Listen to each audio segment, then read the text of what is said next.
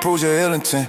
Your prophet had no morals, someone should've called police upon him. Cause his story was so awful, he was also very boring. Try to stay awake through it, but it don't leave me snoring. The result of authorship when logic is completely foreign. It's the cross unit, aka the Lord's movement. For you this unfortunate, y'all love to play Judas. Oh, you got the verses to the bone, my God, do it. Oh, you finna learn today this Christian not stupid. Cross unit, whoop, whoop, cross unit, amen. Cross unit, whoop, whoop, cross unit, amen. Cross unit, whoop, whoop, cross unit, amen. Cross unit, whoop, whoop, cross unit, amen. It's brother Maverick, hey, hey, it's brother Maverick, hey, let's go. It's brother Maverick, hey, hey, it's brother Maverick, hey, let's go.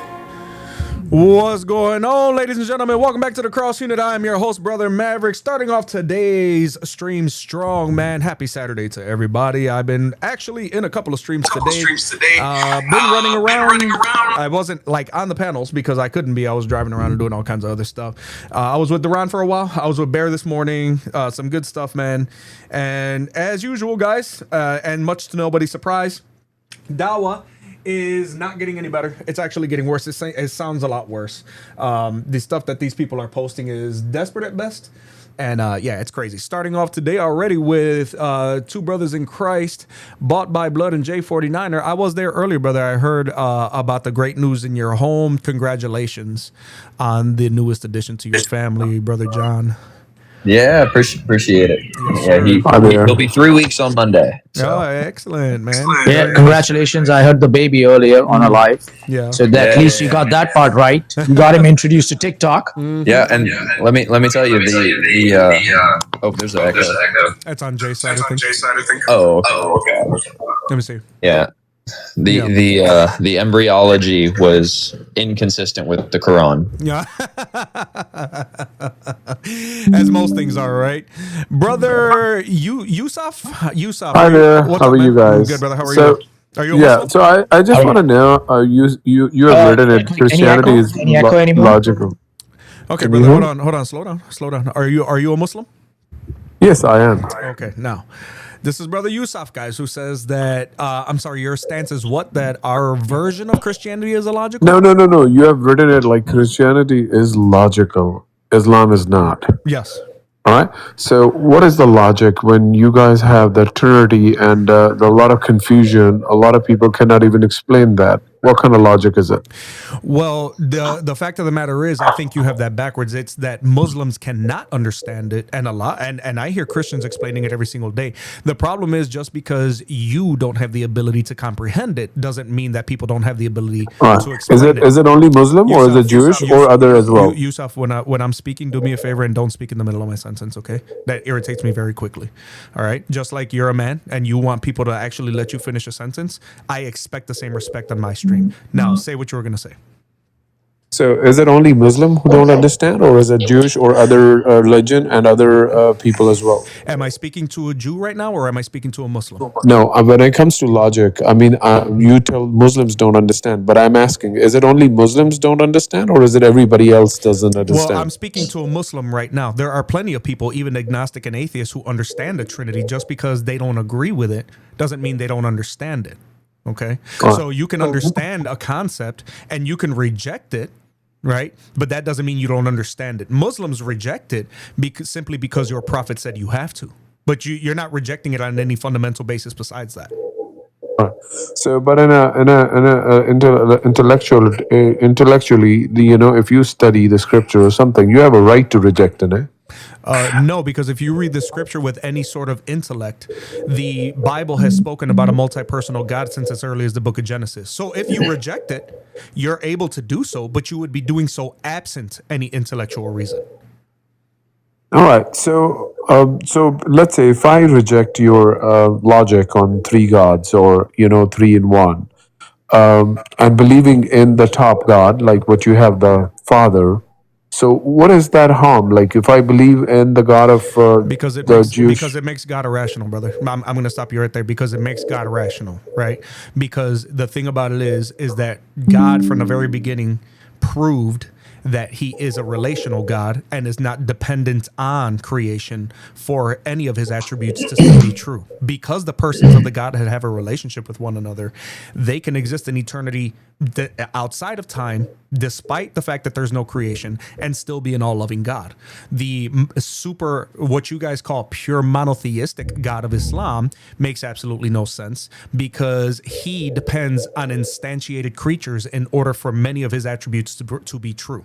And I don't want to hear anything about them going from potential to actual, because if they go from potential to actual, now your God is subject to the laws of time and can change, and therefore is not all powerful and not God. All right. So, how about the God of Noah? The God of Noah is Yahweh. No, how different it is from the God of Islam? Oh, so once again, was Noah in the Old Testament? No, but you have the story of Noah or not? Was Noah in the Old Testament? I mean, do you read about Noah in your scriptures or not? Yes. Was Noah in the Old Testament in the book of Genesis? Yes or no? I don't know. You tell me. If it's Yes. not, The answer is where yes. have you read it? Did I not make it clear to you that even as early as the book of Genesis, that our Bible already spoke of a multi-personal God? Yes or no? Did I already not make that point clear to you? Okay, so Did so I not? Hold people, on. Did I not make that point clear I to don't you? know. I don't know. I didn't catch So you're that. not listening. No, I'm listening, but I may not have catch that what Okay. you said. All right. All right. So the teachers or prophets before Jesus who came, like there were like stories of Abraham and the prophets and all that. So what were they doing? What do you mean? What were they doing? I mean, Doing what propagate. was their purpose? What was whose what were the purpose? job they were assigned by God? They were messengers of God. So they were assigned a job. If you look at being a messenger of God a job, then sure. Okay, so was not Jesus assigned something that he wanted to relay the message? Jesus relayed a lot of messages. So wasn't his job similar to the job with the previous prophets? Jesus's job was similar, but Jesus was not identical to the previous prophets for a multitude of reasons. Number one, none of those previous prophets were God. None of those previous prophets forgave sins. None of those previous prophets had any of the power to do the things that Jesus had, because the Son had the authority from the Father in his incarnate form. So if you're trying to equate Jesus to those previous prophets, unfortunately for you, those previous prophets and the false prophet Muhammad fall very short when it comes to Jesus Christ. All right. So none of the prophets before Jesus said worship him. So what did Jesus say? That worship only the God? Didn't he say the same? Are you talking about John 17:3? No, I think he's just talking about worship. No, yeah. Jesus accepted worship, though. Yeah, Jesus accepted worship, but I'm asking, are you trying to talk about a specific No. verse? Jesus accepted worship is an explanation of somebody else, but Jesus himself is saying you worship only the God. Okay, are you Wait, what do you mean it's the explanation of somebody else? You know, in the Quran, we have different hadith and all that. So these are people version of they heard Jesus saying this, blah blah blah. So this is human explanation. No, of that. there's a dialogue. So these are interpretation of There's a human dialogue. Yeah. books. So what I'm saying isn't it enough that Jesus, when he says that you worship No, it's a only the recorded back God, and forth between Jesus and him being offered worship and him not negating that worship. So it's not like it's not a biographical account. It's an actually back and forth that's happening. And on top of that, Yusuf, I'm waiting for you to give me, because here's the thing, if you're gonna quote if you're gonna go to my paradigm, and I have no problem with you attacking it, this is why I allow you guys to come in and ask these questions, but at least have the respect, right? Like, for example, when John or Jay or myself, when we do the polemics against your religion because we know it's false, we have the respect to point you directly to the surahs that we're talking about. We don't sit here and just say, well, didn't Muhammad say this one time? Didn't Allah do that one time? No, we have the respect for ourselves to be man enough to do the research and the homework before we refer to something. So I'm going to ask you again, what verse or story are you referring to specifically in the Bible? Otherwise, I'm not interested in answering anything you have to say. all right, let me give you, but I'm not an expert on that, and I assume that you have a good expertise. So I'm just having a basic discussion. So, but I can That's let you fine. work. Thank you. No Appreciate it. problem. Yep. Okay. Yeah, guys, I will let you know I'm extraordinarily unforgiving towards any who come in and start asking about Christianity or anything in the Bible, but then you can't even explain to me where you're getting this from. When you're saying, yes, Jesus said a lot of things, and All he right, said it in a lot of books. Matthew 4:10, please. Can you Matthew read? 4:10. Yep. Oh, let's just do Matthew 4. And also Luke 4:8. All right, let's start off with Matthew 4. Okay, so you said 4:10? Yeah, 4:10 and Luke 4:8. I give you two references. So 4:10. Then Jesus said to him, "Away with you, Satan, for it is written, you shall worship the Lord your God, and him only you shall serve." Excellent. So where does this have Jesus negating himself? All right. So what is your understanding of that? What is he telling them? What is he telling in this? You want me to read it again? Then Jesus Oh, said to him, I read that, and I can clearly see that he's telling that we worship your God alone. correct. Yes. And if you can read the Luke 4:8. So hold on, brother, because you don't control this conversation. Okay. So if you look at this and you're saying that Jesus is excluding himself from the Godhead, is that what you're saying? Yeah, it seems to me he's advising that you worship the God alone. Okay. So in John 17:5, right? I'm going to show you exactly why that doesn't make sense, because Jesus has made it clear that you shall worship God, right? At no point is that him actually negating himself as the Son of the Godhead. And I will explain to you here. John 17:1. So is it a contradiction? No, it's not a contradiction. It's called, if Jesus has already established an idea, he doesn't need to constantly include himself as the Son of the Godhead. John 17:1. Jesus spoke these words, lifted up his eyes to heaven, and said, "Father, the hour has come. Glorify your Son, that your Son may also glorify you." Okay. Now, Yusuf, as a Jew in ancient Jewish culture, would any Jewish man ever have the audacity to blaspheme and ask for the same reciprocal glorification from the Father if he was not also God? So what if the person explaining about that incident is lying? Yusuf, answer the question, brother. I'm not interested. No, what I'm asking. No, don't ask me anything, because I didn't ask you to ask me something. Right. I No, asked you a question. I in said, your would- capacity- brother, Yusuf, because you already know what's happening to you. Okay, and this is why you're continuing. I cannot stand disingenuous people, and that's what you're being. Okay, I asked you a damned question. Would a Jewish man, a human being in the first century, have the audacity to request reciprocal glorification from the Father if he was a regular human being?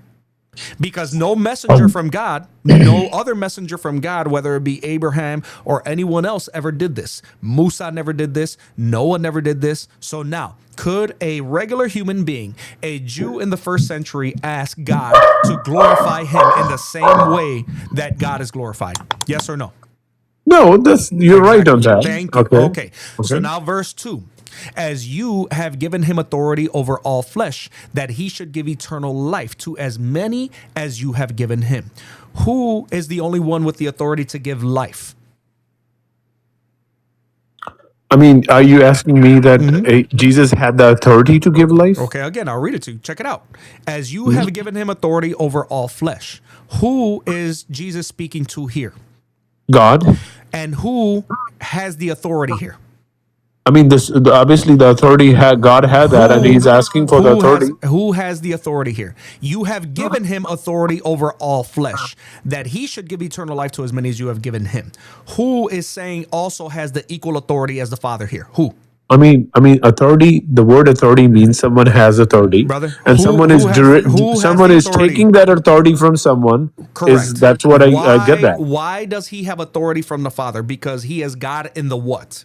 I mean, God can give authority to anyone. Yusuf, follow the conversation, brother. Yeah. He is getting authority from the Father because Jesus has emptied himself of his divinity, as it says in the book of Philippians. And now in verse 2, even though he has emptied himself of his divinity, he still has the same what over all flesh, brother. The same what. If you have the equal authority and your authority is equal to God, I think we are just getting away. Can we? I gave you two verses. One is Luke 4:8. Can you read Luke 4:8? you got cooked and you didn't like it, bro. Get the hell out of my face. What? Oh, Get out of my. Anyways, just for the record here. So in the verse that you brought initially, it actually works in our favor because Jesus is establishing only God can be worshipped. Yes. And then you have Matthew 14:33, where it says, after Jesus walked on the sea and calmed the wind, what it says is that, and those in the boat worshipped him, saying, truly, you are the Son of God. Matthew 28:9, and behold, Jesus met them and said, greetings, and they came up and took hold of his hand and worshipped him. Okay, remember he made that comment. Only God can get away. Only God can be worshipped. He's accepting it all here. Yep. In 28:17, in John, in Matthew 28:17, in John 9:38. So you've got all these verses. I mean, what you brought actually works in our favor. You know, he's established the rule, and then when people are worshiping him, he's not saying like get away. Only God will worship him. He didn't say that to them. He said, Another thing is in reference to the temptation, where he brought up Matthew 6, or no, Matthew, what was 4, it? Matthew 4. Matthew 4, yeah. When he brought up Matthew 4, Jesus is doing two things. One, he is undergoing temptation, but when he says, worship the Lord your God and serve him only, he's actually quoting the Old Testament. He uses the word against the enemy. Right. And so it's not making like an overarching statement about the ontology of the Trinity or the nature of the Trinity, but rather what he's doing is he's using the word in order to put down the claim that the enemy is making, or the challenge that the enemy is making to tempt him into doing that by using Deuteronomy 6. Yep. Amen, amen. You guys heard it here, man. That's the thing is that, and Jesus talks about quoting, and you quote scripture, and it makes the enemy flee, right? Which is why the enemy fled. But when you guys look at this, and you look at something like verse 10, first of all, you got to read it in context. Don't just read the one verse and think that you have the full story. But then Jesus said to him, "Away with you, Satan, for it is written, you shall worship the Lord your God, and him only you shall serve."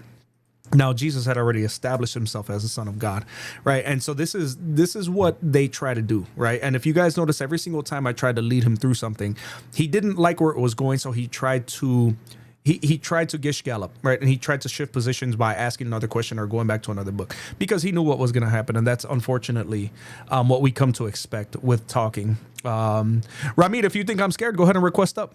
We'll see who's scared at the end. He was going to get bait. Yeah. He's going to get bait. I kick him out because when I ask a question, I expect an answer to the question and not the stupidity of Muslim apologetics. Sorry, I don't know an explanation. James, welcome to. You're on stage. Hi. What's up? Hey, Are you a so Muslim? Good morning. Morning. So I have a friend that wants to convert to Islam, but I'm Christian. Okay. And he was Christian, Okay. or he still is, in my opinion. What can I tell him to get him away from Islam? Because Bring him up. Tell him to join this live stream. Yeah. That's one way. Like genuinely tell him to talk to someone. So the best thing that you can do is be humble in the situation. If you don't have the answers, just be like, hey, I don't know, but there's some guys I follow that do. Yeah. And I'm not trying to do like a self-promotion. It's just get him in a place to where the knowledge that he's actually like seeking and the questions that he's trying to have answered can be answered by someone who knows more than you. And again, I'm not calling you dumb or something like that. I'm just saying putting like, if you want someone to understand the questions that they're asking, you have to give it to someone who actually understands the questions and has asked them 1,000 times. Yeah, I think those questions he's looking at answered, he hasn't looked in the Bible to find those. And I think he thinks he needs to look elsewhere to try to find out what those are. Well, then I don't know how to explain that to him that he already has the answers. What are the questions? What did he say? Tell you why? I think it's more of like the... Oh, shoot. He was handed a... Oh, I didn't mean to request somebody gave him that book, the Torah or whatever it's called. Mm-hmm. Someone gave him that book from where he goes to school at. And ever since he got that book, he's kind of been... Wait, he thinks it's like calling. He thinks it's like calling him, but I think it's just something that's distracting him from where he actually should be. What's the name of the book? The Quran or Torah? Korah. The Quran, sorry. Okay. Oh, okay. I was gonna say they gave him the Torah. Torah's the other one. Yeah. So the best thing is to do is like tell me, just ask him to write down the three top reasons he thinks why he thinks Islam answers the question. What those questions? You got to actually really start off with asking, what were the questions you were looking for, man? Sometimes you just have to have a conversation with them in a normal manner. Start off like one would have just a conversation, and so. What is it that you were looking for, and where tell us where you found the answers, and then from there you start building it. From there you start building it, and then you start going to the Bible and everything else. So then, what's a good resource to find out what those answers are that he is asking? Because I can't answer them, right? It depends, James. It depends. That's the thing, is that's why John told you if you're not prepared to have the conversation, there's nothing wrong with that at all. Okay, nothing wrong with it whatsoever. But I do implore you not to try to answer his questions if you're not prepared, if you've not studied enough. Listen, nobody knows everything, right? Nobody knows everything. I feel like I can't read my Bible enough. And every time I read it, I'm learning something more, right? Every time I read from the church fathers, I learn something more. Every time I read something about Christian history, I learn something more. That's without even looking into the falsity that is Islam. However, you are going to actually hinder him if you try to have a conversation with him. And if you're not ready, if you are not prepared to engage in a conversation of comparative theology, which is going to incorporate lots of history and lots of concepts that he may need answers to that you can't answer, then you need to send him elsewhere. Okay, you need to invite him. Yeah, that's what I'm trying to ask you guys is send him where though. Send them to that's me. What I'm trying. Send them to me. Send them to Bought by Blood. Send them to Jay. Send them to anybody who does this on a regular basis. Send them to Bear the Image. Hell, send them to God Logic. I don't care. Like, this isn't a commission thing, but this is eternity we're talking about, right? So if you're not prepared to really defend it, you know what I mean? Like, the ego can't be involved, right? I learn things about Christianity all the time from guys younger than me, and I absorb all of it and I let them pour into me because it's not about ego, it's about eternity. Okay, so send them here. Don't even worry, but tell them, you know what, brother? Because I care about you, I want you to go talk to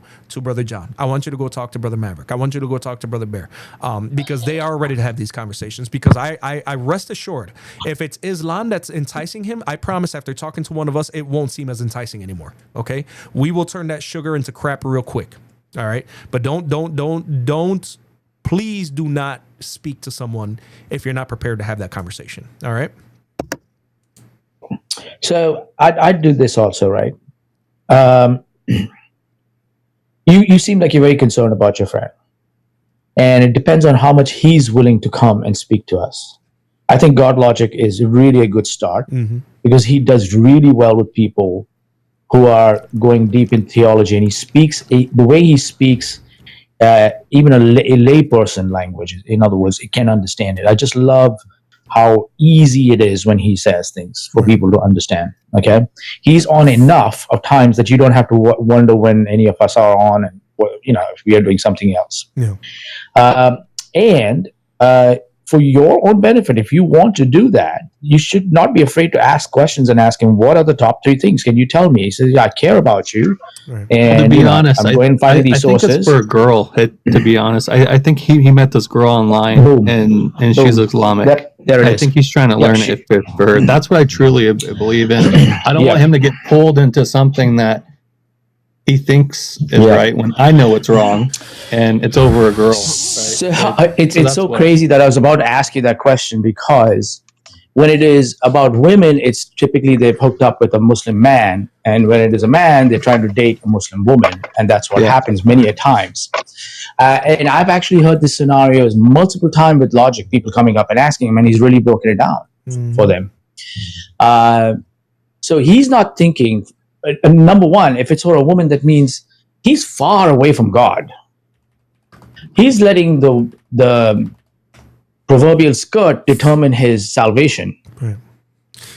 So he's nowhere close to God. There's a reason why. There is a reason why so many people know the story of Samson, right?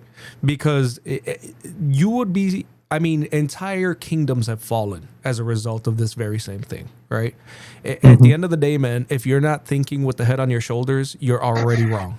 You're already on a bad start. And I'm not saying that he's a terrible person. I'm not saying at all that this is abnormal for how old is this guy? 35. Oh, Because yeah, I'm okay. 36. So, Yeah, see, yeah, he's plenty old enough to know. You definitely need to. Yeah, well, you know what, brother? I'm sorry, but 35 nowadays does not necessarily equate to maturity. Okay, I can Fair. attest to that. Yeah, that's fair. So 35 now in 2026 is not the same as 35 in 1996. Sure as hell not the same as 35 in 1986. Okay, this is a very different world where men aren't always necessarily men. You might be. Here's the thing: you might be a male. That doesn't make you a man. You understand where I'm coming from? So at the end of the day, when you're 35 years old and still being led by those kinds of inclinations, what Jay said is 100% correct. He was never right with God to begin with. Okay? Especially if you're literally thinking about going towards a religion that you don't understand, that is so demonstrably and provably false. And you're doing it because of a female without even understanding the implications behind it, right? Having said that, I'm gonna go ahead, brother. I'm gonna move on to the next guest. But yeah, hit me with a DM or hit one of us up with a DM, man, and we'll continue to talk about this because at the end, we don't really know what he needs. We don't know what he needs to hear, and respectfully, we're not gonna get that from speaking with you. We need to be able to connect with this person. So follow me on Discord, crossunit.net/Discord. You can join my Discord. I'll talk to him there. It doesn't have to be live. It doesn't have to be online. I don't need to speak to someone online in front of an audience in order to get them right with God, right? If I'm able to plant those seeds and he wants to do it in private, we can do it in private. I have no problem with that. We're not Muslims. We don't take online shahadas for the sake of it, right? So, all right, brother, we're going to move on to the next guest. Thanks for calling in, man. Yeah, thanks for answering my question. Spend time on it. Appreciate it, guys. Of course, brother. Have a good one, man. Arik, are you there, brother? That's cool. I'll take Arik. That's good. All right, Are brother. you Latin? Yes. Oh, okay, that's good. You pronounced my name correct in Latin. My name is Arik. All right, But okay. Arik, yeah, Arik and Latin. That's awesome. Thanks, Okay, so I was looking at the prompt and I was also listening to what the dialogue you guys were having. And so I'll start with the prompt. Christianity is logic, Islam is not, Muslims request up. I probably shouldn't have requested up, bro, because I'm not a Muslim. What are you? You know what I mean? I'm a Christian. Okay. But in all honesty, bro, I just really want to give all credit to God. So I would never. I would say the objective, if you're going to be a Christian, is to be Christ-like. That's the. So I would say I'm Christ-like. That's what I would say. I wouldn't even say I'm Christian. I would say I'm Christ-like.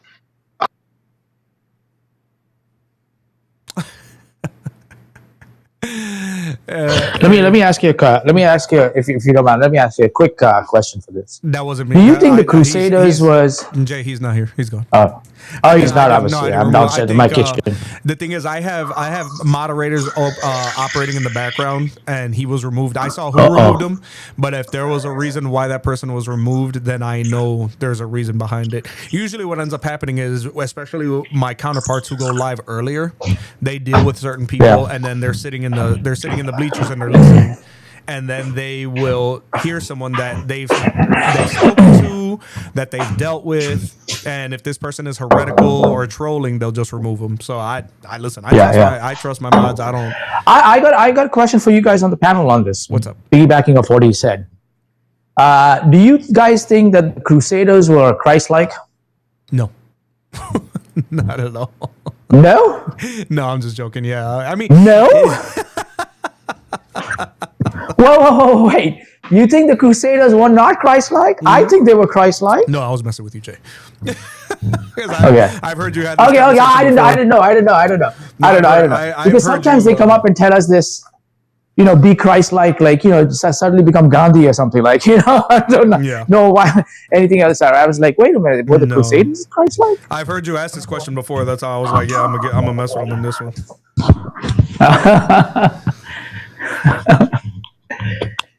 Yeah. From time to time, I get people that are telling me I need to be like Christ-like on something. I'm like, what? Well, being honest? That's the thing is that I don't understand. Yeah, that's the thing is that Jesus was not tolerant of sin like that, right? So when you say that we should be more Christ-like, that's exactly what we're doing. We're exposing iniquity, right? And that's the problem. Let me see something here. Request up Muslims if you feel like Islam is logical and Christianity is not. Make sure you guys are hitting that like button. Really do appreciate it, you guys. And thank you guys all for the gifts. Really, really, really appreciate you. While we are waiting, we're looking up here, man. There is something going on with, TikTok Live Studio is crazy. TikTok Live Studio be crazy sometimes. Hey, man. What's up?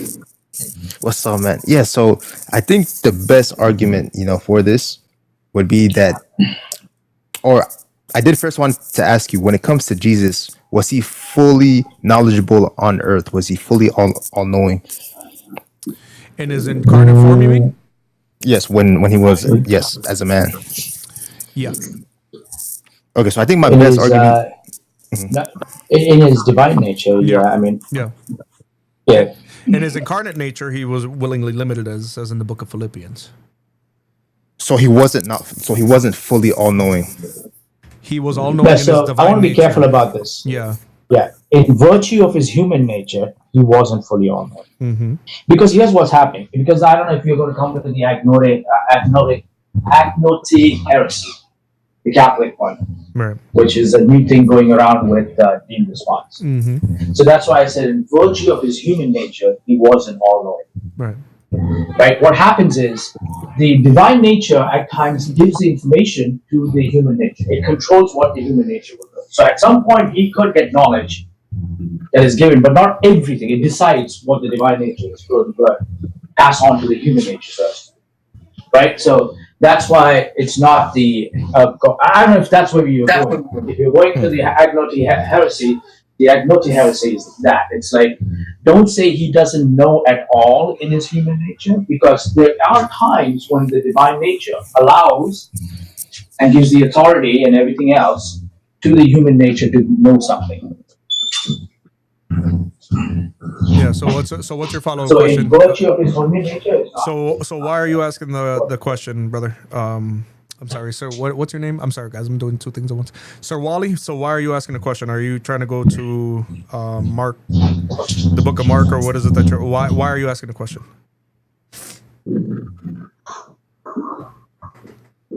Hello? Sir Wally, you there? Yes. Okay, so why are you asking the question? Can you hear me now? Yeah, we can hear you. So why? So why are you asking the question? Yeah. So Dean responds, he brought up another good point. I think Matthew 24, where he just broke that down. So I did want to hear your take on that, where it says like the son doesn't know the hour. Then, in the next lines, it gives you the context, So I just wanted to hear your take on that and how you reconcile. Let me start off. Let me premise that by saying that Dean Responds has never given a good response to anything. Okay, Dean Responds is very good at being deceptive. Him and Libiano will utilize anything that their audience will listen to and make it sound like a good point, but only people who want to believe the garbage that is spewed out of their worthless mouths will believe anything they're saying. Because at the end of the day, if you're talking about Jesus not knowing the hour and you look at the original Greek, the word actually isn't even talking about knowledge in the way of know, like, oh, I just don't know. It was actually talking about revealing the hour, right? And that actually incorporates Jewish tradition as well, because whenever there was a major event such as a wedding, it wasn't for the groom or the bride to reveal it, but the father to reveal it. And so Jesus was also not only just making it clear that he wasn't going to declare that to the disciples, but he was still respecting Jewish tradition as it stood in the first century anyway. So whatever Dean Responds says, I don't watch Dean Responds. I would never grace the bile that is his channel with viewership. But he's been told that many a times, and that's why he's just trying to preach it to his audience, because he knows those are the only people who are going to eat it up. So that's my response to whatever Dean Responds says. Okay, and is it possible for you to pull up that chapter in that Matthew 24 and read the immediate lines after that verse? Let's go to it. But before you put up Matthew, I just want to ask you a common sense question, right? The dispute is, we are saying that the word oiden has many meanings to it. One of them is to tell, to declare, okay? And you're saying no. In your sense, from the Muslim perspective, it's no. He's saying that he doesn't have the knowledge. So let's just play along with you for a second here. And I want you to use some common sense. Do you know who he's speaking to? Who is he saying that? Do you know the audience he's speaking to in those verses? In Matthew 24, In Matthew 24 and Mark 13, who's the audience he's speaking to? then I'm not sure on that one. Well, he's speaking to his disciples. Okay, so now I want you to put yourself in their position. You're the disciple, and you've assumed that Jesus is saying, I don't know. Right? For example, if you ask me, Jay, do you know what ice cream is? And I say, I don't know. You have, and I've made it clear, I don't know. You have now realized that Jay doesn't know. Right? So under any circumstances, would you sit down and ask me the question again? No. So I see what you're saying. So I see what you're saying. Answer the. Just answer the question. Would you answer me the? Would you ask me the question again? Again, when I've made it clear that I don't know, right? No. You've understood it as I don't know. Mm-hmm. I've made it clear to you, according to you, that I don't know. Mm-hmm. So would you ask me that question again? I asked you the question. No, right? So then in Acts 1:6-7, the same disciples ask him the same thing again. And then the very same disciples in, I believe it's in John 16:29-32, says, you are now speaking. Yeah, no, Acts 1:6-7 is that they ask him again, and he says, it's not for me to tell you, but the Father will tell you. Right. And the same disciples, I want you to pay attention to the audience, not the speaker. The people are receiving that information, because according to you, these guys have now understood it as this, he doesn't know. He doesn't have the knowledge. So not only did they ask him again, but in John 16:29-32, he says, now you're speaking, the disciples are telling him, now you're speaking plainly and not using figurative speech. Now we know that you know all things and do not need anyone to question you. This is why we believe that you came from God. So not only are they acknowledging that they're saying he knows all things and he's not speaking in figurative language. That's a very important verbiage out there. Right. They're making it very clear that he's not speaking figurative language. But now that I have it up on screen, real quick, Sir Wally, before I forget, what is it that you think about the verses subsequent to this? What is it that you think helps you? Correct. So you guys say like that verse mean, or that word means declare, mm-hmm. but in the immediate verses, that word clearly is used in like a knowledge sense. So as in knowing. So I know you jump to like so if you like keep on reading like verse 37, verse 38, but if as, you just 37, 38. But as the days of Noah were, so also will be the coming of the Son of Man be. For as in the days before the flood, they were eating and drinking, marrying and giving marriage until the day that Noah entered the ark. Before I go on, just so you know, because, and this is why I tell you it's very dangerous to listen to people like Dean Responds, because according to people like Dean Responds, do you know who they claim that the Son of Man is? Wait, guys, can I take this? Yeah, go ahead. Go ahead. All right. Go ahead. Yep. Yeah, because this no logic. You just chill. Nah. Alhamdulillah. Go ahead, Avery. Go ahead, brother. I have to answer this swiftly. When you keep reading the context, you're absolutely right. It's in context of these creatures, the man and the servants not knowing. But keep going down to read down to like verse let's see, around the 42nd. Yeah, there it is. Watch therefore, for you do not know what the hour of the Lord, the hour your Lord is coming, but know that if the master of the house had known what hour the thief would come, he would have watched and not allowed his house to be broken into. Therefore, you also be ready, for the Son of Man is coming. For the Son of Man is coming at an hour you do not expect. Now, notice how he is emphasizing how you do not know and you don't expect it. So you guys need to be ready, right? He's not saying we need to be ready. This is his own coming. You need to be ready. He's directing the ignorance and knowledge to them, right? Now watch, he emphasizes this. Verse 45. Who then is a faithful and wise servant whom his master made ruler over his household to give them food in due season? Blessed is that servant whom his master, when he comes, will find so doing. So let me ask you this. When the master goes away from his own house and he puts his servants in charge, does the master not know when he's going to come to his own house?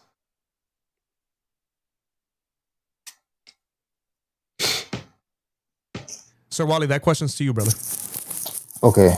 Who then is a faithful servant? Did you were you listening, bro? Yes, I was listening. So, can you say that question one more time? Yeah, so you see how the verse says, "Who then is the faithful and wise servant, whom his master made ruler over his household to give them food in due season? Blessed is that servant whom his master, when he comes, will find so doing." So the master leaves the house and puts the servants in charge, right?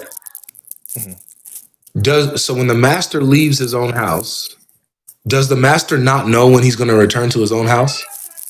So he would know. Of course, the master would know when he comes back to his own house.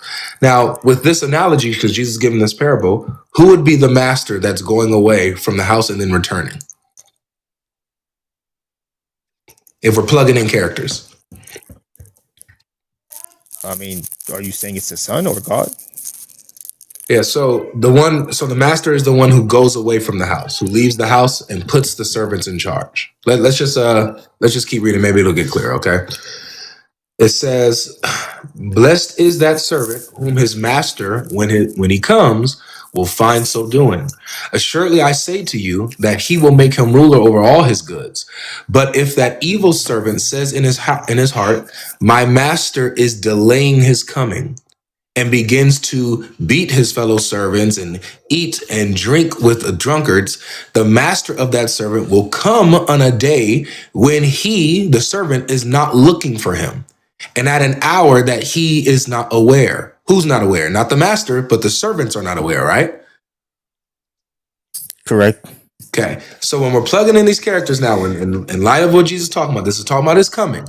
The master who goes away for a while is who? If we're plugging in the characters. Okay, so it would be the son? Exactly. So the son is the master who leaves the house for a while. And we know that the master knows when he's going to return to his own house, right? Okay. But it's the students or it's the servants that he places in charge and gives them orders. They don't know when he's going to come back. So they need to stay on alert. They need to be ready. They need to continue working, right? Okay. So that when the master comes back or when the son comes back, he gives them their reward. Right? Okay. So I guess my issue is I'm still trying to tie it back to like that first part. So I guess that's why like I'm struggling. So I'm trying to tie it back to like the immediate verses afterwards. These are the immediate verses. So like, how do you reconcile? So how does this connect with what I was trying to say? Because when Jesus begins to talk about cognitive ignorance of the hour, he points to them being ignorant, not himself, when it comes to actual ignorance of the hour. Because remember, he makes himself the master who goes away from the household and is going to come back. That means that he himself is not ignorant of his own coming, but it's the servants who are ignorant. Okay, so in regards to the hour now, so are you saying that the son still knows? So it's hard. So is that what? Yes, the son knows his own return, just like the master of the house knows his own return. Wait, so when you say return, are you saying that's the same as the hour, specifically that hour that's used in the previous verse, or are you good, bro? Is Sarwal a Christian? No. I don't know what is he doing. Sarwal, are you a Christian? Sarwal, are you a Christian, bro? No, I'm not. That makes sense. Oh, okay. That makes sense. Well, according to the scriptures, this is crazy. Sense. We can tell by the vernacular. Yeah. So, dude, where did you get lost? Like, it's just human to human, and I'm hoping you're being honest here. Yeah, of course. Yeah. Okay. What is the context talking about, bro? No, so what I'm struggling with is when you say, please, what is the context talking about? This context or the previous one? There is no previous. It's all one context, dude. It's one. It's one topic. Okay, so what I'm referring to, right, is the verse where he says, like, he doesn't know. Then the next verse is, do you know what context means, my friend? No, so I understand this is the full context, but I think I'm okay. So it's the context of the hour. Do you understand that? Correct. Okay, the hour is the coming of the Lord Jesus Christ. You understand that? Correct. Okay. Okay, so this entire passage is about his coming. Correct. Okay. And he gives different examples and different parables and analogies on the attitude that the disciples are to have regarding his coming, regarding that hour.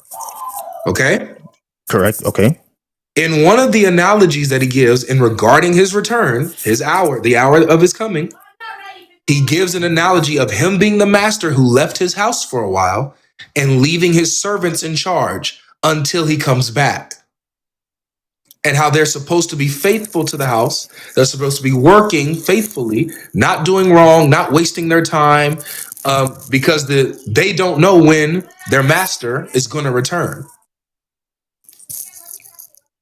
Okay. So the context of ignorance, when it's talking about ignorance of them, it's regarding the servants, not his own ignorance. He doesn't have ignorance of his own coming. Okay.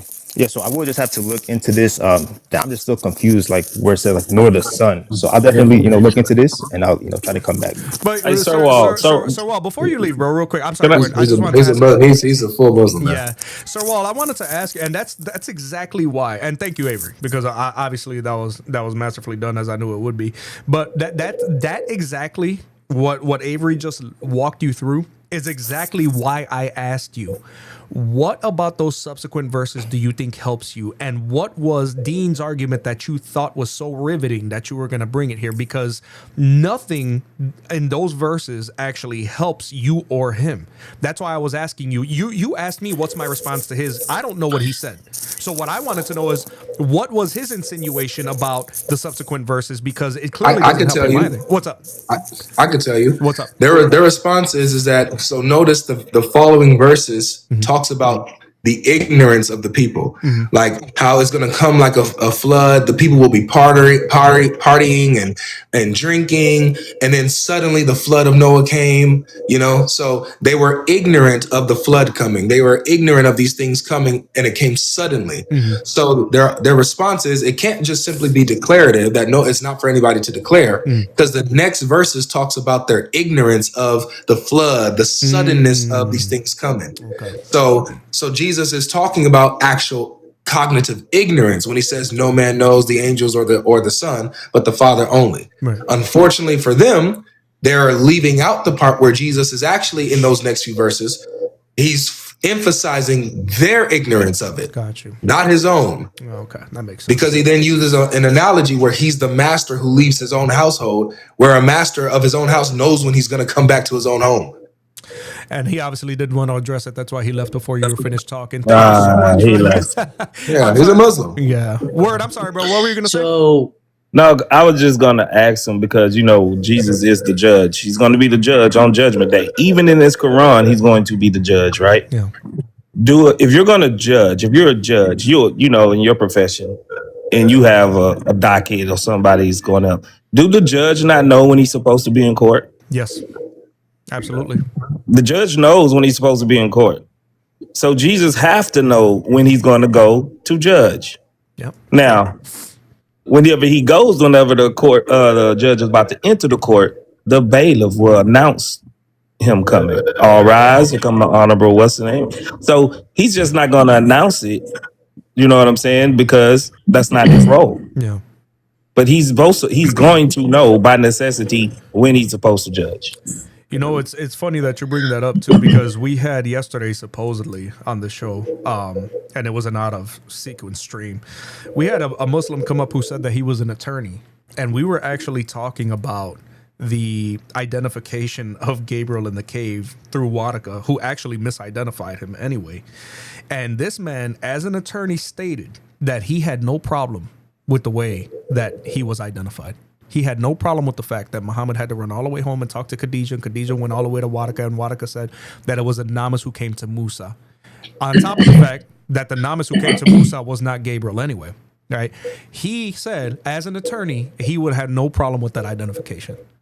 I was like, man, dude, you need to get disbarred. That man gonna lose every case. Right. Yeah, that dude was terrible. I want to add something real quick because Logic did a good job explaining everything. That word also, oiden, right, in the Greek, there's different words as far as how you know something. The word oiden is specifically a cognitive knowledge that is gained through the mechanism of revelation. So he used that word for a reason, because although the word still would equal a cognitive knowledge, the context, as what Logic explained, displays what he's actually communicating to the apostles. Right. What he's saying to them is, because they were asking him earlier in the verse, when will this be? They're asking for a revelation. They're asking for an oiden. But when he says that he doesn't reveal it either, or oiden, right? He doesn't know. What he is actually communicating to them, and the rest of the context, as Logic pointed out to, points to, is that he is not going to reveal it to them, although it's obvious he knows. Yeah. And when he says, I do not know, he's hyperbolically letting them know, do not even ask me, because I'm not going to tell you. It's not good for them to know. And when you read the further context, so the semantical meaning of the word is going to be based on the context, not just the literal translation or definition of the word. So, anyways, just wanted to add that. Yes, sir. Yeah, and also if you read like Saint Jerome's commentary and other church fathers' commentary, they literally says this, that it wasn't, how is it going to benefit them by Jesus telling them Right. when the hour is going to come? Right. Yeah. So Jesus was only going to come and tell them things that was more beneficial. And then that's after he said that, he said in Acts 1, he prepared them for the Holy Spirit. And he said the Holy Spirit will come to you and lead you to all truth, right? So he was preparing them for something that was more pertinent at that moment, to be filled with the Holy Spirit, not the knowing of the hour and all of that. And also, It wasn't going to benefit them none. Right, and also what Avery led them to also in those subsequent verses is very clear that Jesus was saying to them, like, listen, if you know the hour, you're going to modify your behavior, right? But the point is for you to live the way that I want you to live all the time. Not if Jesus would have revealed it to them, guys. Imagine that you had this knowledge and now you don't have to act a certain way up until the end, right? But no, you want to make sure that you're always on your P's and Q's, that you're always living as Christ-like as you can. And that was what he was talking about when he was saying, about the servants being drunkards and beating the other servants. But if they know when the master is coming home, they're going to modify that behavior right before the master returns. But if they don't know, they're not going to dare, because he can walk in at any minute, right? That's the point. And I'm so glad that Avery led him to that. I was very, also, guys, and I find it interesting that a lot of these Muslims are coming in with these arguments that are led by people like Dean and Libiano, because if you also look at that, where it speaks about the Son of Man, according to Libiano and Dean, the Son of Man is Muhammad. Which also makes absolutely no sense in that context there in Matthew 24. But then again, this is who you're talking to. They listen to these people, and I don't know why, man. Jesus is king. So there's another real quick. If you don't take it as a declarative statement, then there could be a point at which you could say the Father knows less than the Son. Because in Jeremiah 31 to 34, Yahweh says, I will remember their sins no more. And in John 5:22 and Revelations 20 and 12, Jesus judges all men according to their works, implying complete omniscient recall. Right. So that means if you're going to take it that way, now you're saying the Father doesn't remember. Jesus remembers more than Father. Yeah. Knows more than the Father, right? That doesn't follow either, right? Ibn Hassan, thank you so much, man. Appreciate you. Are you a Muslim, brother? Ibn Hassan, are you there? Yes, sir. Yes, sir. Right, Come on, Mav. His name is Ibn Hassan.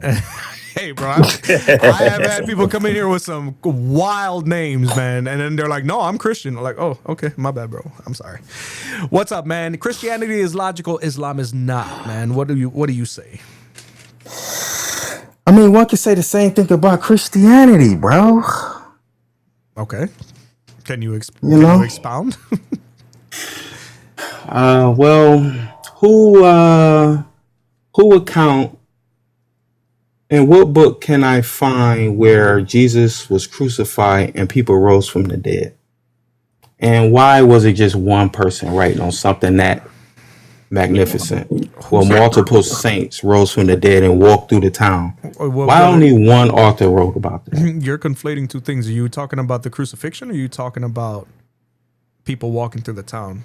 Well, all 4 books talk about him being crucified. So it's not about that. It's about right. I know that the one thing that's mentioned in only one book from the four authors, and that's the dead raising, the saints, and walking through the town. Something miraculous like that. Wouldn't that be mentioned by other authors though? Like, because I know it's based on witness account. I get it. I've heard the tale, but something like people raising from the dead though. Is Like, that impossible? Is on that the impossible? spot. Why only mention once though? Why only one Is that person? impossible to do? But it's not logical for only one person to see that. Only one person. That's not to what I account asked for you. that. Is it impossible for someone to be raised from the dead for multiple people? For multiple people, I mean,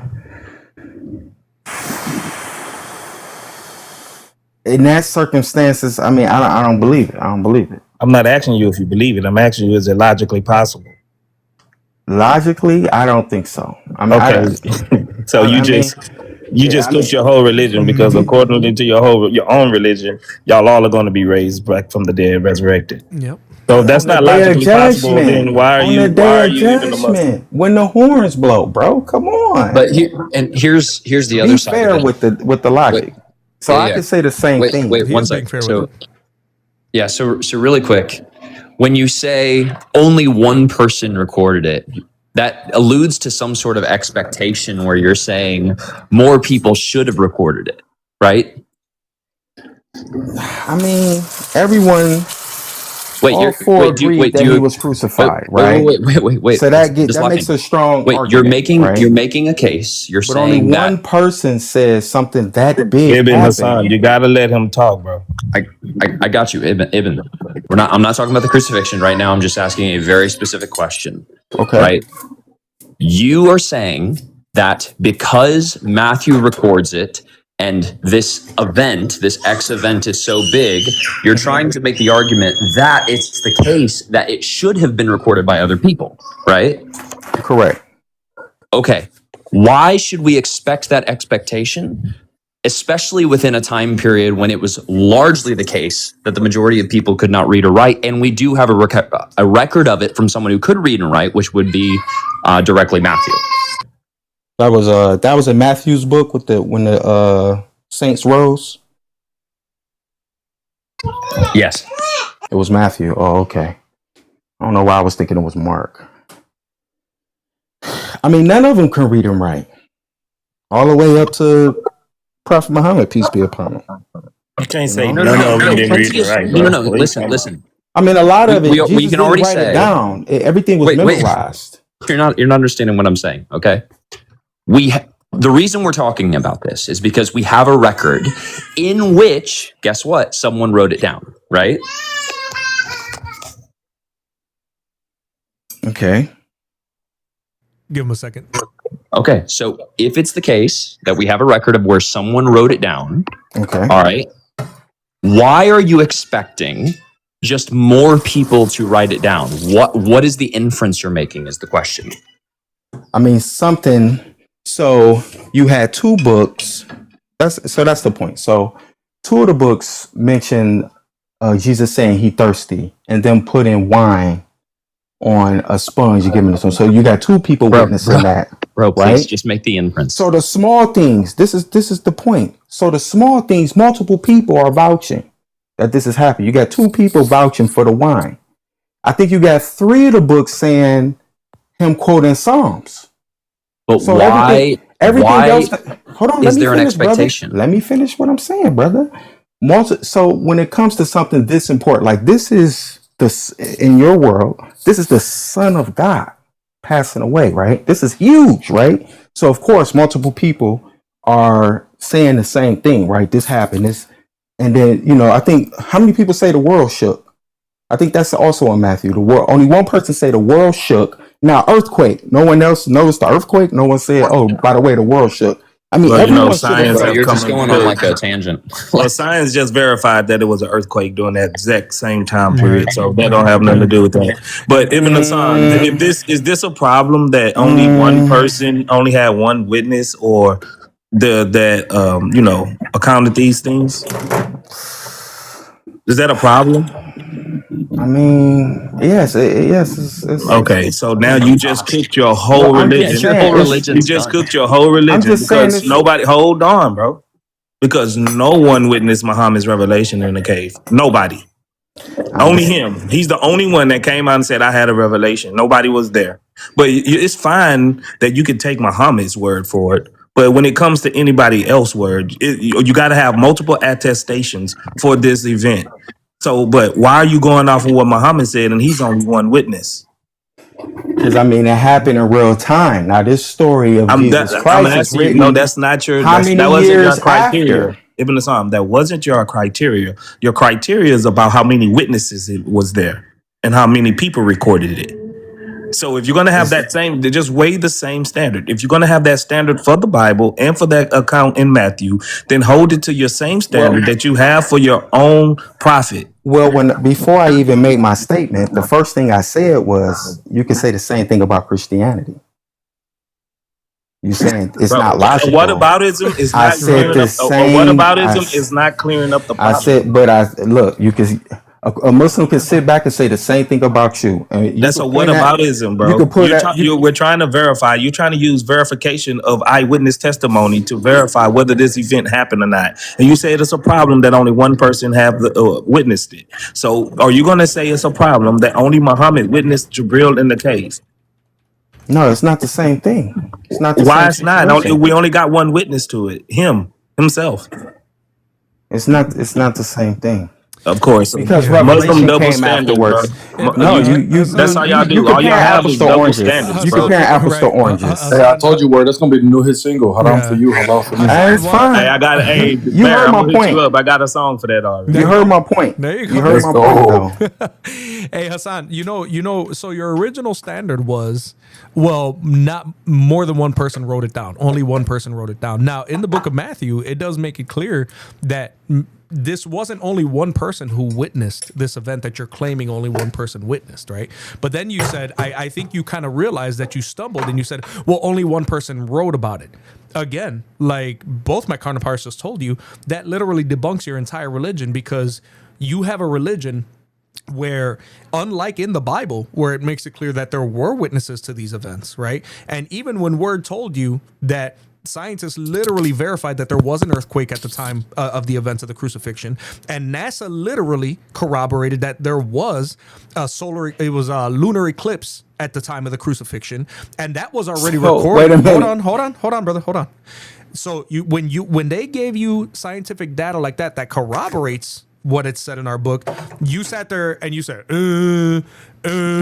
but when we're making it clear to you that the witnesses and the data that we have back our claims, it's still not acceptable to you. But when you follow Muhammad, who literally just magically had these revelations and nobody was ever there, nobody ever witnessed it, then you don't have a problem with that. That's what you're saying. So wait. So the earthquake was on December 25th? Did we say that? Oh my God! Don't let him shift. Don't let him shift. Y'all are. Hey, it's a little humor for Saturday. Just a little humor for Saturday. But look. Speaking of Saturday, okay, so Good Friday is supposed to be the day that your guy passed away, right?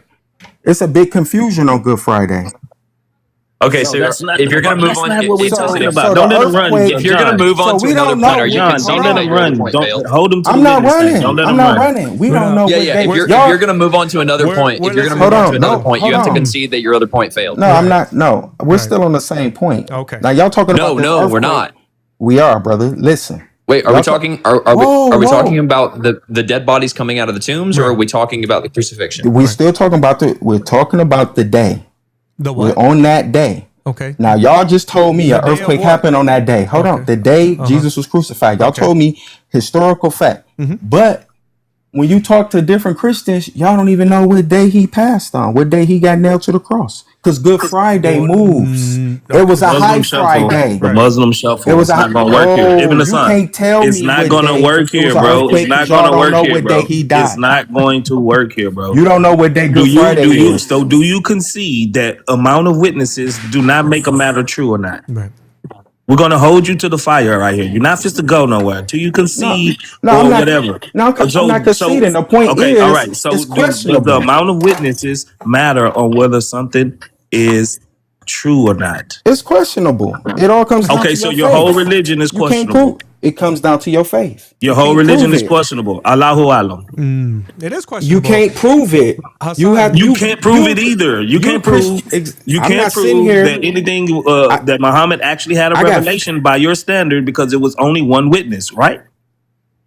We have the Quran, brother. I don't care. We have the Bible. It was So written what? after the So crucifix. what? Be quiet, After the crucifixion bro. happened, though. Is it a Years problem that later. there was only one witness? Yes or no?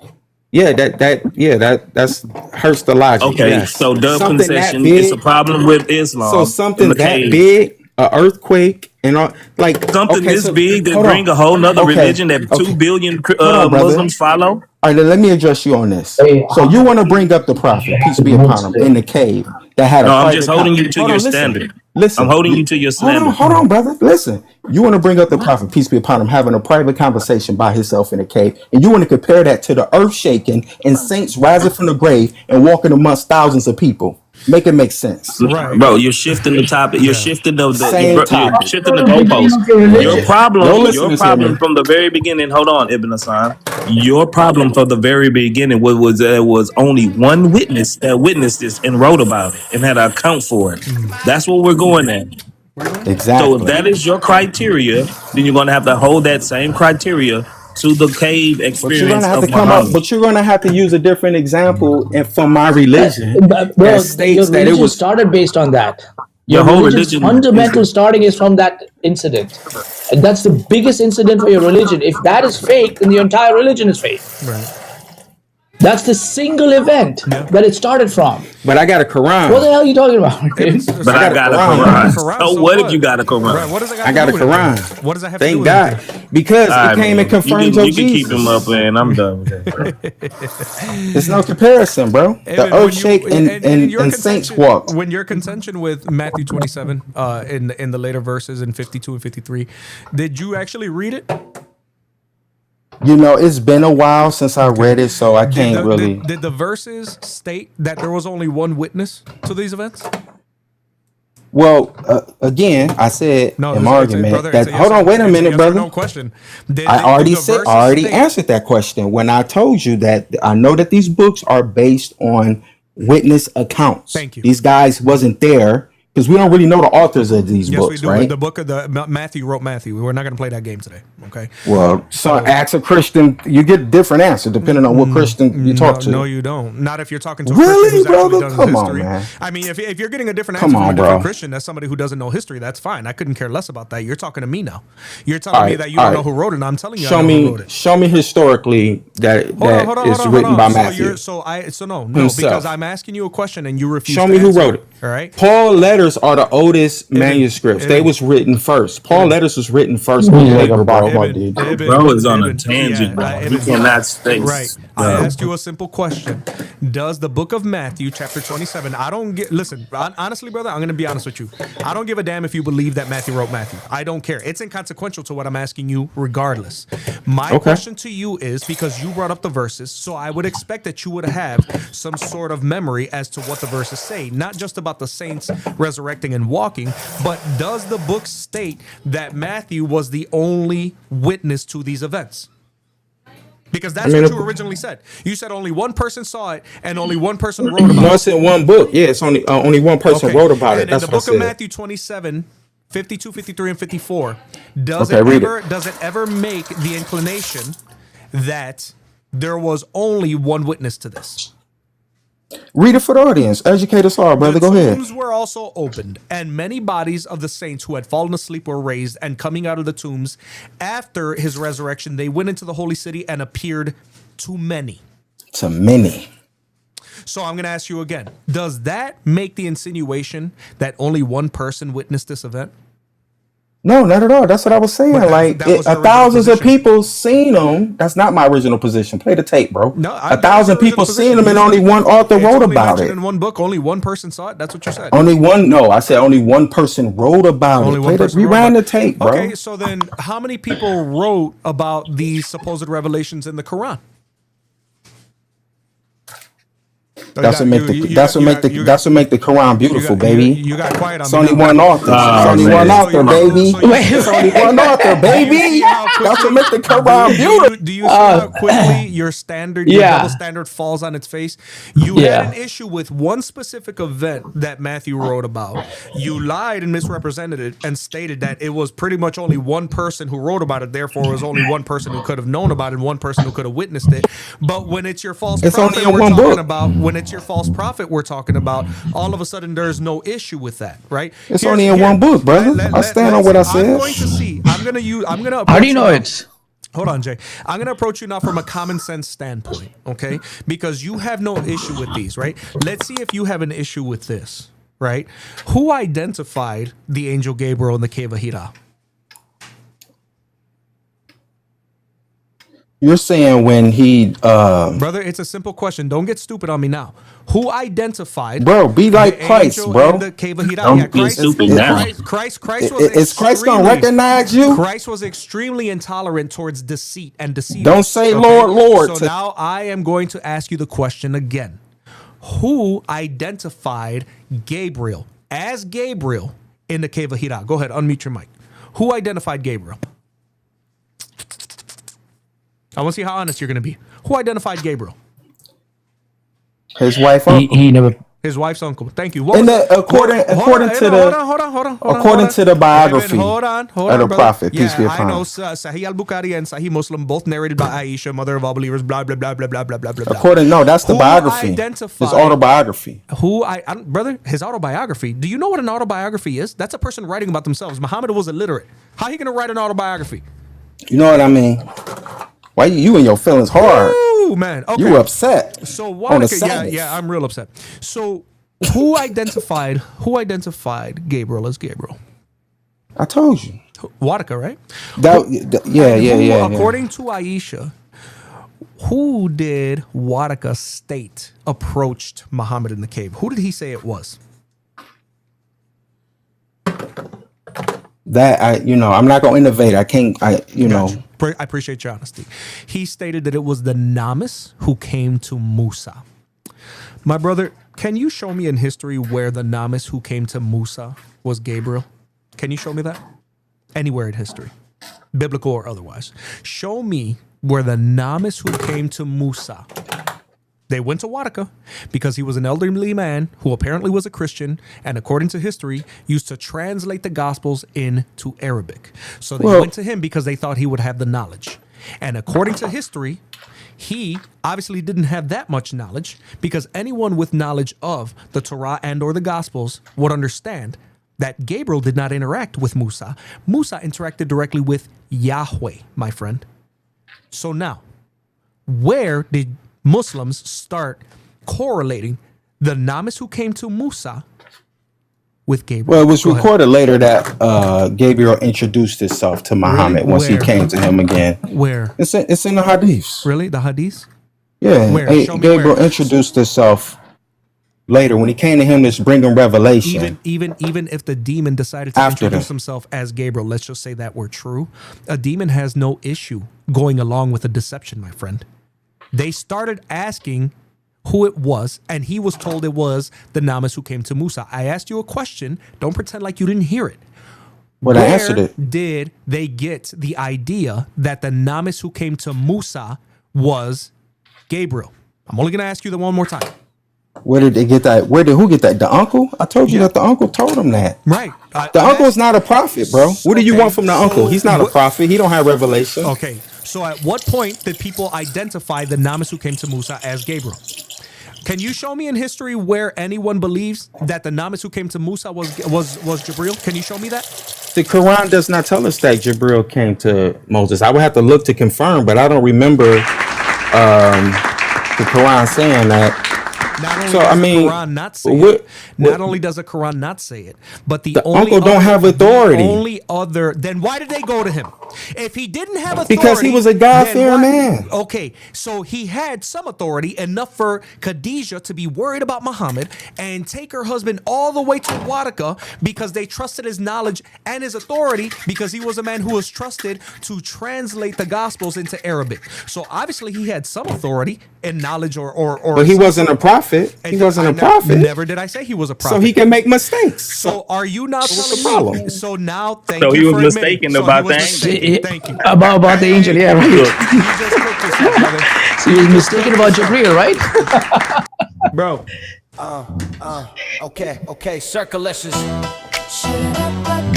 Circlicious.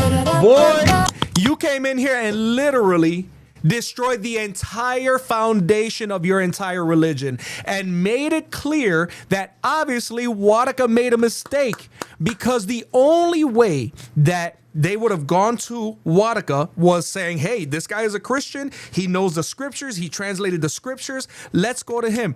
Wadaka made a false identification, ladies and gentlemen. That's the point. And that's what the word and I was trying to get to earlier. There was no way. By the way, Muslims and Christians alike in chat, this is what happens if you don't know your own books. This is a foundational hadith of their religion. It's not like one among some vague 20,000 hadiths. He is so bothered about trying and playing polemics against us, he never bothered to even look into the starting point, the starting hadith, the foundational piece of how his religion started, which tells you that he is a fly-by-wire, a fly-by-night Muslim. Yeah. He's not a real Muslim. Yeah. He just got in there for whatever other reasons. There was something attractive that it said he could do, that he saw like, oh man, I can get to do this in Islam. And that's what brought him to it. Yep. How do you not understand the very fundamental, the beginning hadith, the mother of all hadiths that started your religion? Yeah. And you didn't even pay attention to it. And then you come up here and you turn around and say, Waraka, which he's right. He didn't know his stuff. Yep. And you know what, guys? And I thought it was extraordinarily dishonest when he came in trying to talk about Matthew 27, because if we look at Matthew 27, he wanted to talk about the saints, and he claimed that there were no other witnesses, but the book of Matthew makes it clear that there were witnesses. And when we look at the way that Matthew wrote it, he actually wrote it as a part, it was like a chain of observable, events, right? And these events were all centered around the crucifixion. Word brought it up, the earthquake, right? The rock splitting, the temple veil tearing, the centurion reacting, all of these things were tied together, but they only want to go to one thing and make it seem like it's ridiculous. And honestly, it's absolutely crazy. Word, I thought you did an amazing job, despite the fact that he couldn't have been more disingenuous, but unfortunately, this is what you get when you talk to these guys, man. No, we just got to hold them to the same criteria that they try to levy against us. And when you see and you demonstrate that same criteria, when you levy it back against them, it crumbles their whole religion. Right. You heard his answer. Well, Wadaka wasn't a prophet. I never made the insinuation he was a prophet, right? If his wife, Khadijah, took him to Wadaka, and then in the hadith itself, it makes it clear to give you the qualifications of Wadaka, and they're explaining to you and qualifying this is why they took Muhammad to him. And then when they took him to him, the identification was obviously false. Now we have an issue, because every time I ask a Muslim, where did you guys get the idea? Where did your early Muslims get the idea that the Namis who came to Musa was Gabriel? They never get an answer. They start attacking Wadaka, talking about how he can make mistakes, how he's not a prophet. That's not what I asked you. I asked you, where did they get the idea that this was Gabriel? And they can never answer. It's really sad, man. It's really sad. Then we got a lot of people coming. Oh my gosh, Chef Clay, man. I don't know, bro. Like, I'm gonna have to get real desperate if we bring you out, because you just be. Nah, he runs every time. Yeah, man. Yeah. Let's see. I'm just gonna call you Diamond. I don't know. Your name's not allowed. Are you a Muslim or Majid? Majid Money? Is that your name, bro? There's no way you came up here to go right off the app. Okay, Majid, can you hear me? Hello, Majid. Yeah, I can hear you. Okay, you a Muslim? Yes, sir. All right. You believe Muhammad's a prophet? I was just here to ask a question on Christianity. That was what I was here for. Do you believe Muhammad's a prophet? Do you believe Muhammad's a prophet?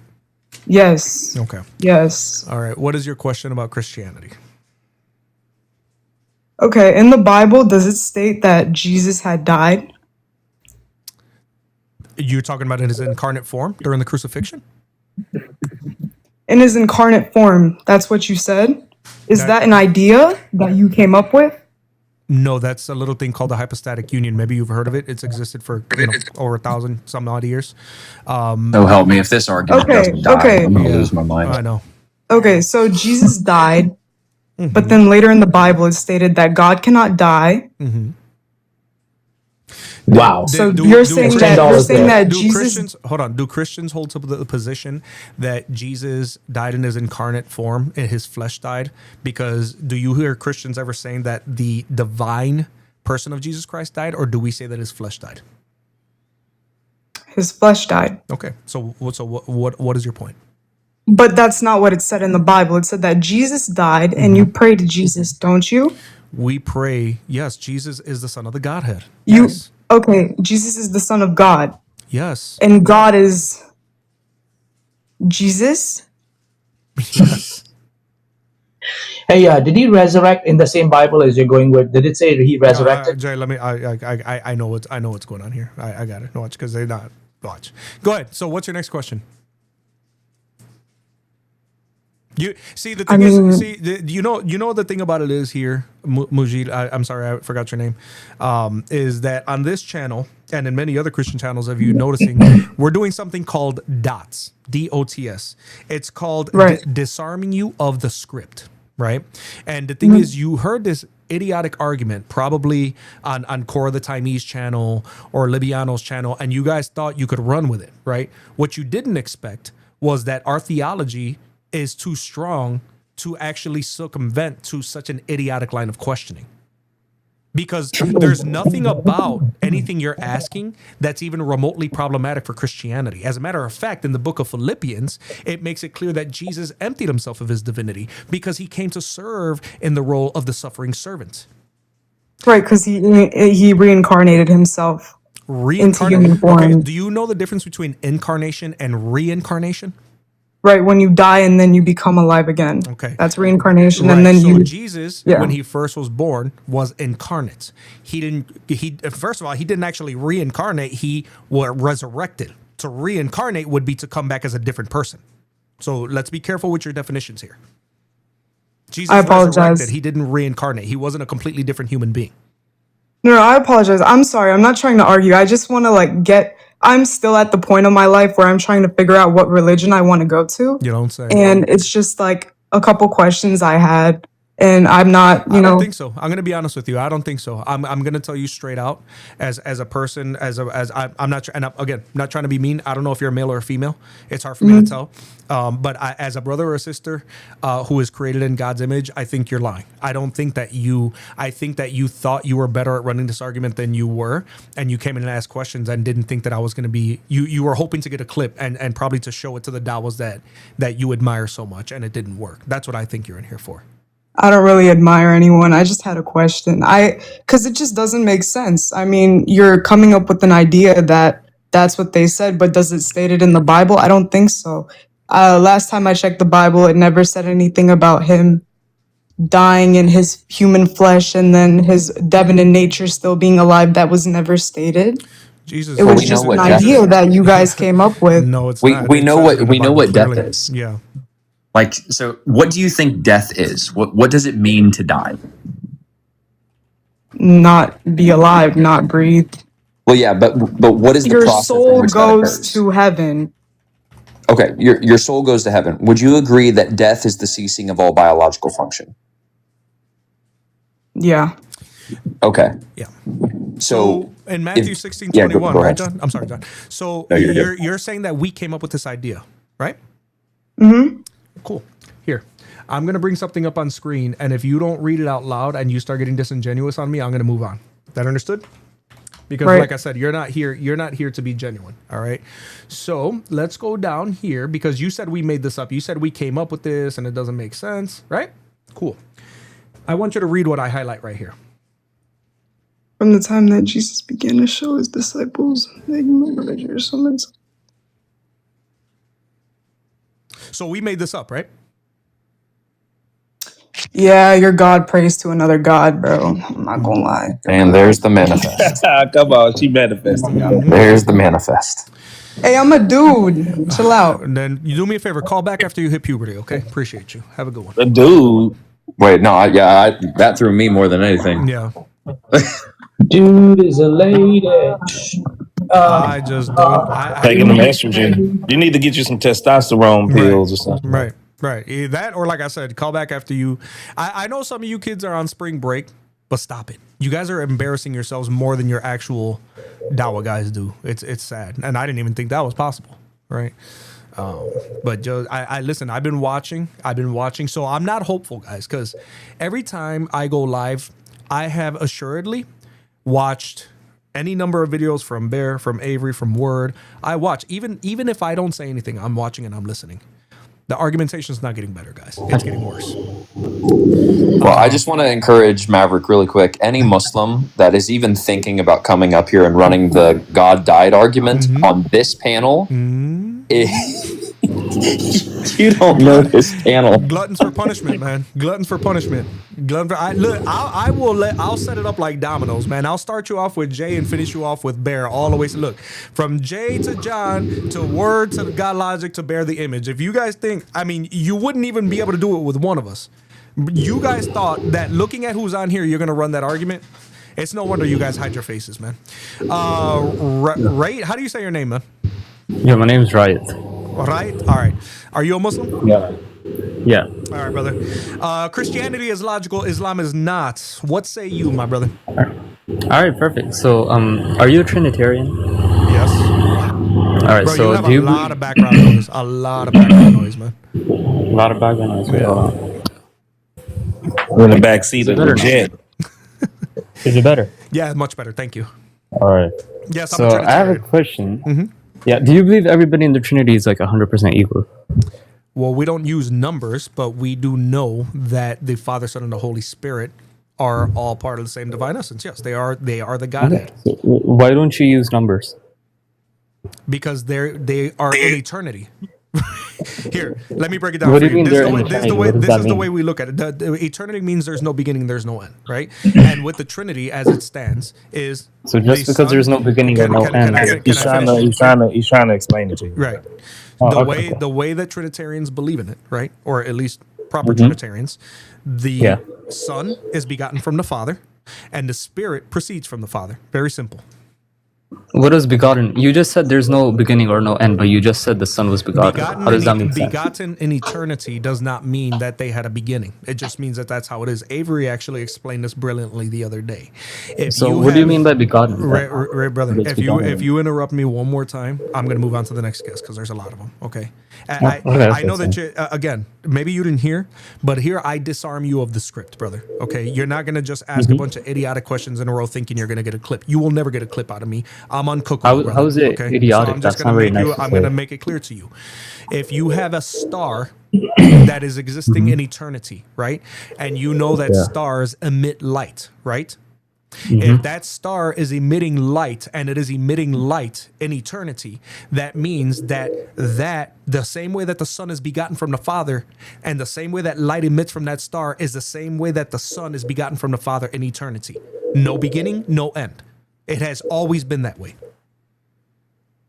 Okay, well, I just want to point out that what do you mean by the word begotten? Because it seems like you don't really know what it means.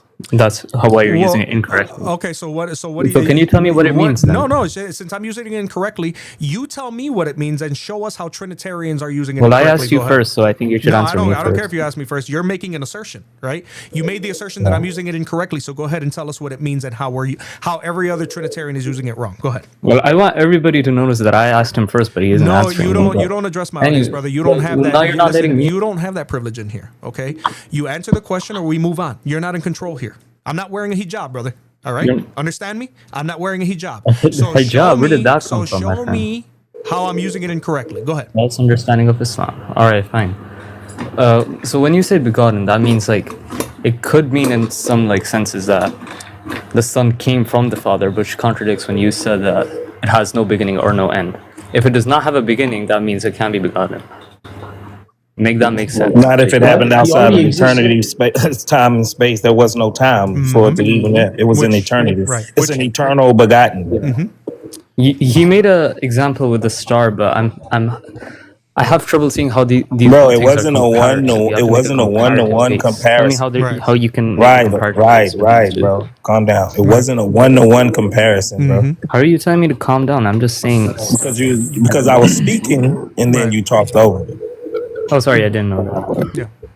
Yeah, so this begotten, this begetting is from eternity. There Right. wasn't any time, there wasn't no space, there wasn't creation.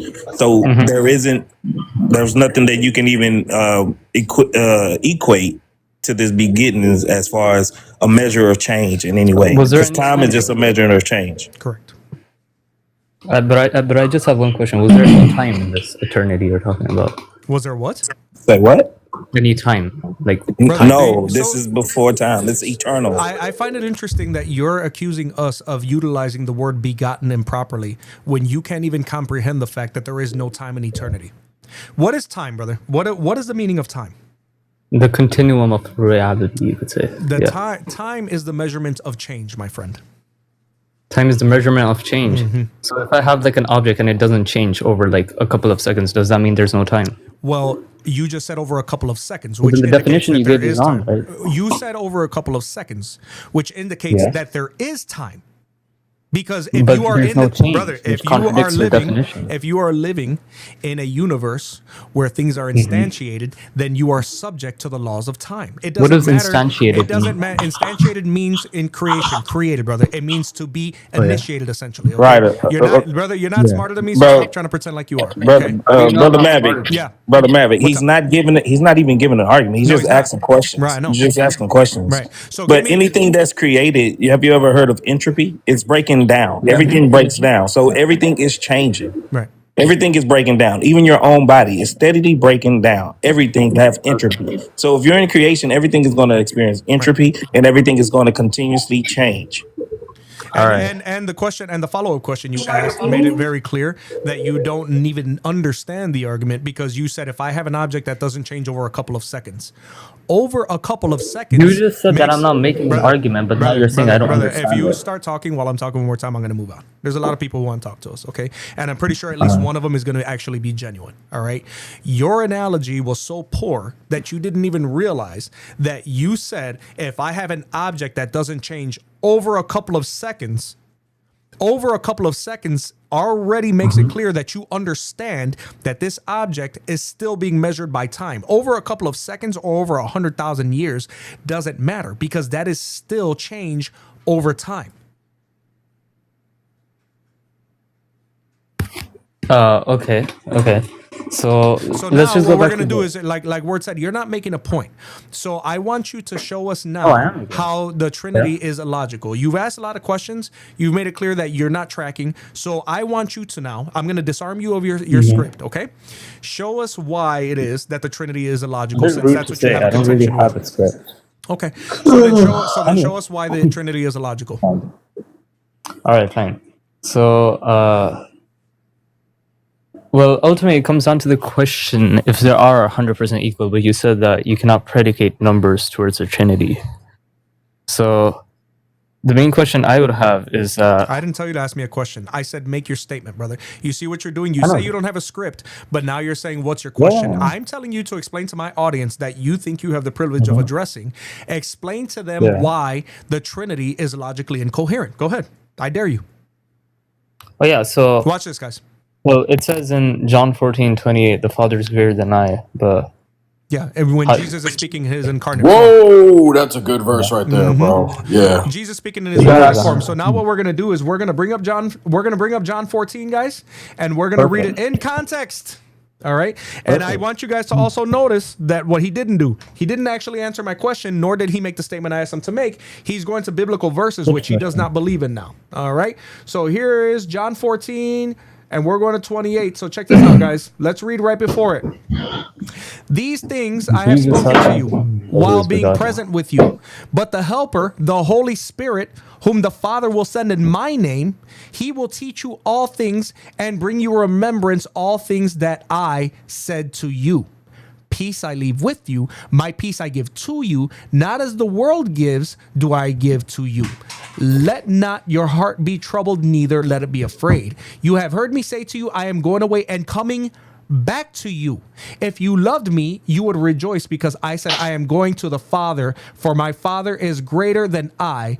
And now I have told you before it comes, that when it does come to pass, you may believe. I will no longer talk much with you, for the ruler of this world is coming, and he has nothing in me. Who is the ruler that he's talking about right there, brother? I'm not exactly sure. He's talking about the enemy, Lucifer, the god of your religion. That's who he's talking about. Oh, Verse the god 31 of my then says, religion. but that the world may know that I How love is he the the god of my Father. religion? Check this out. But that the world may know that I love the Father, and as the Father gave me commandments, so I do arise. Let us go from here. Okay, so how is that in context to 28? How is what in context of 28?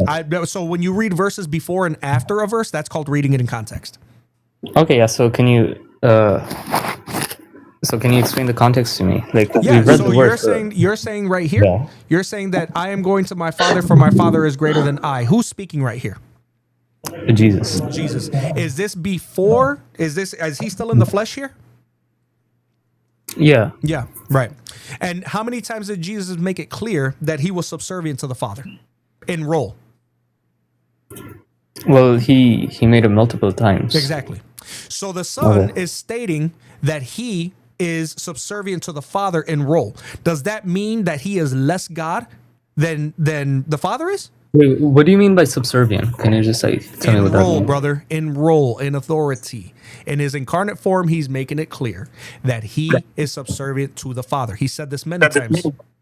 But he's a Muslim. He don't know what subservient means. He Apparently literally not. servant to Allah. Apparently not. Apparently not. Yeah, so, Interesting. so you just said that Jesus was definition of the name of his religion. So you just said that Jesus was less than the Father in role, right? No, Because I that was didn't. subservient. That doesn't mean less. That doesn't mean less in ontology, bro. Subservient means role. That does not That mean doesn't. less That than. doesn't mean less in ontology. That's what you're trying to. That's what you're trying to infer, is that because he is subservient to the Father, that all of a sudden it means that he's inferior ontologically. You would need So to in present what an argument role on how that would is be he the in case. relation to the Father? In what role? Because you said role. That's what. Because he is incarnated, Right. and he serves the Father. He's the servant. It's not difficult. Right. If you So if he you're serves a it, that human means being. he's less, Right. right? Do you have a job? Do you have a job? This is on topic, I promise. Do you have well, a job? no, Do you work? well, not currently, no. Okay. Have you ever had a job? No. No? Okay. Here, let's say you did have a job, right? And you have a boss. Does your boss have authority over you in role? Well, just use his father or his mother. Okay, yeah. Yeah. Do you have a father? Yeah. Okay. Does your father have authority over you? Yep. You're both human beings, right? Yep. Is he more human than you are? No. Okay, thank you. So the Son and the Father, from the Father, Son, and the Holy Spirit, you know the little thing called the Godhead? So this is perfect, actually. Yeah, I know so it is let me perfect. explain Thank it for you. So in one sense, in one particular way, Jesus was less than the Father, right? Nope, nobody ever said less than. So then why are you using this example? How does this example come in context for everything? Because where in my example did I ever insinuate that you being your father having authority over you made you less than your father? When did I ever say that? It makes it mean less in one sense. It That doesn't means make it, we're not 100% your equal then. fallacious understanding does not make it true. Nowhere in my analogy, nor can So then why are you anyone else using this here. example? Again, you're talking while I'm talking. Nowhere okay, in sorry. my analogy did I ever make the insinuation that you are less than your father. As a matter of fact, it was the other way around. We made it clear that your I'm more father than my having father. your father having authority over you is simply an authority of role because you're his son. It does not make him more human than you, because you guys are still equally human. So too is the same when we're talking about Jesus as the Son of the Godhead as it relates to the Father of the Godhead. Because we're talking about roles and authority, especially as it pertains to Jesus and his incarnate form and his mission on earth. Yeah, he just was clarifying the categories just instead of conflating them, like Yeah, most Muslims do. Yeah, simply put, do you know the distinction between an intrinsic property and an extrinsic property? No, I've heard those terms before, but I don't really know what they mean. Okay, extrinsic is going to be a relational property. Intrinsic is going to be directly related to the subject itself, right? Okay, so let me just ask you a simple question. Is authority over another an intrinsic property or an extrinsic property? Is it a property that is proper to the subject, or is it a relational property in relation to someone or something else? It's a relational property.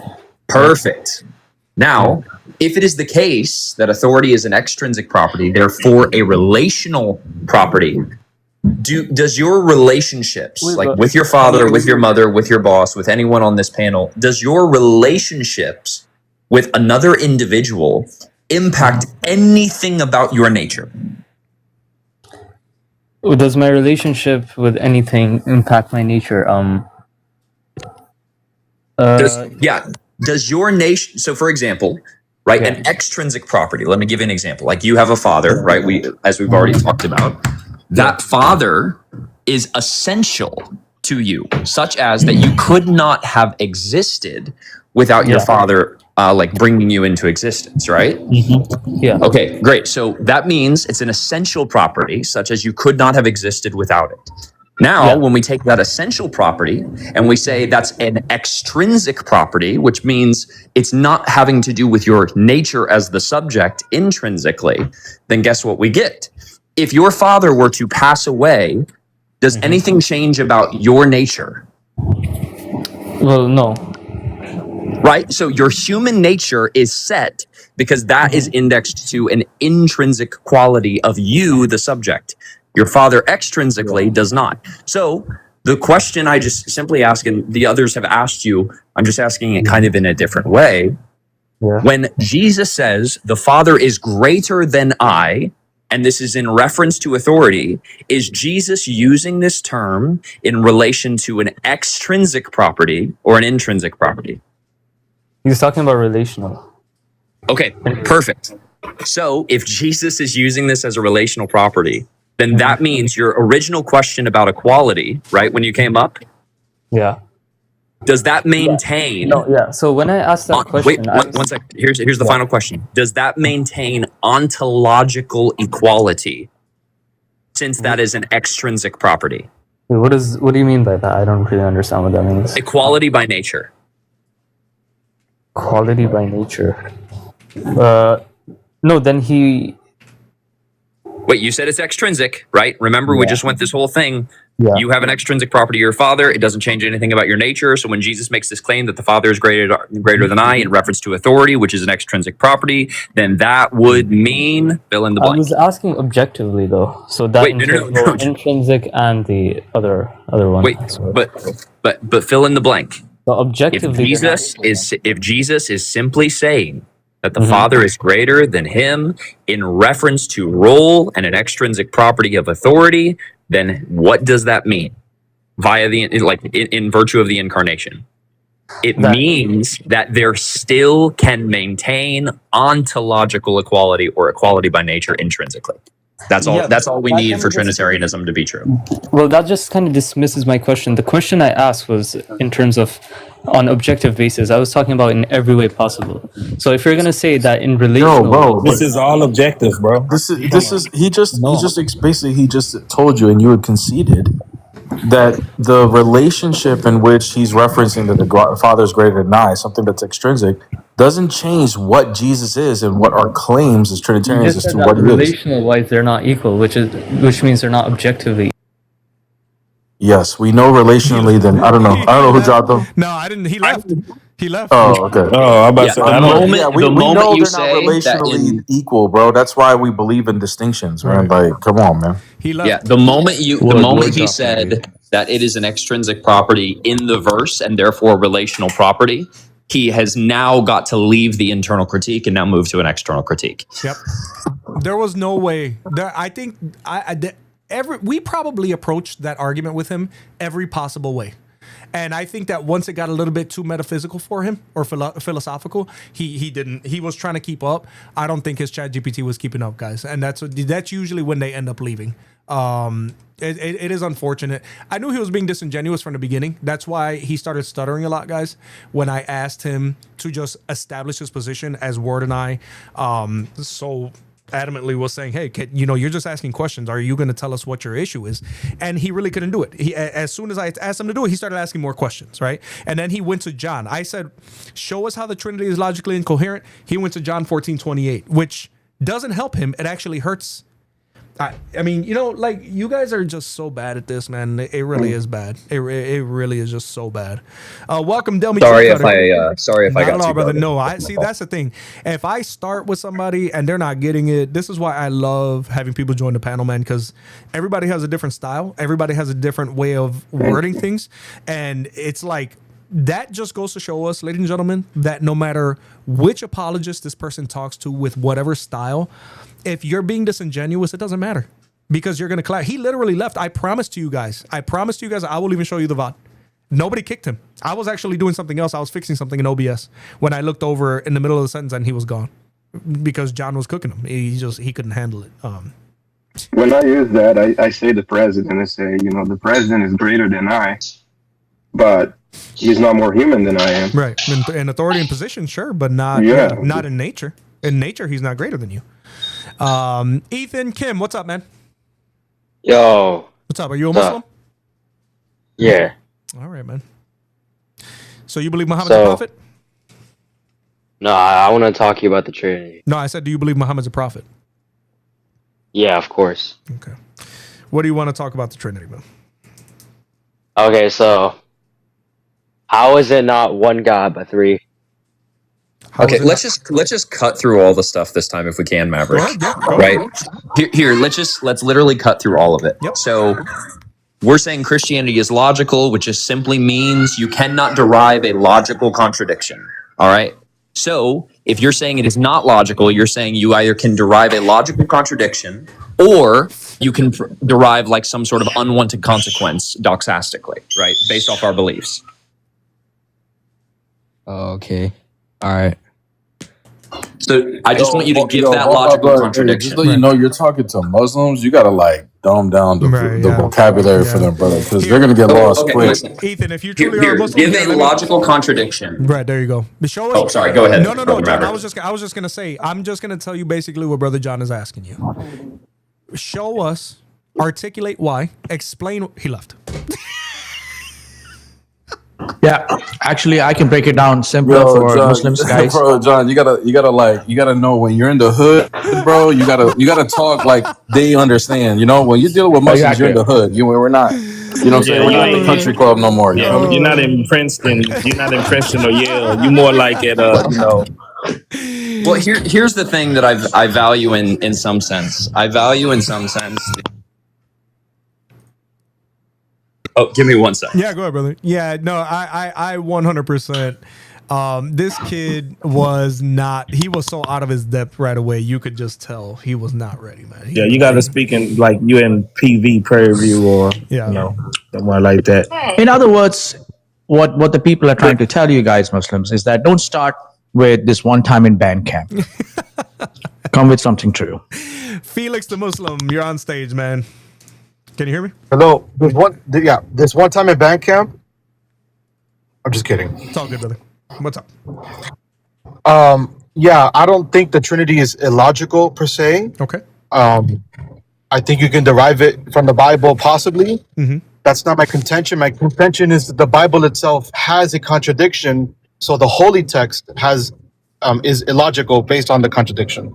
Okay. What is this contradiction that you think the Bible has? The women in the tomb. The Gospels say that the women saw the tomb and ran away and said nothing to anybody, while another Gospel says they did run away and they did tell people. It cannot be A and not A. It can either be one or the other. How does that prove the Trinity as illogical? No, he said he believes the Trinity is. He doesn't have an issue with that. He's saying that the Bible has contradictions. But that still has nothing to do with the nature of God. If he's going to bring up something that he's contending against the nature of God, then find something that's still logically incoherent in the text. Don't come up with something that don't have nothing to do with the nature of God. Right. But you guys have to understand that if you guys want to take it, you're live. If you don't want to take it, the whole text is unreliable. So he said that it will be illogical because of the discrepancy in the text. That's Muslim logic, Middle Eastern origin. And you know what? I actually have a debate brief on this very conversation, which I find interesting when they say it contradicts. So here, Felix, you made a claim that it contradicts, right? So right here on the PDF, Matthew 28:8. So they departed quickly from the tomb with fear and great joy and ran to tell his disciples. Mark 16:8. And they went out and fled from the tomb trembling, and astonishment had seized them. And they said nothing to anyone, for they were afraid. Right? Is that what you're talking about? Not Matthew, but Mark's rendition. And then so you need something else to conflict with it, right? Because Luke and John also talk about it, right? Luke says, and returning from the tomb, they told all these things to the 11 and to all the rest. Now it was Mary Magdalene, Joanna, Mary the mother of James, and the other women with them who told these things to the apostles. And the book of John talks about it as well. It says, so she ran and went to Simon Peter and other disciple and said to them, have they taken the Lord out of the tomb, and we do not know where they have laid him? Right now, the problem is that I think you're looking at Mark and thinking that because it says right then that they didn't say anything, it means that they never told anyone. And that's not what it says. It says that they initially said nothing to anyone because they were afraid. So if that's what you're hanging your hat on, brother, and he left. Ladies, can I point this out real quick? Yeah, go ahead, please. Yeah, I was going to point out, especially when we're considering the ending of the Gospel of Mark, whether you prefer the longer ending or the shorter ending, throughout Mark, most of his, for example, transitions between one time to another continues with immediately. But here, in the case of the resurrection appearances, he doesn't use that term. Mm-hmm. So unless you're assuming that they immediately did not do it and they never did at all, this is completely in line with the rest of the Synoptic Gospels, unless you're trying to assume something that isn't in the text. Yeah. And ladies and gentlemen, there's a little thing called perspective that we have to keep in mind when we're looking at the gospel accounts, right? If these gospels stated exactly the same things, then you'd be screaming bloody murder about plagiarism. Oh, they all copied from each other, which some Muslims try to do anyway. But when we talk, yeah, exactly, collusion, conspiracy, right? But when we talk about different perspectives, let me tell you something. And I said this yesterday during stream too.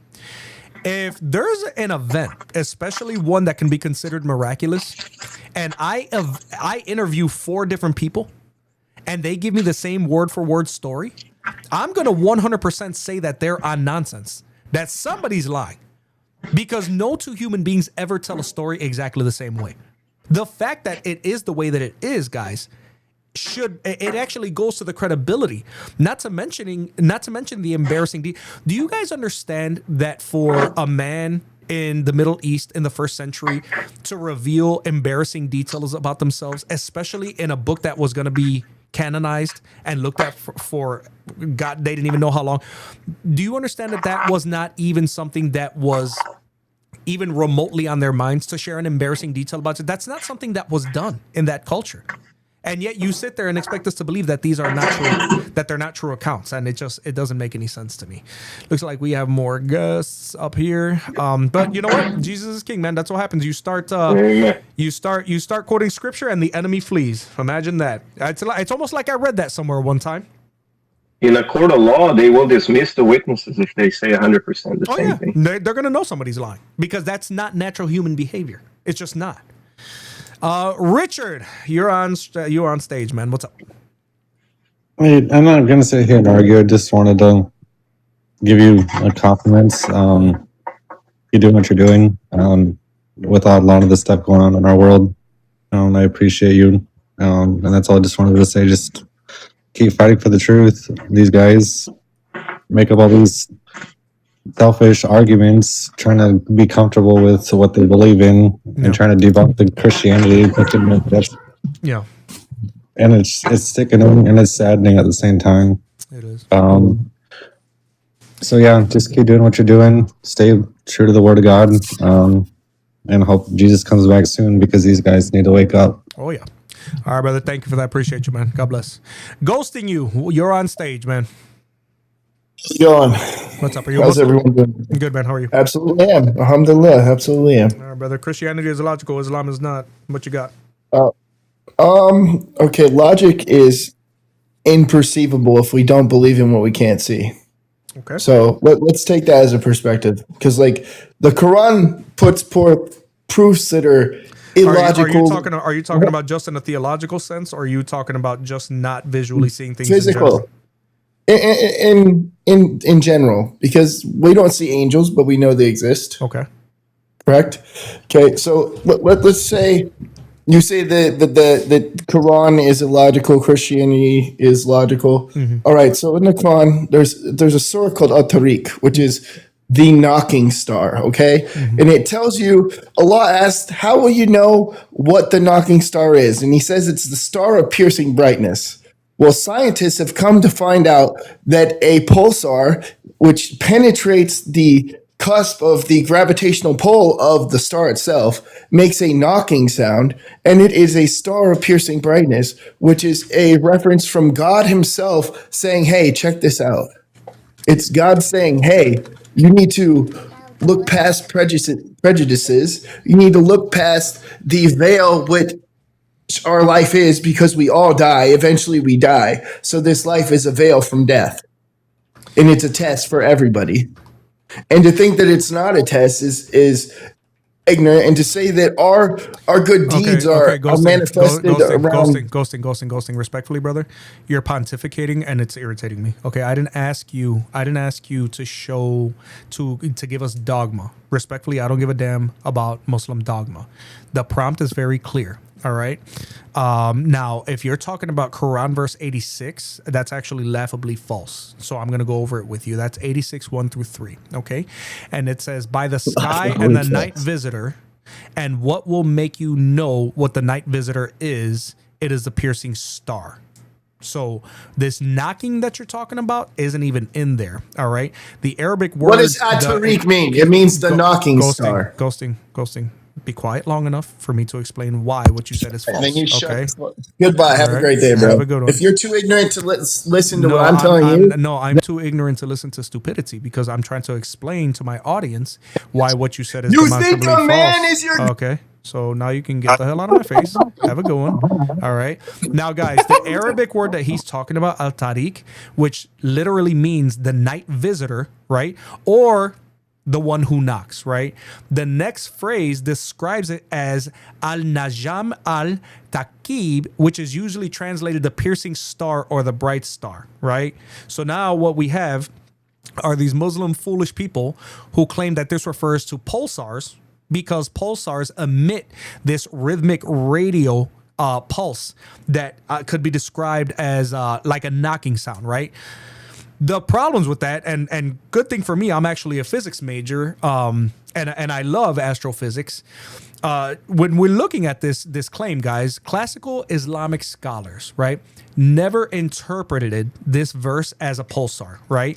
If we're looking at early commentators like Al-Tabari, who lived in the 10th century, or Al-Qurtubi, who came 200 years after that, or Ibn Kathir, who came 100 years after that, they all explained, and this is their scholars, right, that this verse simply means as a bright star visible at night. They had absolutely no concept of pulsars and never suggested anything like that.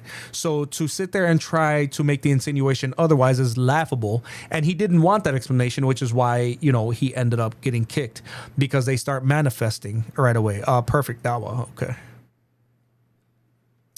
I wanted to ask him, because if he's saying that this is a scientific miracle in the Quran, which of course most of them do, then he should be consistent and say that if we find scientific accuracies in the Quran and make it true, then scientific inaccuracies make it false.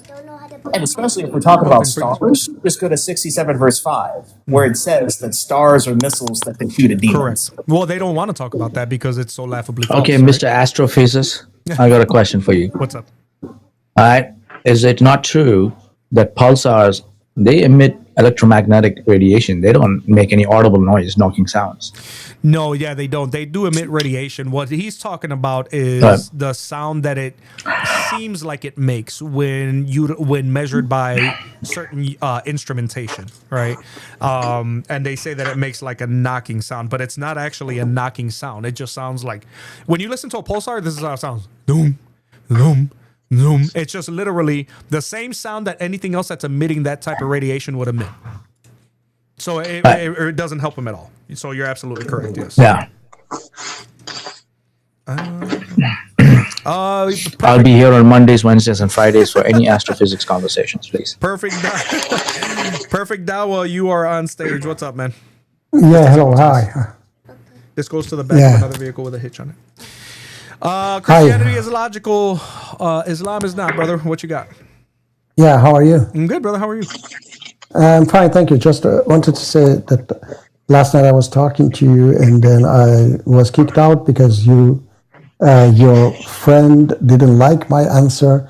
I wanted to say that. I was gonna say I don't remember you getting kicked out. I thought we had a really good conversation. No, was last night when he was talking to me and Amin about child marriage. Yeah, okay. Yeah, he was saying it's not about child marriage.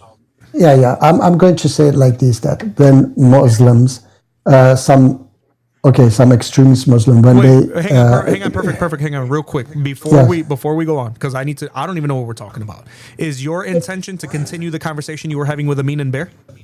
No, I just want to say a few words about that conversation. That, for example, when some Muslims they are asked about age of Aisha, they say no, Rebecca was 3 years old, and Christian try to say no, Rebecca wasn't 3 years old. So if you say that she wasn't 3 years old because it is your book, as a Muslim, I have to accept your belief. Okay, you believe that she wasn't 3 years old. It is not me who decide. You can't substantiate she was. Right, and that's at all. Exactly. And the thing about it is perfect. The thing about it is that the reason we are holding to this standard is not simply because we are trying to obfuscate some truth and become hypocrites. The reason we're saying it is because the context of Rebecca as it stands in the Bible, it makes it clear that she couldn't have been a 3-year-old girl. And the word that was actually used to describe her, alma, in Hebrew means young woman, right? Yes. Yeah, but to further what you were talking about, Prophet Dawa, you're saying, well, you have to just accept that I say Aisha wasn't 9 years old; she was 21. Based on what standard? Like, that's what we talked. That's why you got booted last time, because you have your own private criteria as to what you accept and don't accept. Because even though you're not Shia, even though you're not Quran only, you completely dismiss Sahih al-Bukhari, and I wonder why. I would too. It's a disgusting text. So that's why you deny it, but you don't have any substantiation as to why you deny it. No. Okay. So let me ask you this question: do you believe that Bukhari was Sahih or what? Do we believe it? I'm talking to Beer. Okay. My name's not Beer, bro. It's Bear. No. Okay, listen. Perfect. Hold on. Bukhari. So here, for the sake of chaoticness, he wanted to talk to Bear. I will let him talk to Bear. If you're okay with that, Bear, you can talk to him. No problem. No one else will interfere. Go ahead. Yeah, I mean, we're gonna go around in circles. Perfect Dawa, as a Sunni Muslim, Sunnis accept Sahih al-Bukhari as a source. I'm talking to you. I'm not talking to Sunnis. I'm talking to you, Beer. Okay, I know you're. My name's not Beer. It's Bear.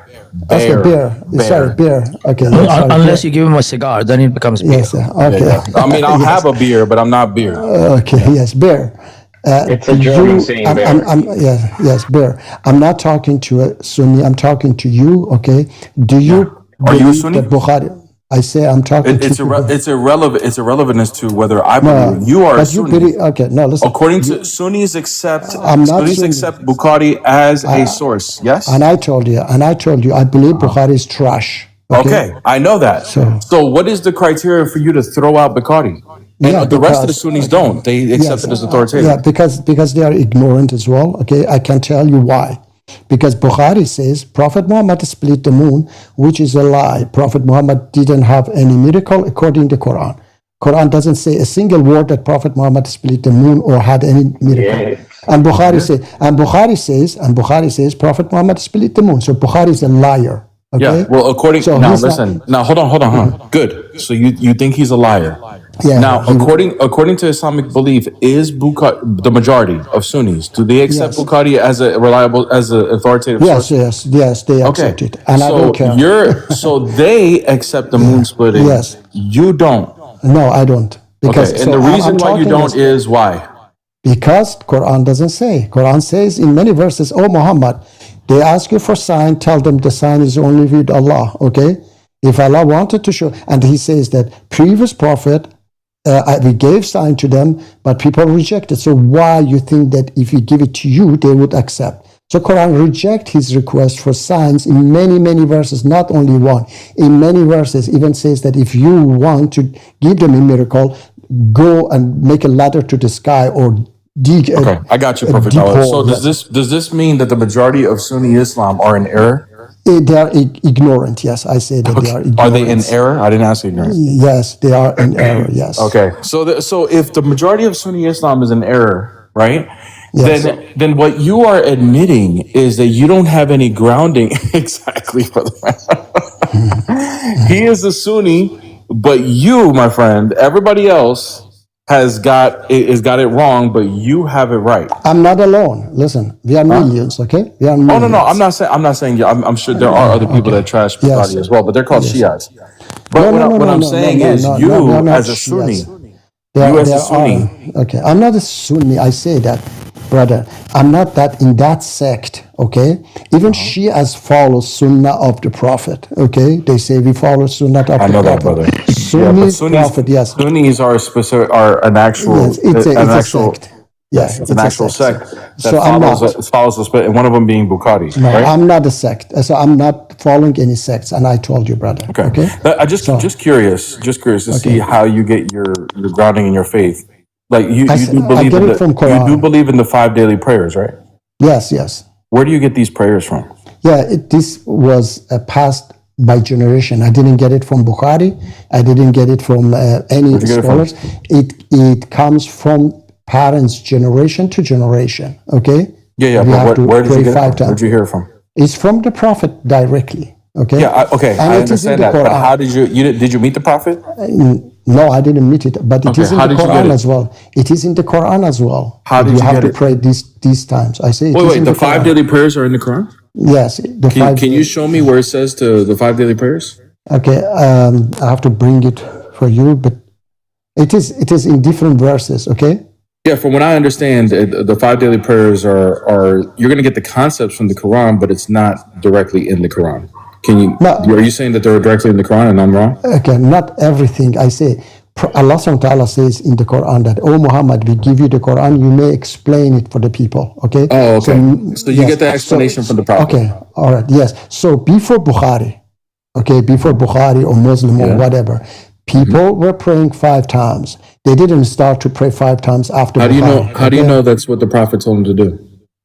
How do I know that? What's your method and criteria to know that this is what Muhammad passed down? Since Bukhari is trash, what method are you using to accept this other information that's passed down from Muhammad? Yeah, but for me, it doesn't matter. The difference between Quran. The method doesn't matter? No, I say the Quran says we have to pray. Okay, it is in the Quran that it is. I got you. In The the Quran morning, says you in have the to pray. morning, I'm asking in the for mo- something in the specific, morning, though. In the morning, different times of the day, Quran says, yeah. Yes. In morning. But no. And then Hold on. I want to noon. know the exact details. I understand that the Quran tells you to pray. That's not what I'm asking. Yeah. I'm Okay. asking as far as how you do your daily prayers. As far as how you do your daily prayers, where do you get the details on how to do that? I say it was passed generation to generation, and I got it Good. from my We're parents. right back to where we were. You got And it I got generation. it from my parents. You got it from your parents? Yes. Okay. How do you know that that's accurate? Because I know that was passed from generation to generation. Okay. Brother, I know you keep saying that over and over again. How do you know that this is accurate? What do you mean? How do I know that it is accurate? Have your parents ever been wrong? They have been wrong, yeah, but they have. Okay. So according to your criteria that you're throwing Bugatti out the way because he was wrong about the moon splitting, you should probably throw this out the window too, right? Yeah, but it's not. I say it's not from Bukhari. I told you. I understand that, but you said Bugatti was wrong about something, therefore you don't accept anything they say. No, I didn't say. No, I didn't say, brother. I said anything that goes Am I against tripping? the. Isn't that what you said? I asked you, why do you deny Bugatti? You said because he was wrong about the moon splitting. Yeah, I say anything. No, brother, wait. I say anything that goes in line with the Quran, whether it is in the Bukhari or other books, then I do not reject it. Okay, for example, okay, good. So the 5 daily prayers and how you do them. Can you show me how exactly in detail they're in line with the Quran? That the Quran tells you exactly to do that. It doesn't contradict the Quran. Okay. I just want to know how it's directly in line. So it doesn't, no, and I said that it doesn't if it doesn't contradict the Quran, then I follow it as well, okay? Okay, It doesn't so have, does it- asking does it- it doesn't have to be in the Quran. Does it contradict the Quran for a 9-year-old to be a woman? Yes, it contradicts. Okay, show me how that contradicts. We're right back to yesterday's conversation. Show me how that. What's the criteria to determine what's a female woman or a female child? Yes, but you do not, tolerate it, because last time we were talking about it, and I told you chapter 4, verse 6 says that when your children reach the age of maturity, then marry them off. So for me, maturity is not a child. Maturity is even not. What's the 18. criteria to know who's mature? Any rational person knows that a person that is old enough, wise enough, that person is mature, and below. Yeah, brother, 18, you're just repeating below over and over 18. again. What's the criteria to test if someone is mature enough? I mean, for example, somebody with Down syndrome, okay, is not mature to. Okay, so we need to just, as long as they don't have Down syndrome, they're mature. So a 4-year-old female who doesn't have Down syndrome is ready to go. Is that what Brother, you're saying? I didn't say that. Okay, I said, for example, a 25 years old with Down syndrome is not mature, but We could agree. person, Down but a syndrome. normal Down person- syndrome probably not mature. I Yes, didn't ask a that Down though. I syndrome, asked and how I do you tell you- measure whether someone is And mature? I told you, and I told you, brother, a normal person over 20, 25, okay, is mature enough to marry, okay? Yeah. Over Okay. 20. So you're saying the criteria is age? And not only age, but to be wise as well, okay? Okay, bro. So we're right back into it. So how do you measure how somebody is, how wise enough somebody is? It is parents and people, they can, understand it themselves. They For can. example, So if it's subjective. No, for example, if somebody comes and want to marry my daughter, okay, I look at this person. Is this person mature enough? Is this person wise enough to take care of my daughter? Okay, and I ask other things as well. For example, is he drug user? Is he, Yeah, I agree. something? I agree that Yes. a father passing off his daughter, assuming that the father is looking out for the daughter's well-being, that he would make a wise choice as to whether she's ready or not. But not every father is fit to be a good father. Would you agree? Yeah, every father is not Okay. good. So that means if there's a father who is politically motivated to hand over his child that's not ready, is that possible for someone to do? If they're thinking politically with power and money, even though their daughter's not ready, I'm going to pass them off to somebody. Is that possible for it to happen? And will that meet your criteria of being eligible? No, it is possible, but it is not Okay, good. correct. But it is not correct. Okay. So if it is, no, hold on. Okay, good. You said it's not correct. By what standard, if you're saying the father will decide, by what standard are you going to, what grounds are you going to object No, I didn't that say this that is the father incorrect for the decide. father to say, I think she's ready, No. even though listen. he's politically motivated? Yeah, brother, I didn't say the father decide. I say if somebody asks me, okay, I would advise my daughter, no, don't marry this person. But my daughter decide, okay? Not me decide. Oh, so the Because daughter decides. Yes, not me. Because Oh, okay. she- So is it yeah, because possible for a female child to think she's ready? No. Not possible. No, a female child cannot decide. Oh, wait, Because hold on. So how do we decide if she's a child or not? How we decide? Yeah, how do we decide if she's a child or not? Yeah, is there a test? And I told Does you. she answer like 50 questions? Then I told you, no, it's not about 50 questions. It is about age. Okay. All right, we're going. I'm literally getting six, dizzy with the yeah, circles we're going around, Mr. wait, Perfect. a Now, six- look, listen. The bottom can line you- is, and for the chat to see, there is no objective criteria to all right, know can we- whether this female is Yeah, a yeah. child or not. Meaning that there could be a group, a society of Arabs that are Muslim, and based on the Quran, they have full discretion to decide who's actually a child and who's not, and that could be different for everybody. Meaning, a child, someone who is a child, can actually be passed off as an adult and then be subjected to these child marriages, which is what we see in Islam. And this is exactly It's what not we were in talking about Islam. with No, 65 no. 4. Go to India. See that people, children are Right, getting married India. daily. India's not Okay, the way. and they are not Muslims. They are getting What? married daily.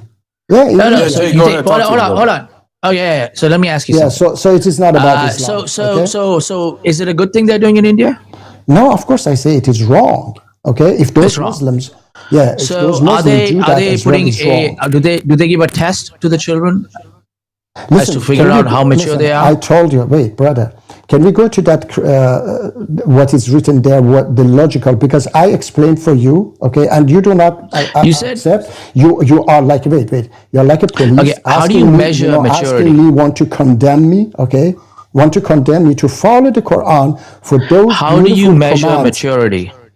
I explained, so I don't want to continue with that. All right? If How it do is you okay. actually measure maturity to know the person And is I mature? told you, I don't want to continue again. Okay? And Well, I told you you just how. said I if they're mature and I said the most stupid person understand. The most stupid, okay, person understand all that right. a 6 All right, years then. old. Wait. You ask me. Yeah. A 6 years Yeah. old child is not mature. A 9 years old Okay. child is not mature. Anybody with a Right. little brain understand that. Even sometimes. Okay, in how this do you society, measure that 18 years maturity? old. How would the people 1400 years ago be able to say if she passes this test, she is mature? If she doesn't pass this test, she is not mature? Or they all guessed? Did they just make guesswork? No, it's not guess. They should understand themselves. Okay, that they should be mature. Okay, maturity is she has to be old enough and knowledgeable enough to be able to take care of the What family. does she need to know? So let's say there's a math test, like 10 math problems. All right, I don't know. Sir. Maturity Okay, is knowing 6 out of 10, 5 out of 10. What is it? all right, I told you that anybody should understand by themselves. They understand what is maturity. So let's go to this. Wait, let's go to the question that is written there. Okay, logical Islam is not Muslims request. Okay, so Christianity is logical. Islam is not. One second. And I told you that. So Okay? to sit down and ask, if you say there is a test or there is a criteria I didn't say for there is a marriage, and that's test. called maturity. No, you said there's a criteria, there's Okay, a yes, standard. maturity, There yes. is a term in the English language called maturity, or in the Yes. Arabic language as maturity, and you are not able to tell us how you establish someone is mature, then it is completely subjective, right? No, because I told No, you that. okay, so- no, wait. I told you Okay. that every rational person person No, that's not how it understand works. what is the criteria. That's an irrational. Okay. Yeah, that's an Okay. irrational All thought, right. bro. Okay, I understand. That's an irrational way of talking. All right. Anyway, Okay. I understand who is mature enough. Okay, so now let's go All to right, that. it's a 10-year-old How do you mature. determine who a No, rational and I person told you is? that, and I told you not because I'm working in school. No, okay. Wait, Is wait, wait, 11-year-old mature? Listen Is to me. 11-year-old mature? Jay, Is I'm 11-year-old working- mature? Of course not. I told you. Is a 12-year-old mature? Can you stop asking one by one? Let me ask. I just want to know what age is it? What age number do you want to put at maturity? Minimum 18. Minimum. Okay. So if that person was 17, what did they not know that they know at age 18 that made them mature?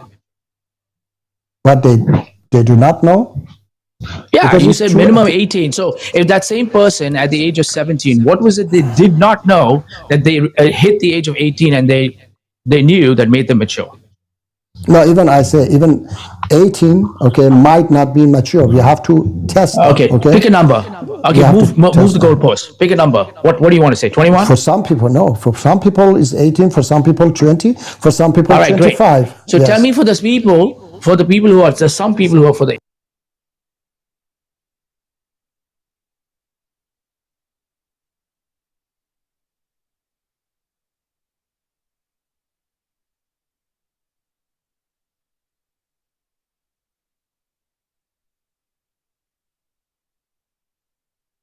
did not know how to take care of a family, and they did not know how to be careful. They did not know anything right from wrong, danger or not danger. Okay, No. so now they turn 18, and then what happens? Suddenly, in the something neurons start flipping in the brains. They go ping, And and they become like, oh shoot! To take care of family, make sure you attend to them and give them food and everything else. All right. Okay, or can I if a ask you a car is question? coming or a horse is coming towards you, jump out of its way. All right, can I ask you a question now? Why in the Western countries, wait, no, don't laugh. Why in the Western countries, okay, in today's actually most countries in the world, why the age of marriage is 18? Why not 17? Why, can you ask because them this question? it's an arbitrary age that they put up there based on neuroscience and what Okay. they've looked at advances in neurology and everything, and understood if a brain has the cognitive ability to make right decisions, know right from Yes. wrong. So how come? But they you didn't cannot have access make to that No, back no, then. no. So why they cannot have it 17? They don't have that. I told you it's an arbitrary age. They said this is the age we figure that Yeah, they the said it, average is yes. high enough. But what was that methodology you used back then? Is what I'm saying. I What told you would that. they know back then, 1400 years ago? Yeah, How did they judge what is mature or not mature? Yes, Based on what? Okay, so what should God say? Can you tell me? Do you what have a should- Doogie Howser back then that told you Jay, what? Jay, what God should say to people when they should get married? I can What- answer that. Yeah, he should say 18 because people didn't know how. No, God how said they- 6. God no, said God 6. didn't say sex. No, God In your didn't hadith, say it said 6. No, hadith is not from God. Hadith, I told Right. you, Your God is in the from a liar. Quran said From- he never gave an age at all. No, In he didn't 65:4, he age. doesn't give an age Why- at all. No, why he didn't give age? Because age didn't exist. Okay. People didn't know how What? old they are. Okay. Did he just say that Hold people on. didn't know how old they were?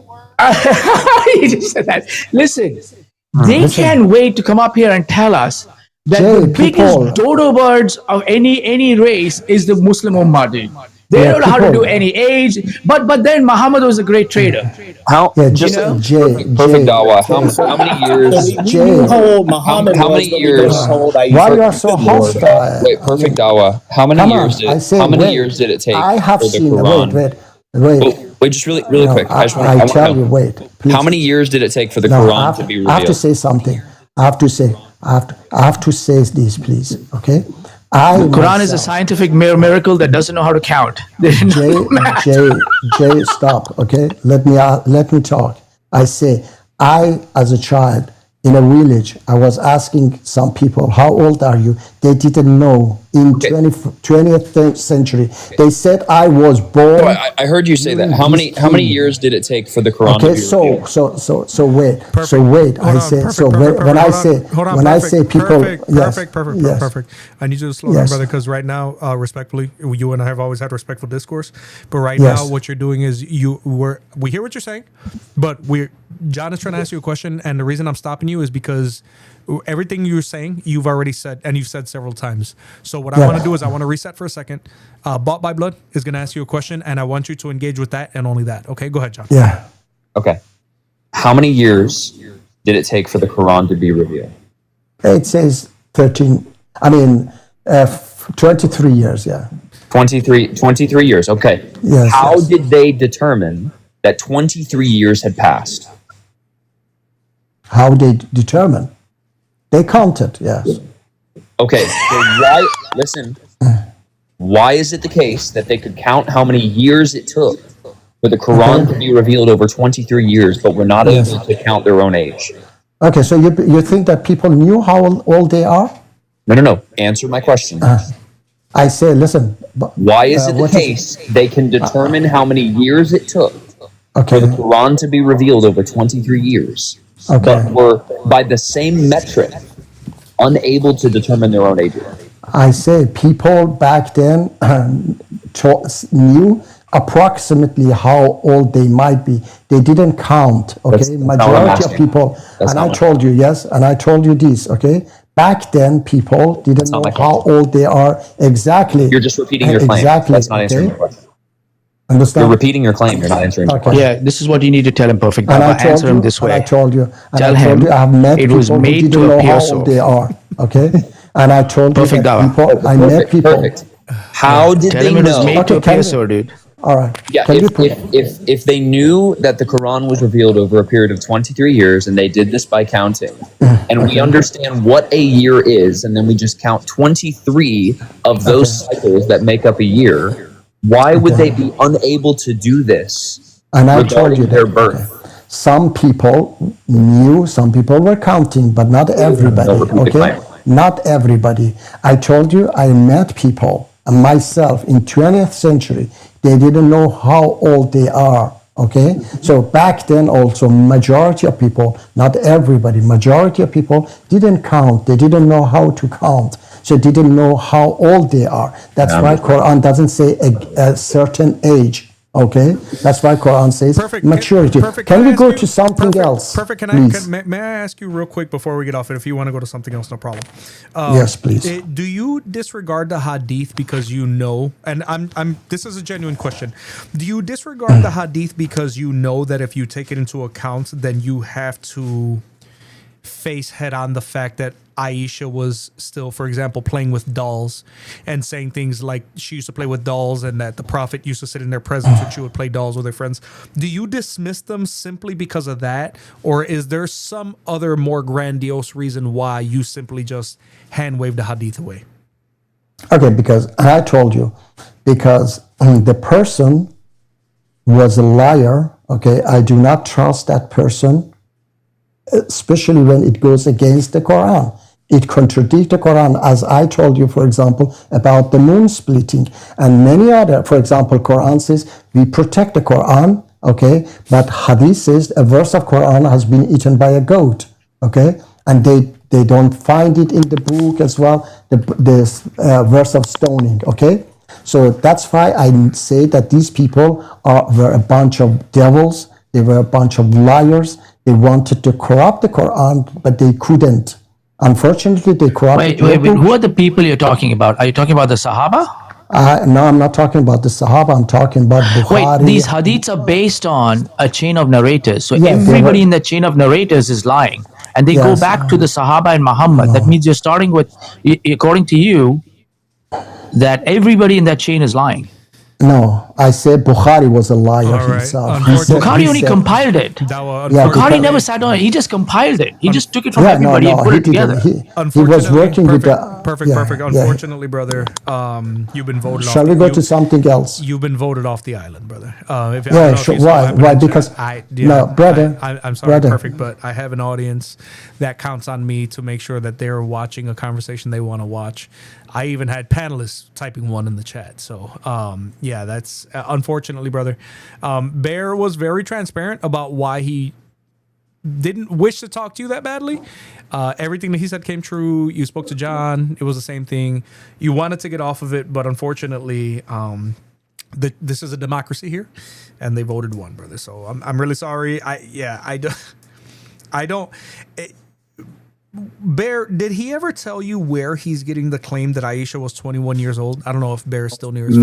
No. Well, yesterday he was saying he was reading something and it was from multiple sources. So, but he didn't want to admit he was reading from a website that supposedly is pulling this from multiple sources. Yeah. I kept asking what's the source that he's pulling this from. Yeah. And he wouldn't admit it. So, but basically what happens is with these people is they want to be Muslim. They don't want to deny it, but they understand at least that there's a fundamental problem with their belief as far as this thing with Aisha. Yeah. So the cognitive dissonance kicks in and it's like, well, I can just deny this by this private criteria that I have to justify me denying it and not denying Islam altogether. So, Brother Maverick, did you catch John Steele's debate last night on Modern Day? I did, but you know the thing about it is too, when Nadir Ahmed is debating, I can only take it in doses. Like I'm one of those people that I get very almost neurotic when that guy talks. that guy's insufferable. And I do you know what this guy's argument was last night? I heard a portion of it, but here's the thing. You don't think that John Steele's ever going to even remotely lose to that guy. So it's not something like, oh my God, I got to see what happens. Like the outcome is already determined before. So no, I didn't really catch too much of his argument. What was his argument is that Aisha was not harmed in the intercourse because Allah supernaturally protected her from Muhammad. Okay. So, mashallah. That gets one of these. Yeah. So you could literally reword his argument is Allah had to protect Aisha from Muhammad. Well, I can believe that. He shrunk it. He shrunk it to less than an inch, and that protected him. Well, John, That's what I'm going to go with, bro. John said that in the There debate. was shrinkage. Nadir. Nadir asked me to debate. And what I asked him, actually, Johnny Apologetics was talking back and forth with them to me. And I said, Johnny, if he wants to debate, I'll go on modern day debate. I promise. But if he's not going to do a true cross-examination, then I'm not interested. Like, he wanted to debate me the way that he debated the Word and I, where he just wanted to do rebuttals. And Word already knew he was cowering out. But Word was like, he took it on good faith. He was like, fine, I'll do it anyway. Me, I wanted there to be like an actual cross-examination, and he wasn't interested. So I was like, no, bro, no, I'm not. Why are we still debating this guy? John ate him alive. John ate him alive. So, I knew. am I the only one that still remembers like the old debates that Nadir had with James White, where people, literally Muslims, petitioned other Christians to stop debating this guy because he continually makes Islam look bad. And his debate with Nick, he's using ChatGPT for his arguments. Yeah, I'll give you a little teaser. John Steele and I are trying to set up a 2v2 with Nadir and oh gosh, what's his name? Who's Junior? Who? Get Junior and Nadir together. Oh my gosh, bro. I'm dead serious. No, do it. Listen, do it. The greatest Muslim apologist. The amount of We're trying to get them out there. The amount of memes and clips that will be an infinite amount of memes and clips from that. It doesn't matter who they debate, bro. If you put those two together, that's insane, man. That is, John is actually imploring Nadir to continue to be the face of Dawah. And do you guys understand that this guy is so insufferable and so arrogant that he actually didn't realize that John was being facetious? Oh, he thought it was a compliment. He's like, 100%. Thank you, John. John. Well, I really appreciate that. I was like, bro, this guy's too stupid for me. Like, I literally got off the thing again. I just couldn't do it, man. When John debated Junior, I watched almost all of it. When he was with Nadir, I'm like, I can't do it. I cannot do it. When a person says things as stupid as ChatGPT is the end of Christianity, I literally am not interested in anything else you ever have to say ever. Oh my gosh. So BD, the reason why they're doing it, I asked this question too. I mean, even Ward and I did it. He just a few weeks ago with Nadir. And I don't watch those debates anymore. It's just useless to sit down and watch those debates. I'm like, what in the mind would you guys want to go do this stuff? And I know what these guys are doing. They're putting these guys as the face of the Dawah. When Junior debated Logic, I mean, the Muslims on X just went crazy. Please. And when he got suspended on X for a few weeks, they were like, Inshallah, may Allah keep him off X. All that stuff. Triuine, baby, Triuine. All right, guys, give me a second. I'm going to read some super chats. One from Brother Israel Bethel, my man. Shabbat Shalom, Maverick, panel mods in chat. Yes, thank you so much. And guys, please make sure that you are smashing that like button, tapping that screen. Wherever you are, please go ahead and like the screen. It really does help us get and stay in the algorithm and eventually grow through the grace of God. Thank you so much, Brother Israel. From Raiders fan says, keep up the good work. God bless. Thank you so much for the super chat, my brother. God bless you and appreciate you being here, Brother Israel. Again, no surprise. Chat, like, and subscribe, please, and thank you. And huge shout out to Flavius for the 5 gifted subs. Thank you so much, man. You are absolutely amazing. You guys are goated for all the gifts on TikTok. You guys are amazing, goated individuals, man. Loving Islam, you are on stage. What's up, man? Can you hear me? Hello, yeah, I can hear you. What's going on, brother? Christianity is logical, Islam is not. What is your opening statement on that? All right, just like starting point. Am I gonna talk to you or because I don't want to talk to some people on the panel like J49er? Is that fine? That's fine. Whatever. I got you. I think that Christianity is false because it makes false prophecies and that a Unitarian prophet is there using the same methodology as Matthew, Mark, Luke, and John. Okay, you said a Unitarian prophet?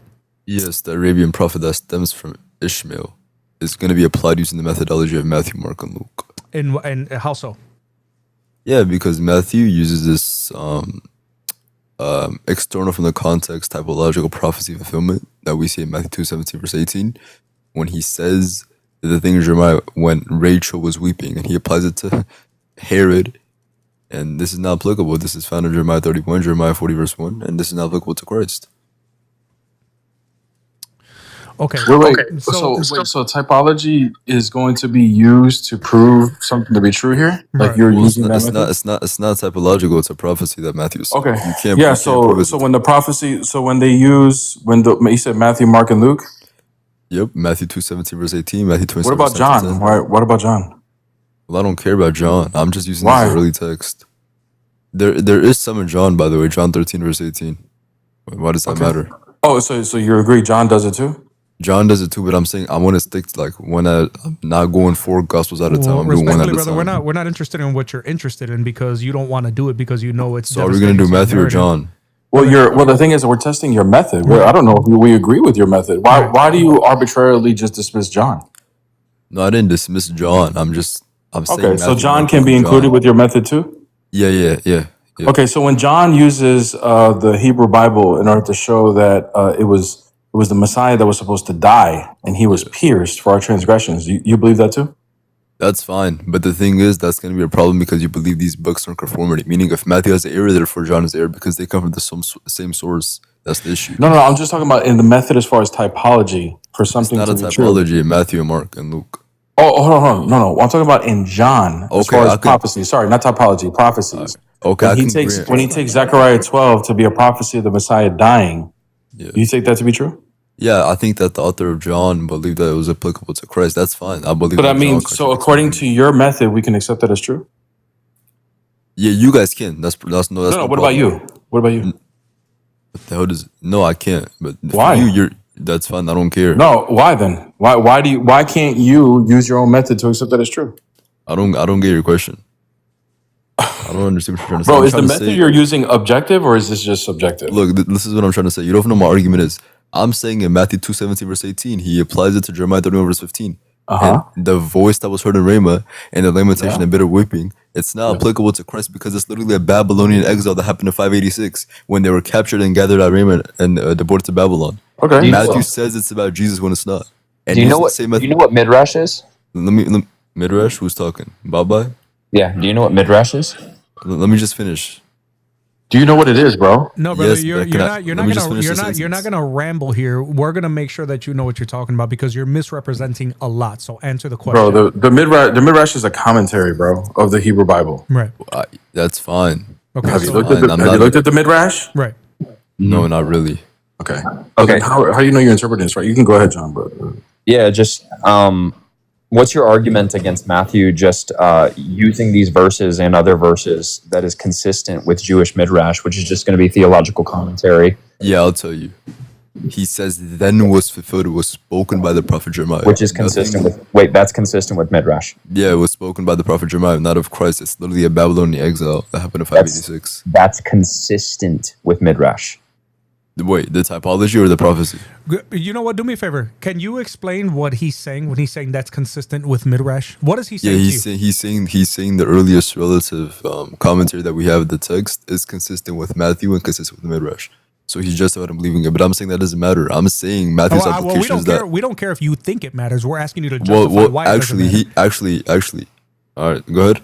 No, we're asking you to justify why it doesn't matter. Like your opinion of what it is, or the typology, or anything, or the midrash, it doesn't matter. We're asking you to substantiate your claim. That's what we're asking you to do. Yeah, Matthew says babies were unalive in Bethlehem. Jeremiah's children are alive. Thank you. They're exiled but Now, alive. You brought up Rachel, right? Do you even know what the image of Rachel weeping for the children? Do you know what that represents? Yes, What is it? because she refuses when she was No. to be comforted. No. Rachel weeping is for the children of Israel who were taken into exile from Ramah. near Jeremiah 40 Bethlehem. verse Exactly. 1. So you don't even know what her weeping represents. I just said Jeremiah 40 verse 1. But you just said it didn't. That's fine. When they were captured and they were gathered at Ramah. Okay. So what is the point that you're trying to make?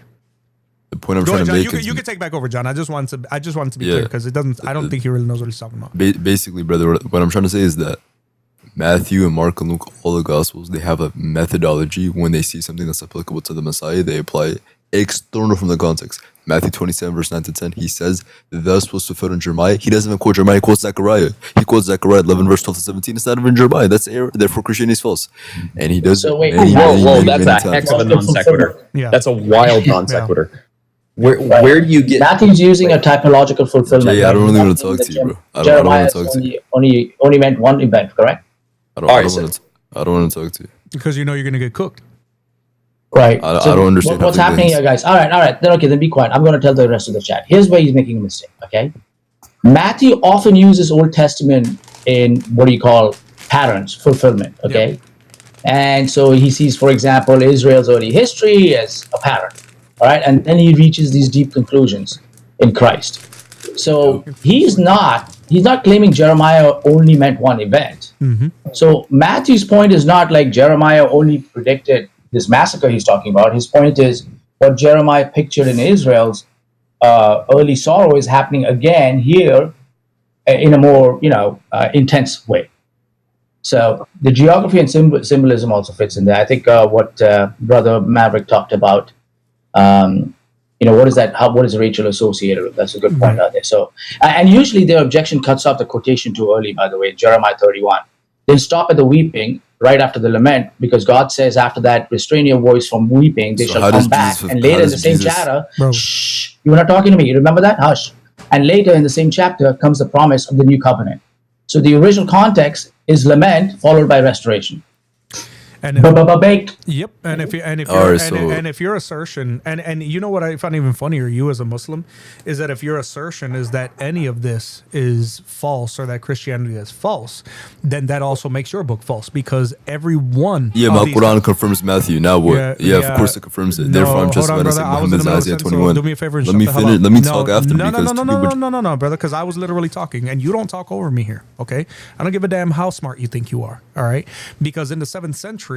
It is already historically corroborated that these quotes in Matthew and Mark and all the other gospels were in the same gospels that we have today. So now you're going to tell me that if Christianity is false, then your false and fraudulent book is confirming false events. All right, so look, can I talk now? Because two men just talked without me even speaking once, Explain how, if this is false and Christianity is false, then why is Surah Al-Ma'idah 5:46 and 47 making it clear that we are supposed to follow these gospels? Yeah, the Quran confirms Matthew, Mark, Luke, and John. That's fine. That's why I'm literally saying that I'm using this methodology because the Quran confirms Matthew, and Matthew does the methodology external from the context. Therefore, I can use Matthew's methodology because the Quran confirms Matthew. Dude, let me finish. I'll let you finish. I can use Matthew's methodology because the Quran confirms Matthew and Matthew's a Muslim, and then I can just say I can apply this to Isaiah 21, verse 17, using the same methodology as Matthew and Mark, Luke, and John. So Matthew's not. First of all, stop speaking faster than you think because it's pathetic. Okay, this is not talking about Matthew because your idiotic book doesn't say it confirms. My Matthew. idiotic book, get that out of here. It confirms. Yeah, I'm leaving my idiotic book. Right? Bye. Take you and your false prophet with you, idiot. Nobody cares about what you think because you're sitting here trying to speak about typology. Prophecy that you don't understand, and you're saying therefore Christianity is false. Here's the problem, jackass. Your book confirms these typologies because they were intact in the 7th century as they are intact today, and you have no manuscript or archaeological evidence proving otherwise, which is why the Quran is so laughably false. If Christianity is false, Islam is false. If Christianity is true, Islam is still false. Hence the dilemma and paradox that you guys don't get out of by asserting stupid things like general confirmation. Oh, yeah, that's what I was asking. Wait, hold on, really quick. Did he just say that Matthew is a Muslim and that the Quran affirms Matthew and his use of biblical prophecy? Yes. And if that's the case, then Matthew says that Jesus is God. Yes. And the Quran disagrees with that. Yes. Matthew 7, again, Matthew it's the Islamic dilemma again, just like you said. Matthew 7:21 comes out. Not everyone who says to me, Lord, Lord. This is God, Jesus, literally telling people that he is going to be referred to as Lord, Lord, and will be controlling who gets into the kingdom. But so Matthew, does it confirm that as well? I mean, I don't understand. Volumin? I'm sorry, Voluminal? Is that your name? Hello? You there, brother? Voluminal, you're on stage, brother. Going once? Going twice? Yeah. Sorry about that. You're good. What's up, man? Are you a Muslim? No, I think I requested up on accident. Oh, good, brother. I understand. But I'm just kind of. I'm sorry. I got rid of him before he said. But I'm so sorry. I thought that was gonna be the new statement. My bad, brother. But yeah, I understand. It seems like people are accidentally requesting up lately. But like Bear says, man, the stage is slippery. The stage is slippery. It'd be like that, man. I have now. Watch your head. I have outsourced my complaints also to Bear's HR guy. He's on my payroll as well. So now that we have combined, Bear, you had it down to 399 weeks and 6 days. Now that he's on my payroll, he's able to get that down to about 399 weeks and 5 days for turnaround, guys. Okay, so don't worry about it. Mi amor. So I have a suspicion that these guys are playing these new things with these verses based off Dean's theory on Q. Yeah, they are. Right. Hello? Yeah, I think he's doing it on Q. Yeah. By the way, Luke, he said he's going to also affirm Luke out there. So 10:22 says, "All things have been handed over to me by my Father. No one knows the Son except no one knows who the Son is except the Father, or who the Father is except the Son, and anyone to whom the Son chooses to reveal him." Right there, brothers. That would put you in trouble. I'm sure he would have said it was a general confirmation at some point after saying, "We affirm the four Gospels." Absolutely. But I've actually never heard the argument that the Quran is affirming only the book of Matthew, which is the stupidest thing I ever heard. There's never been a time, especially in the 7th century, there's never been a time where Christians are looking and saying, oh, only the book of Matthew. No, that's not. I don't know where he's getting that from. And then he says that Matthew is a Muslim. My next question would have been, okay, well, show me historically, because it doesn't even say the name Matthew in your Quran. Doesn't even say that. When you ask them what the names of Jesus' disciples are, they can't tell you Quranically. They're not able to do that. If you're gonna say that, then just affirm the crucifixion like the rest of us do. Right. Because Matthew is one of the longest, if not the longest, gospel that portrays the crucifixion and the resurrection of Jesus and his post-resurrection appearances and the very triune name that we use in baptism. Are you kidding me? Yep.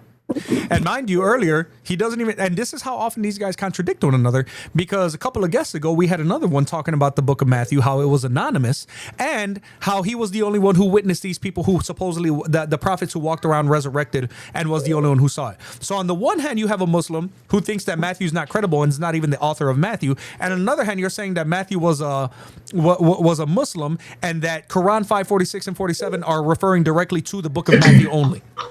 Except that you, in the 7th century, you already had, as the brother already said, the crucifixion, the resurrection, and Jesus being God. So do you accept that as well, or no? I don't get it. WSG, welcome. Welcome. So, Christianity is not logical because they believe that God's words are eternal. So, can I provide my argument? They believe that God is what? God's words are eternal, so forever, basically. Eternal, you mean? Yeah, eternal. Yeah. Eternal. Okay, that God's words Internal or eternal? We believe that God's words are I-N or E? Eternal. Eternal Okay. means forever. So, can I provide my eternal thing? Eternal. All Sure, right, so, go ahead, brother. Yeah, can I provide my paragraph? Okay. So Christians So wait, in Islam, you believe your God's words are not eternal? Brother, can you just let me speak, bro? Like, we get to Islam, bro. Just stay on mute, man. WSG, go ahead, brother. Go ahead. Provide your idea. Go ahead. So Christians often claim that the words of God are eternal. Okay, citing verses like Psalms 119:89, Isaiah 48, Psalms, yeah, Isaiah 48, I love me. 42:8, or Matthew 24:35, which says that God's words He's got will his stay script. forever. But this is not correct when examined through basic logic like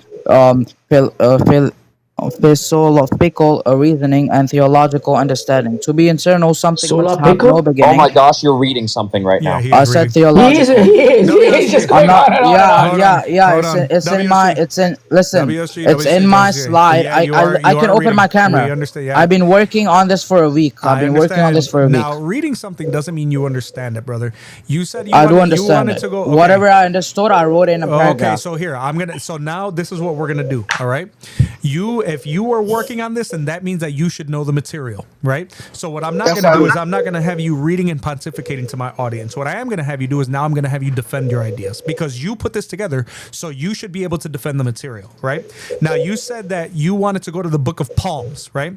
Well, first of all, that's not even how you say it. It's the book of Psalms. I said all these verses. All these verses WSG, do say that God's words will stay forever, meaning that they're eternal. WSG, be quiet, brother, and let me get my idea out, okay? Because if you're talking over me, that means you're not listening to me. If you're not listening to me, then you can't answer my questions. Okay. Now, you said you wanted to go to the book of Psalms. Well, it's not the book of Psalms. It's the book of Psalms with an S. Just because there's a P Okay, after my the bad. S Psalms. doesn't mean that that's how you say it. Now, which verse particularly did you want to go to in the book of Psalms so that we can analyze what you say is a logical contradiction about God's word being eternal? Which verse? 119 and 89. That's what it 119, says. Psalms 119, 119, 89? Oh yeah. Okay, Psalms 119, what verse, brother? Psalms 119. Is it verse 89? Verse 89? Yeah. Yeah. 1989. All right. Right here. Forever, O Lord, thy word is settled in heaven. What is the issue with that? All these verses which I mentioned right now on my paragraph which I wrote for a week. Also, like, they all state that the God's words will stay forever, and they're forever. So Brothers, just forever, let me O finish Lord- whatever I wrote. So I can open my camera and I can show you my slide. WSG, I don't care what you wrote. I don't care what you wrote. I'm being respectful to you, and I'm being honest with you. As a brother who is created in God's image, I don't care. If my little brothers were telling me something and it was going off on some tangent that didn't matter, I would tell them the same thing. Brother, get to the point. I don't care. Okay? Okay, so let me ask you this. I'm going to ask you again. Okay? I'm going to ask you one more time. Psalms 119:89 says, "Forever, O Lord, your word is settled in heaven." How, in what way does this make Christianity illogical?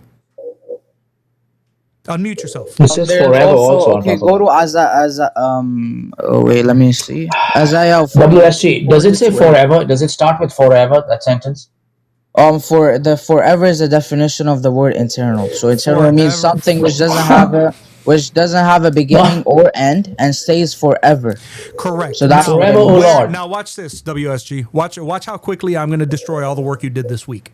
Forever, O Lord. You didn't even let me finish. You didn't even let me finish the whole thing. Because if you let me finish, then if you let me finish, you're not going to destroy me for shit. Bro. Because you're not here to do your pathetic little PowerPoint presentation, which can be pulled apart with one question, and I'm going to show the world. Hell no, bro. Just let me read the whole thing. Let me read the whole thing, bro. I'm not going to say it again, dude. How old are you? You're not going to read that garbage I'm on my 18 stream. plus. I'm 18 plus. No, that's not garbage. That's not garbage. Forever, O Lord. That's basic logic, which your Bible lacks. Okay, great. We'll see who is lacking the logic in a second. Okay. Forever, O Lord, your word is settled in heaven. The beginning of the sentence says forever, right? Your word is settled where? Where does it say that God's word is settled? In heaven. In heaven. Is heaven in the created world, or is heaven where God dwells?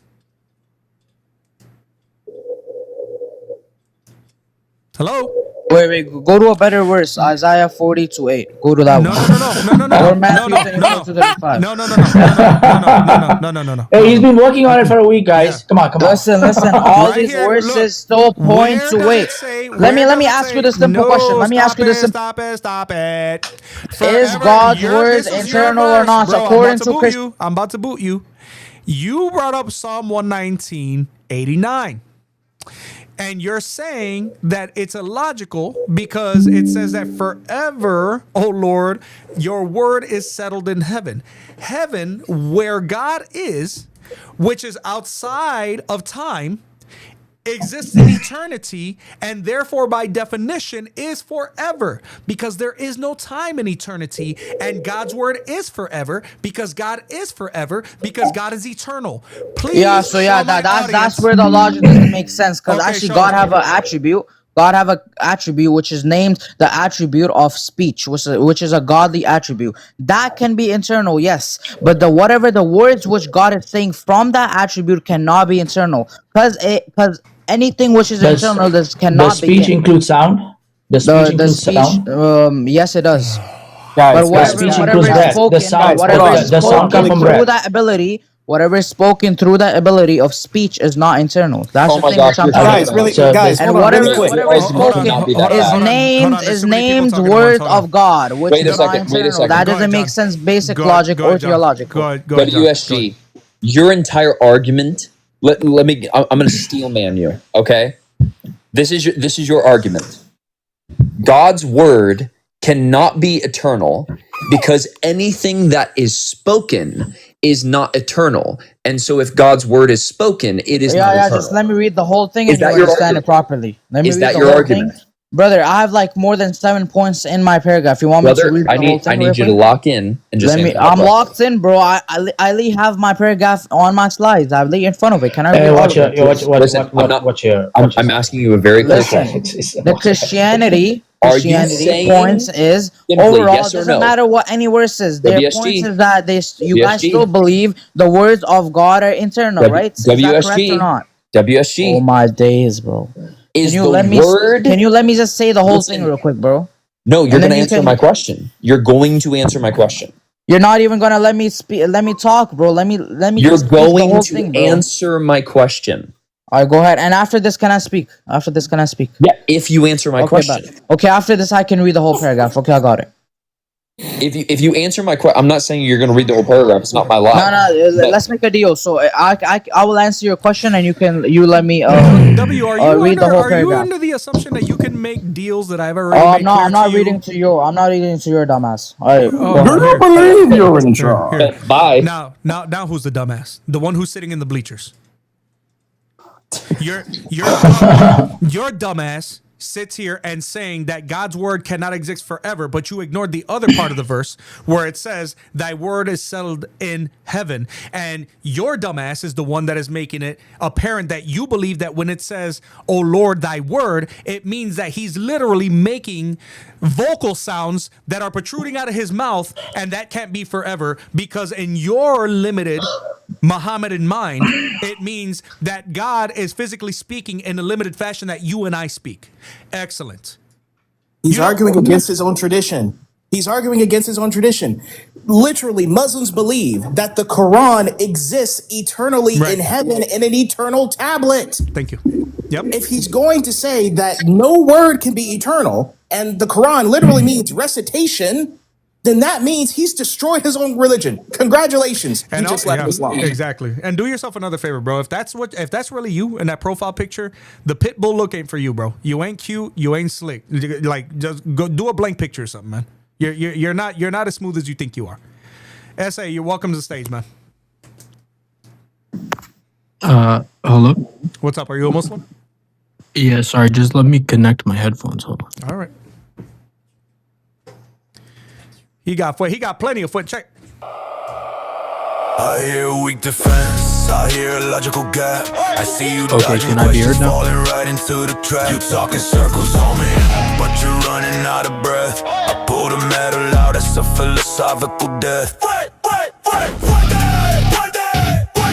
Smacking down the shirt, yeah, I'm putting it to rest. Ever come in my damn life talking about, well, I'll make a deal with you. If I answer your question, can I read my paragraph then? No, nobody wants to hear your stupid paragraph, bro. The first point that you made in your paragraph made it clear that you don't even know what this is actually saying in the book of Psalms. In the book of Psalms 119, if we go to the book of Psalms, it says that God's word is forever, but the words cannot be forever. Oh, because they're spoken. Right. And God cannot speak forever. Like, holy heaven. Unbelievable. But you know what? You know what, John? That does make sense because nobody knows better than you that Muslims believe in such a limited God that when they picture and read things like this, they actually equate and project their limitations onto God. Because their God is limited. Okay. You know? He's exposed to time. Bear and I talk about this all the time. How Muslims believe in a God that is actually subject to change. I had a Muslim the other day tell me that God can be a single person for all eternity, and it doesn't matter that one of his attributes is all loving because he doesn't need creation because that attribute would just go from potential to actual. Well, guess what, stupid? That means that your God is limited because he's subjected to change, which means that he is within time. That doesn't make sense. I can't tell you how many Muslims I've talked to who just like flat out say that, okay, omnibenevolence is not something that is an attribute of God's nature. Yeah. Like, because they have to. You know, By the way, Psalm 119:89 is not reference to like a speech. It's reference to his promises and his commands. Yeah, that's what I'm saying. That's what John was trying to tell him. Like, is your assertion that this is like spoken words, like sounds, from vibrations of vocal cords? Is that what you're saying? Now he don't want to talk. Well, if I answer your question, can I read my paragraph? No, you can't read your stupid paragraph. It's stupider Can than I you read are. my essay? Right. I want to read my essay to you guys. bro. Get out of here. I've been working on this for a week. Start over, bro. Start over now Bro, before get it's too down. late. Get down, bro. Start over If- before it's too late. Yeah, Can I if be you heard would now? have answered, I got an essay. Essay, what's up, man? Yeah, go ahead. Yeah, so I would like to address Christianity and its legitimacy. Is this gumbo? It's Is what? this gumbo? I don't know what gumbo is. Oh, this is gumbo. This is gumbo. Yeah. What is a gumbo? It's that one who he used to be a Trinitarian and now he's a Unitarian because he thinks one day halal's gonna like him. Bro, it Actually is doesn't him. even know who he is. Gumbo is Oh, been you're going on these you're Gumbo referring been to, going on like, these that troll accounts Unitarian guy? lately. Your voice is going on these troll accounts lately because Sorry, I'm he's using running out of headphones. he's running out of like ways to continue his relevancy. So this is what he does now. Bro, halal Christian is sorry. never gonna like you, bro. Give it up. Stop. Yeah, so I don't know what you guys are talking about. Would you like to talk about the legitimacy? I would like to not talk to you. Thanks. Appreciate you.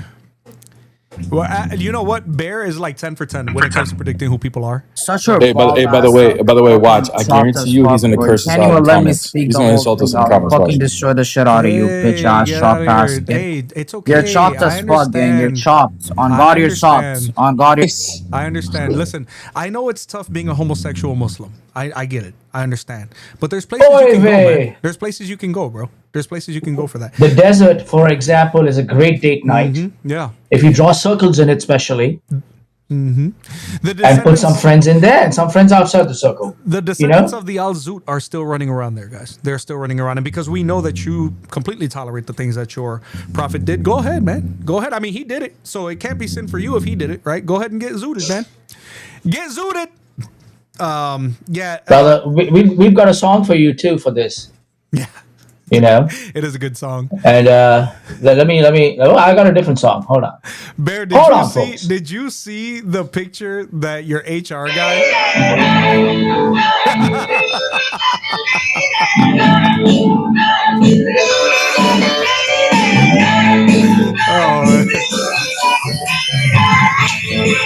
That's right, baby.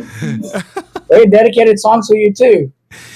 Bear, did you It's see, all right, man. Don't worry about it. Did you You see can the walk new around in that profile? man skirt of yours. Bear, did you see the new profile picture that Bear's HR guy has? No, actually, I'm looking at it right now, bro. That's it. Is that like a picture of Libiana? If you Oh, worked bro, at no, McDonald's? that's actually how he looks like. No, you look tired, bro. You look tired, man. Overworked. Oh man, Ahmad, come up and we could talk about that. If you want to talk about communion, if that's really your question, if that's really your contention, yeah, that's not a very that's not a difficult. Actually, none of them are difficult conversations. Isaac, welcome. You're on stage, man. Are you a Muslim? Yes, I would like to talk about Christianity's legitimacy. And it's gumbo again.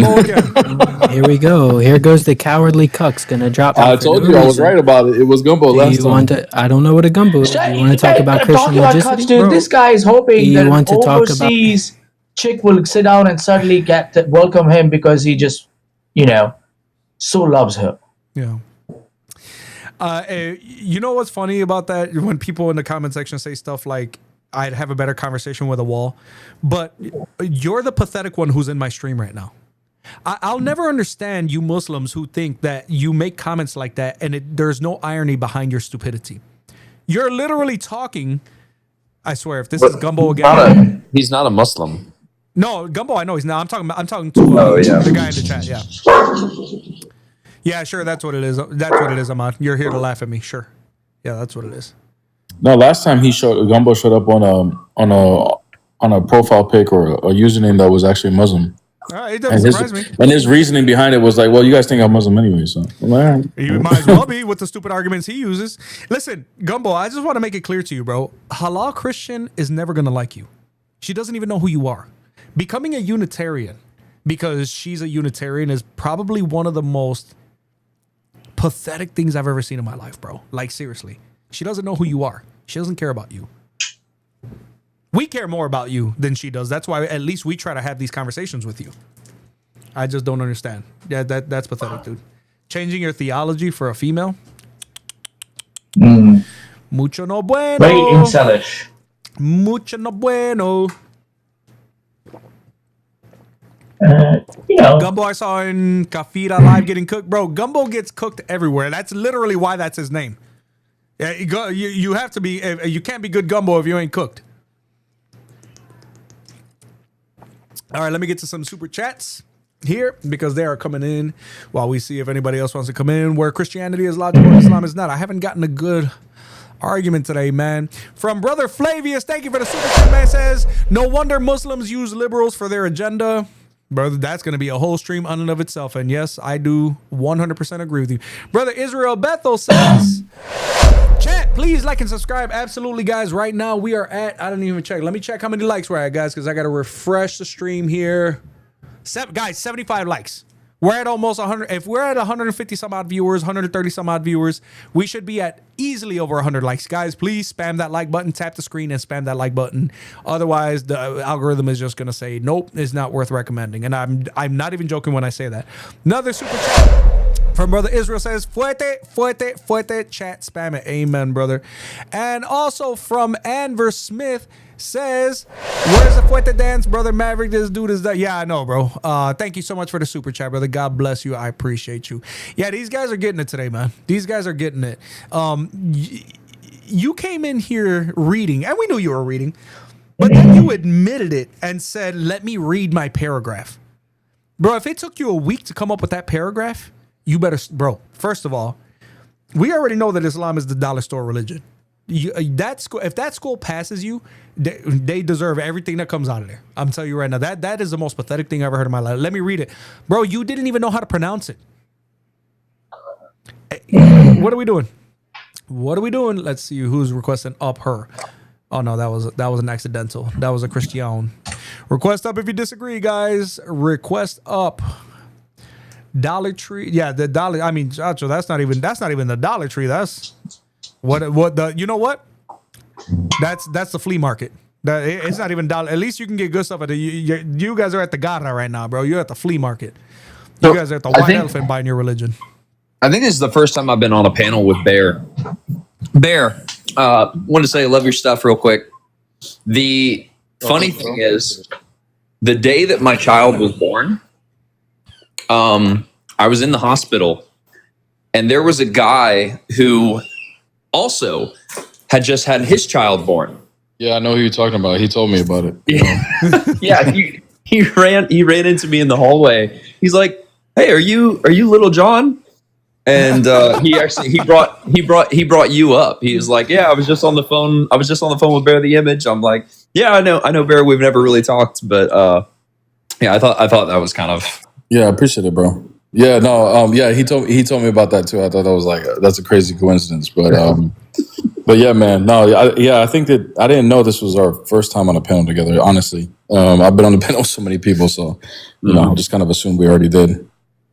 No, you're good. Yeah, with the other guy you met, John, you told them that you met a guy named Mo, who was once fat and he was now slim, and therefore everybody went around saying he was Muslim. So there you go. When your baby was born, there's a Muslim right there. Oh, it's real faith. Okay. Oh, my Alhamdulillah. God. Evo. I know Evo has spoken to Bear before. Evo, you're on stage. Yeah, so do you guys want to discuss the legitimacy of Christianity? Hey, Gumbo. Yes, it still is, bro.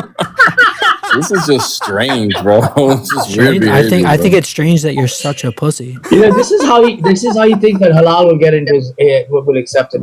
He thinks he's gonna get You Hindu dog. You worship cow shit. Shut your mouth. Yeah, bro. The problem is like You he try to thinks he's gonna worship- get our attention Hey, this way, bro. You're gonna the ASS less we're gonna sitting talk to you. two acting like continents that. away. You know? Yo. Oh, for little Petey. There is no Good Lord, way, dude. bro. There is no way. Well, that's desperate, dude. Can you imagine He being... talks. I know I say this word, guys, but could you imagine being so pathetic that you have that many accounts and you continue to call back as if we're going to change our mind in 90 seconds about how stupid you are, bro? People have literally made sushi out of you, Gumbo. Like, I don't even understand. On Bear's channel alone, I can't even count how many times I've heard him on shorts, on TikTok, on his long videos, just absolutely humiliating you, right? Logic has done it. Jay has done it. So many people have done it. Duran definitely has done it. Duran doesn't even let you up anymore. You're like You're like the running joke of Unitarianism, bro. It's pathetic. I want to appeal to Halal Christian. Halal, if you let this guy come anywhere near you, you're going to be in a trunk one day. Oh, God. This guy's a little crazy up there. Dude. Weirdo, bro. He'd stalk the hell out of you, man. Yo, and Halal has been supposedly, she was in my chat, I guess, asking for a formal debate. I'm like, why we gotta do a formal debate? Just come up right now. Right, yeah. She would do it. I'm like, man, just hop up on my panel. Gumbo, tell Halal to just hop up on my panel. We can talk one-on-one. We don't need to do no formal. You know, the crazy thing about it is, though, that's what a lot of people do. And I've talked to a couple other guys about this. It's like, we can set up a formal, no problem. But the problem is that 99% of people, Muslims especially, ask for that because they need to have somebody to hide behind so that they can pontificate. That's all it is. That's exactly why I don't do it. Yep. That's Because and then what they're gonna do is they're gonna take it and then they're gonna cut up clip. This is Gumbo again too, probably. They're gonna cut up the clips and then say, "Oh, see, they got baked or whatever." Just come up on my panel and we can do that. Hey, Coley's here. I didn't know Coley was watching. Coley, you're welcome to come up if you want. I know a lot of times you're busy, or I don't know if you're on family time, but if you got time, man, you're welcome to come up and chill. Well formed, I swear. If this is Gumbo, bro, I'm gonna dedicate a whole 20-minute segment on my channel just talking about how pathetic you are, bro. I'm telling you, and I'm gonna tag you. Well formed. I don't know who Gumbo is. Are you a Muslim? That's definitely Gumbo, bro. He's changing his voice. Wait, I don't know. Let him keep talking. I'm curious as to how Islam is illogical. Okay. Oh, maybe it's not. No, I don't think this is Gumbo. I think this is actually a different. If it is, he's changing his voice pretty good. But it's close. It's close. We'll It's know. close. We'll know quick enough. Yeah, we'll know. We'll know Homie quickly didn't enough. just change his voice; he changed his ethnicity. All right, well formed. I mean, even his question, he's asking about how Islam is. So Gumbo will never put it on him. One of the main reasons why I say Islam, and I appreciate it, because mostly people just want to attack Christianity, which I love. I honestly love it. But one of the biggest reasons I feel like Islam is so illogical is just because it claims to be an Abrahamic faith, and yet the entirety of the basis of Islam disagrees with everything in all the previous scriptures about who God is, about him being a multi-personal God, about Jesus being God. Honestly, Islam is illogical just in that stance alone. Like, we could talk about the individual aspects of what I think is illogical and why it is. But just in and of itself, what it claims to be an Abrahamic faith, it's not an Abrahamic faith. That's just one of the big contentions I have with it. There are probably thousands more, but at this point, I think we can start there. So I just think that we're equivocating on what it means to be logical and illogical, because seemingly you're using it like colloquially, just saying that Islam doesn't make sense. But do you know what logic is? I know what it means to be logical and illogical. Okay, so if something is claiming to be something, can it simultaneously be something and not be that thing simultaneously? They don't claim to not be that thing. If you're saying it's not in reality, if Islam claims to be an Abrahamic faith, right? And it says it's an Abrahamic faith, but everything in history and theology shows that when we look at the true Abrahamic faith, it is not Abrahamic. It either is or is not. It cannot be and be simultaneously an Abrahamic faith. Yes or no? I don't think that's presupposing something called correspondence theory. Yes or no? No, I don't agree with that. Okay, so are you saying that it does not claim to be an Abrahamic faith? No, I'm disagreeing with the core premise, not the claims that Muslims make. Brother. I'm going to start over with you because I can already see. Yeah, you're not. He's saying basically a contradiction is possible here. Right. No, that's not what I'm saying. You're just not letting me explain. I'm not asking you. Right. I'm asking you simply. Here, let me make it even simpler for you. Does Islam claim to be an Abrahamic faith? Yes. Thank you. Does Islam agree with the scriptures of the previous the faiths that are Islamic, which would be Judaism and Christianity? Does it agree with those scriptures or does it contradict them? We claim in our model to agree with it. And yet there are several examples of disagreement, i.e. the crucifixion, i.e. the Trinity, i.e. the divinity of Christ. So Once again, So you're saying there's a contradiction, right? Yes. So once again, you have just Okay. shown us that it is not an Abrahamic faith because it is an open disagreement with the scriptures of the actual Abrahamic faiths. Okay, so what I'm doing is I'm contending what it means to be a contradiction. That's what I'm doing. And I think you're misunderstanding. I don't care if you think I'm misunderstanding, brother. I'm telling you why Islam. You asked me why I think Islam is illogical. I'm telling you that it is illogical because you cannot claim to be something that you're not. Islam thinks Can I it's just give an something example? that it is not. Yeah. So well, there's two ways that we can do the contradiction. You can do the proposition and its negation, in which there's like a logical contradiction, P and not P. Or you can do a doxastic contradiction and still maintain that it's illogical based off of like an inconsistency within your position that leads to an unwanted consequence. So what Brother Maverick is doing right now is not giving you by necessity a P and not P, but rather saying it is illogical in virtue of a doxastic contradiction because your beliefs are going to when we press your beliefs are going to lead to a doxastic inconsistency. Yeah, exactly. So what he's saying is that if we were to look at at the proposition that it doesn't align with reality, is that what he's saying? Not with reality, brother, that it does not align with what Abrahamic faiths actually are and what their scriptures say. It doesn't align with what is true, right? Yes. Okay, I disagree with your theory of truth. It's called a correspondence theory. I don't hold to correspondence theory. So what do you hold to? For the truth predicate, I hold to deflationism mostly. I'm sorry? You're a deflationist? Sorry. Yes. Okay. Or like some Toscan notion of truth. I don't even know what that means. This is where we get into more philosophy. So correspondence theory is going to be that which corresponds with reality. Him being a deflationist, it depends what type of deflationist he is. So, but basically what he's getting into right now is specific theories of truth. When it comes to truth for me, I'm a pluralist. Okay. Yeah, I would probably be a pluralist as well, but just mostly I would hold to the positions that say that truth is syntactic rather than some not like thing we can look at in reality or something like that.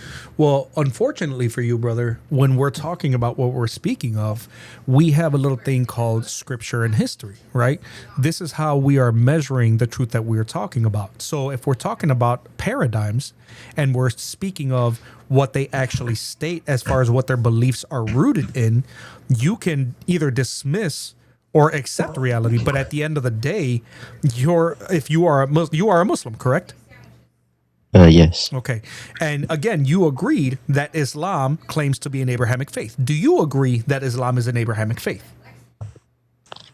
Of course. Okay. So now explain to us now watch this, guys. Explain to us how you can hold to the opinion that it is an Abrahamic faith despite the fact that it disagrees fundamentally with the idea of who God is and what he taught from Genesis all the way through Revelation. So this is why I brought up the contradiction thing, because if something claims to be something, the only way it can be a contradiction is if it also claims at the same time to be the negation of that thing. But Islam's clearly don't claim that they're not Abrahamic, so I'm not sure where you're getting the contradiction. Okay, so the contradiction would be that it is saying there is an established idea about what Abrahamic faiths are. Claiming to be something does not make it so. You need evidence in order to substantiate that you fit into the same standard of what an Abrahamic faith actually is. No, you don't need evidence. Your Quran does not do that. You don't need evidence. Yes, you do. No, contradictions are syntactic notions. You're talking about semantics. You're talking about what it means to justify something. Contradictions don't need any of that. John, if you want to talk to him, go ahead, brother. Because what basically he's doing is he's being asked to substantiate it, and he wants to hand wave the evidence that actually exists because he knows it's devastating to his narrative as a Muslim. If anyone wants to talk to him, go ahead. But I cannot deal with that kind of silliness. He's a deflationist. So what he means. So when we go into different theories of truth, this is where there's like talking past each other. So being a deflationist is just going to say that there's like something special. There's like a special feature about statements syntactically that is going to make the statement true in and of itself. So like if you say something like snow is white, right? A deflationist is going to say it is true that snow is white, and then it's going to mean like the exact same thing, right? That's basically what he's operating under. And so if we were just to restart the conversation syntactically well, would you say the proposition Islam is true? Yeah. Okay. Are you saying that in a pluralist sense, or are you saying that in a deflationist sense? Well, I'm mainly a deflationist, but I do hold that like pragmatism. Sorry, my mind was blanking. I believe in pragmatism as well, but just I wouldn't reject anything realist. So Well, that's just the usefulness of it, right? yeah, I'm just saying like I'm not the usefulness of realist. it. I'm not the the realist about truth. So that's Okay, so you're not a realist. Are you a fallibilist? Could you define that? Fallibilism is in reference to knowledge. So when we say we know something is true, right? A fallibilist is going to say that knowledge is going to be probability based rather than it's going to be based in like 100% certainty. And so when you say that Islam is true and you're an anti-realist as it pertains to these different definitions of truth, then that's going to mean that you're just saying, okay, you're a fallibilist as it pertains to the epistemology and the knowledge that Islam is true, right?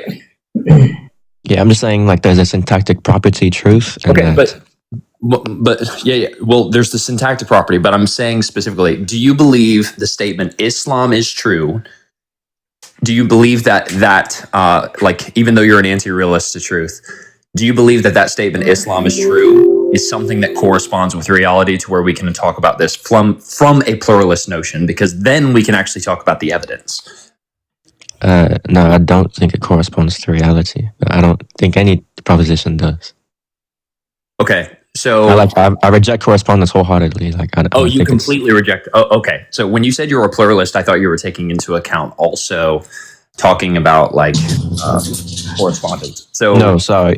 By pluralist, I just mean like there's multiple theories of truth, but none of which are realist or like any truth maker theories. Okay, I'm gonna try not to. I'm gonna try to like slow it down for the audience because I know we're talking past everyone. He's gonna lose viewers. So Already am. All right, so let's just do this. Do you believe that there is evidence that Islam is true? Yeah, of course. Is that evidence purely deflationary?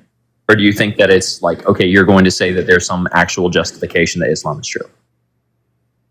I just think it's deflationary. But I mean, if host is losing viewers and he wants to move on, we can. I just came up mostly because I think what host is saying seemingly is that Christianity makes more sense than Islam.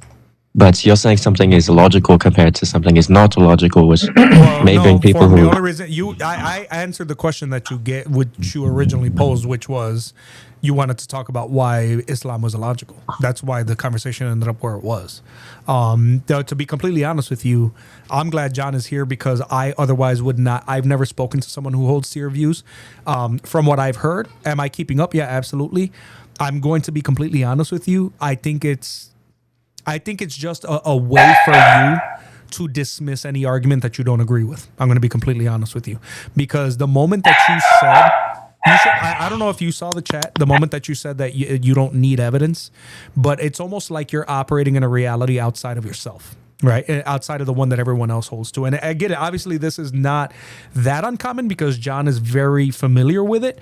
But it's you're appealing to obscure concepts in order to try to win argumentation. And I think it's dishonest, to be honest with you. I wouldn't say it's obscure. I think it's obscure as hell because nobody. No, I think rejecting correspondence is pretty standard within the field today. Well, that may be your opinion. But there's a reason why the moment that you said that you don't need evidence, everybody kind of just started laughing about it because then what's your argumentation based off of? It's just another way of sophistry. It's like Exactly. I'm gonna adopt another truth theory That way I can wiggle my way around the Exactly. issues that are commonly presented with Islam. You're just hand waving. You hand wave away history, brother. And that to me is like the minute that you said that. Thank God that Bought by Blood was kind enough to speak to you, because you're adopting a philosophy of argumentation that, again, is like, well, if you don't need evidence, then what are you arguing from?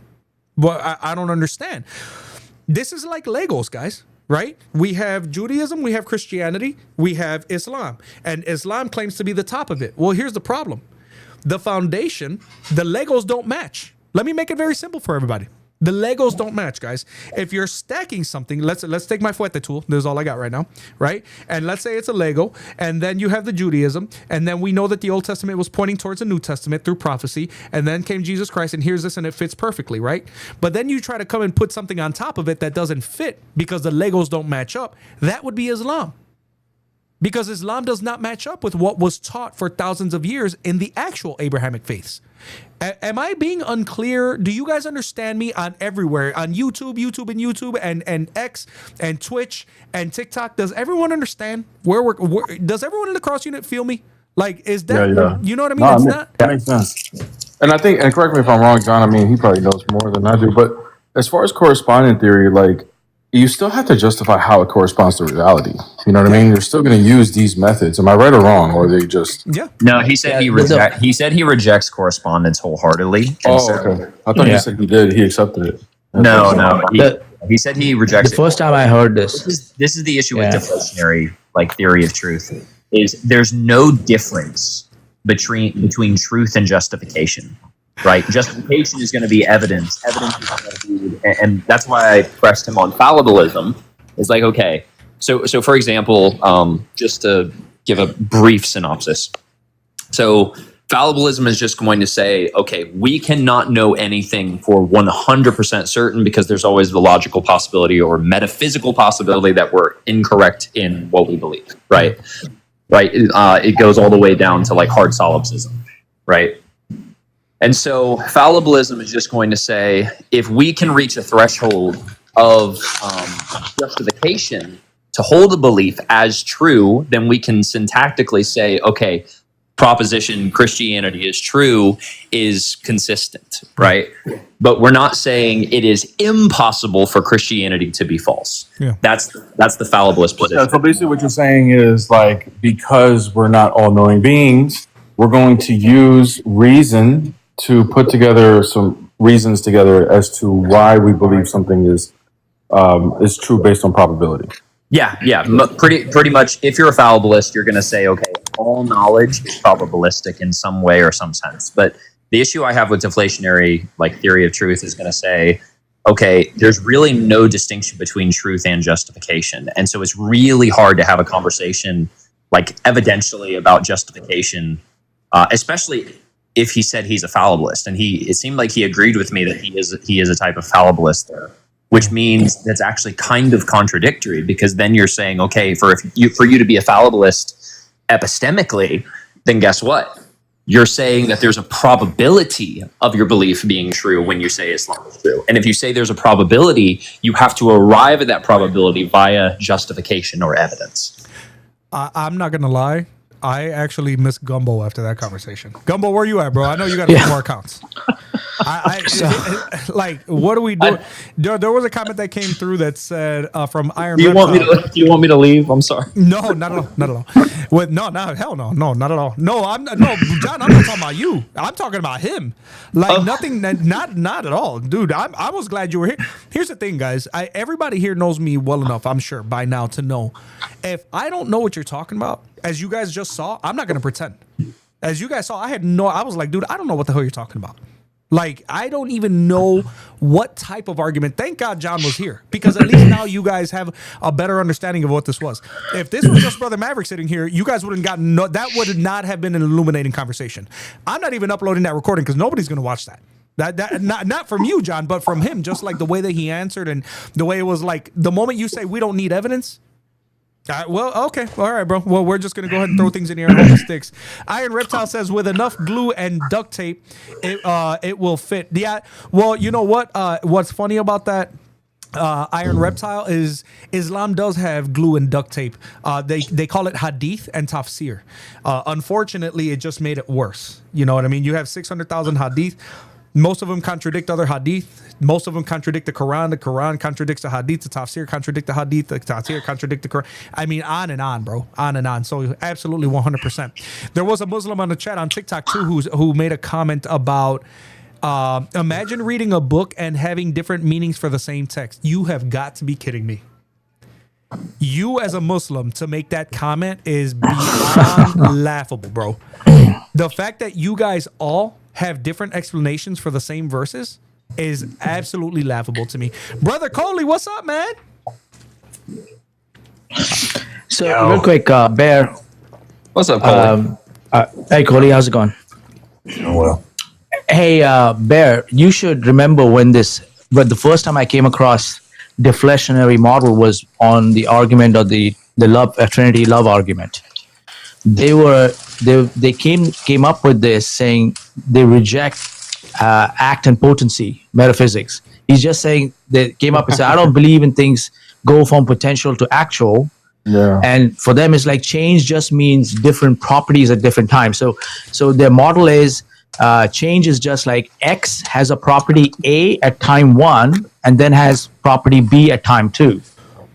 And so essentially they're saying no need for metaphysical commitments. Yeah. Yeah. And, well, and there's a it's lot just of problems with- repackaging sophistrated. It's just Oh, repackaging. of course. No, that's exactly what it is. Yeah, the different theories of truth. So, like the most common ones you'll encounter are going to be correspondence theory. Correspondence is just going to be that which corresponds with reality. So, if we look at reality, we observe reality. We say, okay, something is true if it corresponds with reality. Coherence theory is going to say it's coherent with other beliefs that we know about the world. He brought up pragmatism. Oh, sorry, I got a call. Can you hear me? Yeah, we're good. You're good. Yeah. So pragmatism is just going to say, okay, something is true if it's useful, if it works, and then deflationary is going to be just like linguistic, syntactically. Something is true, like what saying P is true is the same thing as saying P, right?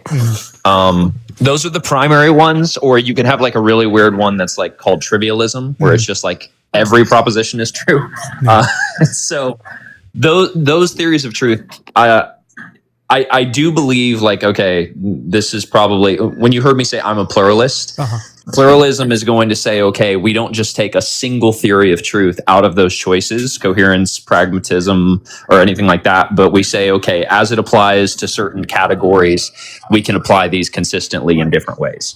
So that's no, John, a quick breakdown. Yeah, I apologize. I in no way, that wasn't actually meant as a shot at you. I was actually very grateful that you were in the room, because there would have been no way to even remotely understand what this dude was trying to get to.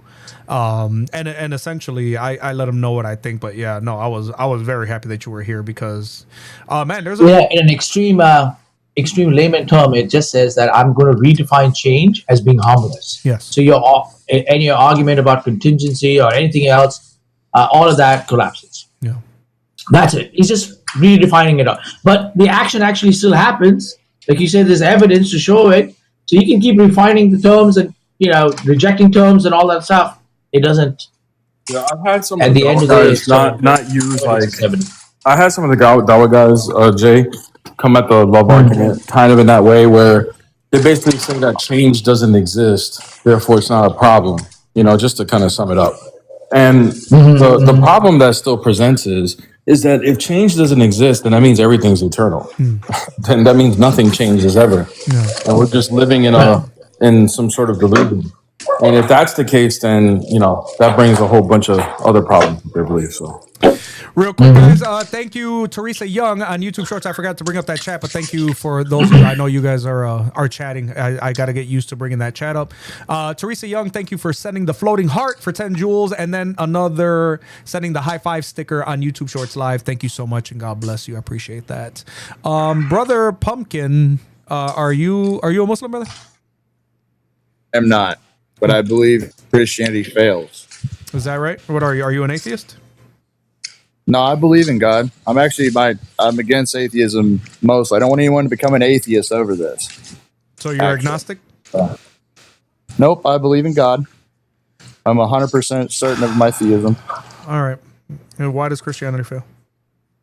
Because of Matthew 10:23, he said, "He who endures to the end shall be saved. When they persecute in one town, flee to another. Surely I tell you, you will not finish going to the cities of Israel before the Son of Man comes."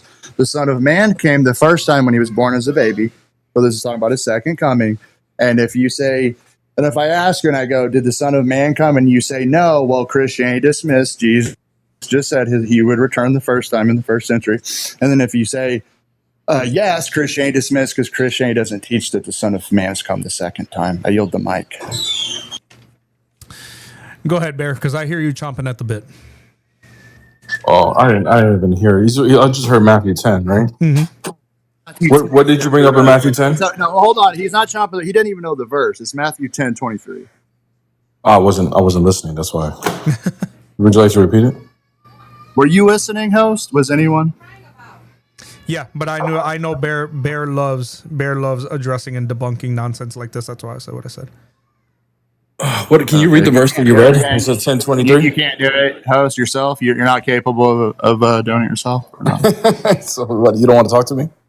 No, I mean he should have the answer right away. It's like he passed it, so I'm going to assume that because I've been doing this for 10 years. This is the response. The host from response is always going to be. Hold on, pumpkin. First of all, shut the hell up, dude. Because the reason, first of all, because I do like having my own live, and because I've already been talking for going on 4 hours, I do hold the prerogative to pass it off to someone if I want to, especially if it's someone else that I trust, because I know Bear's not a heretic, and your argument is as lame as they come, nor do I give a damn about the fact that you think I should be able to dismiss that, subject it right away, because you don't even know what the actual definition of an agnostic is. All right. So don't ever come in here telling me what the hell I should do. I couldn't care less what you think I should do. Now I'm going to let you talk to whoever does want to talk to you, because I don't need to talk to an arrogant prick who thinks that he can tell me what I need to do. Got it?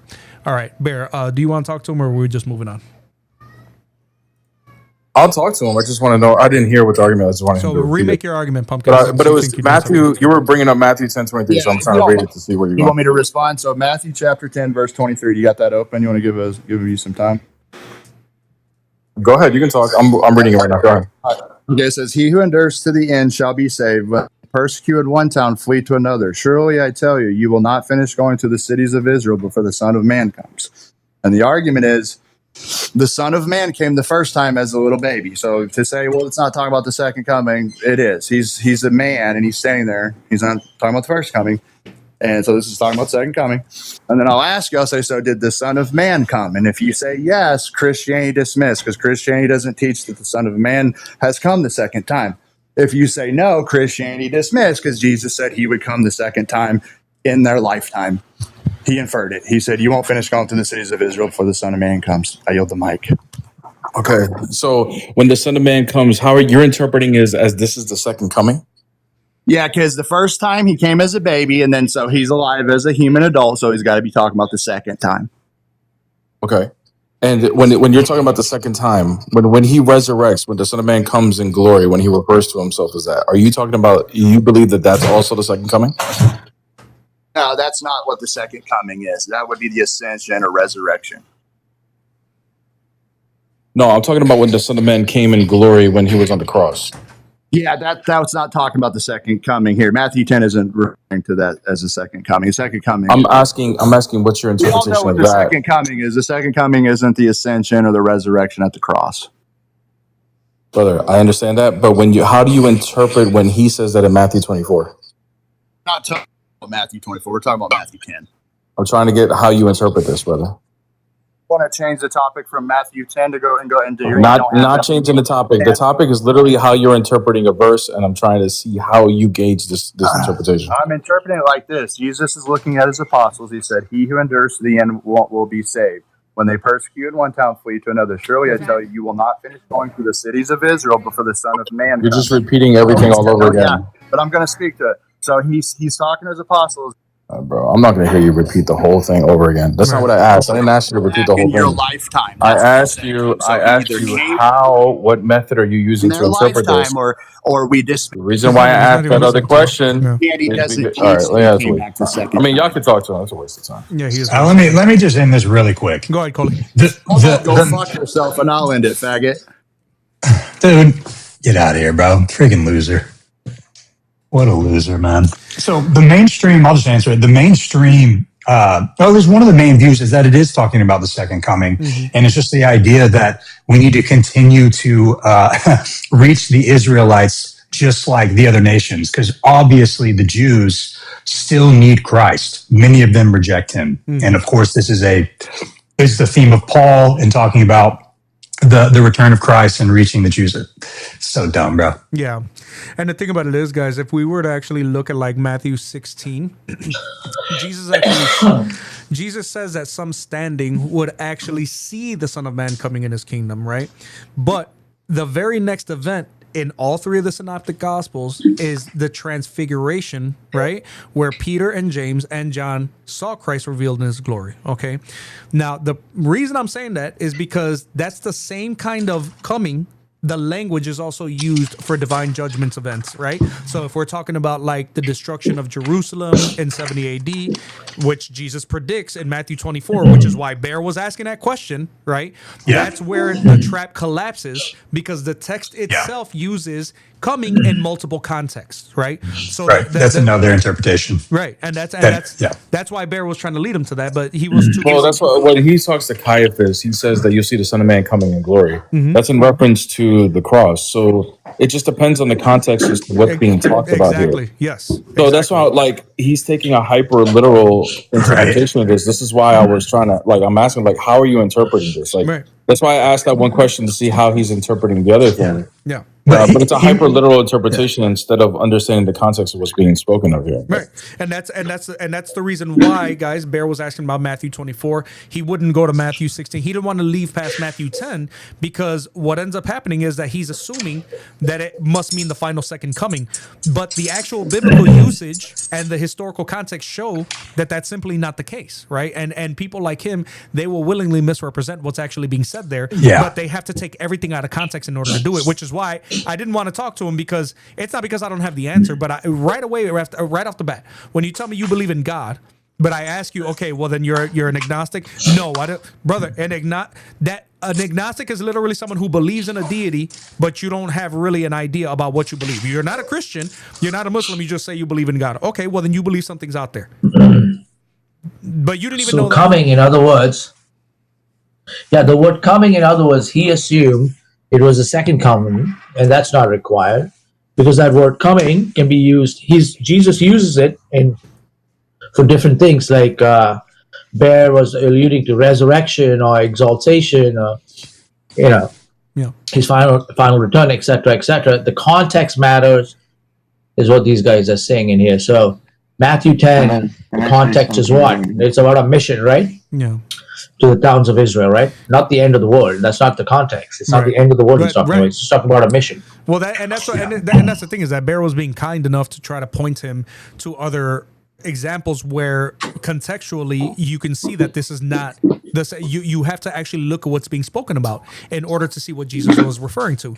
But he didn't want to do that, right? He didn't want to do that because the fact of the matter is he knows that if he goes anywhere outside of his little box, his narrative gets destroyed. Go ahead, Delmy. So what I see is that the disciples are going to go. Ooh, his audio is really bad. Got a bad echo. He's got an echo? Bad. Oh, man. All right.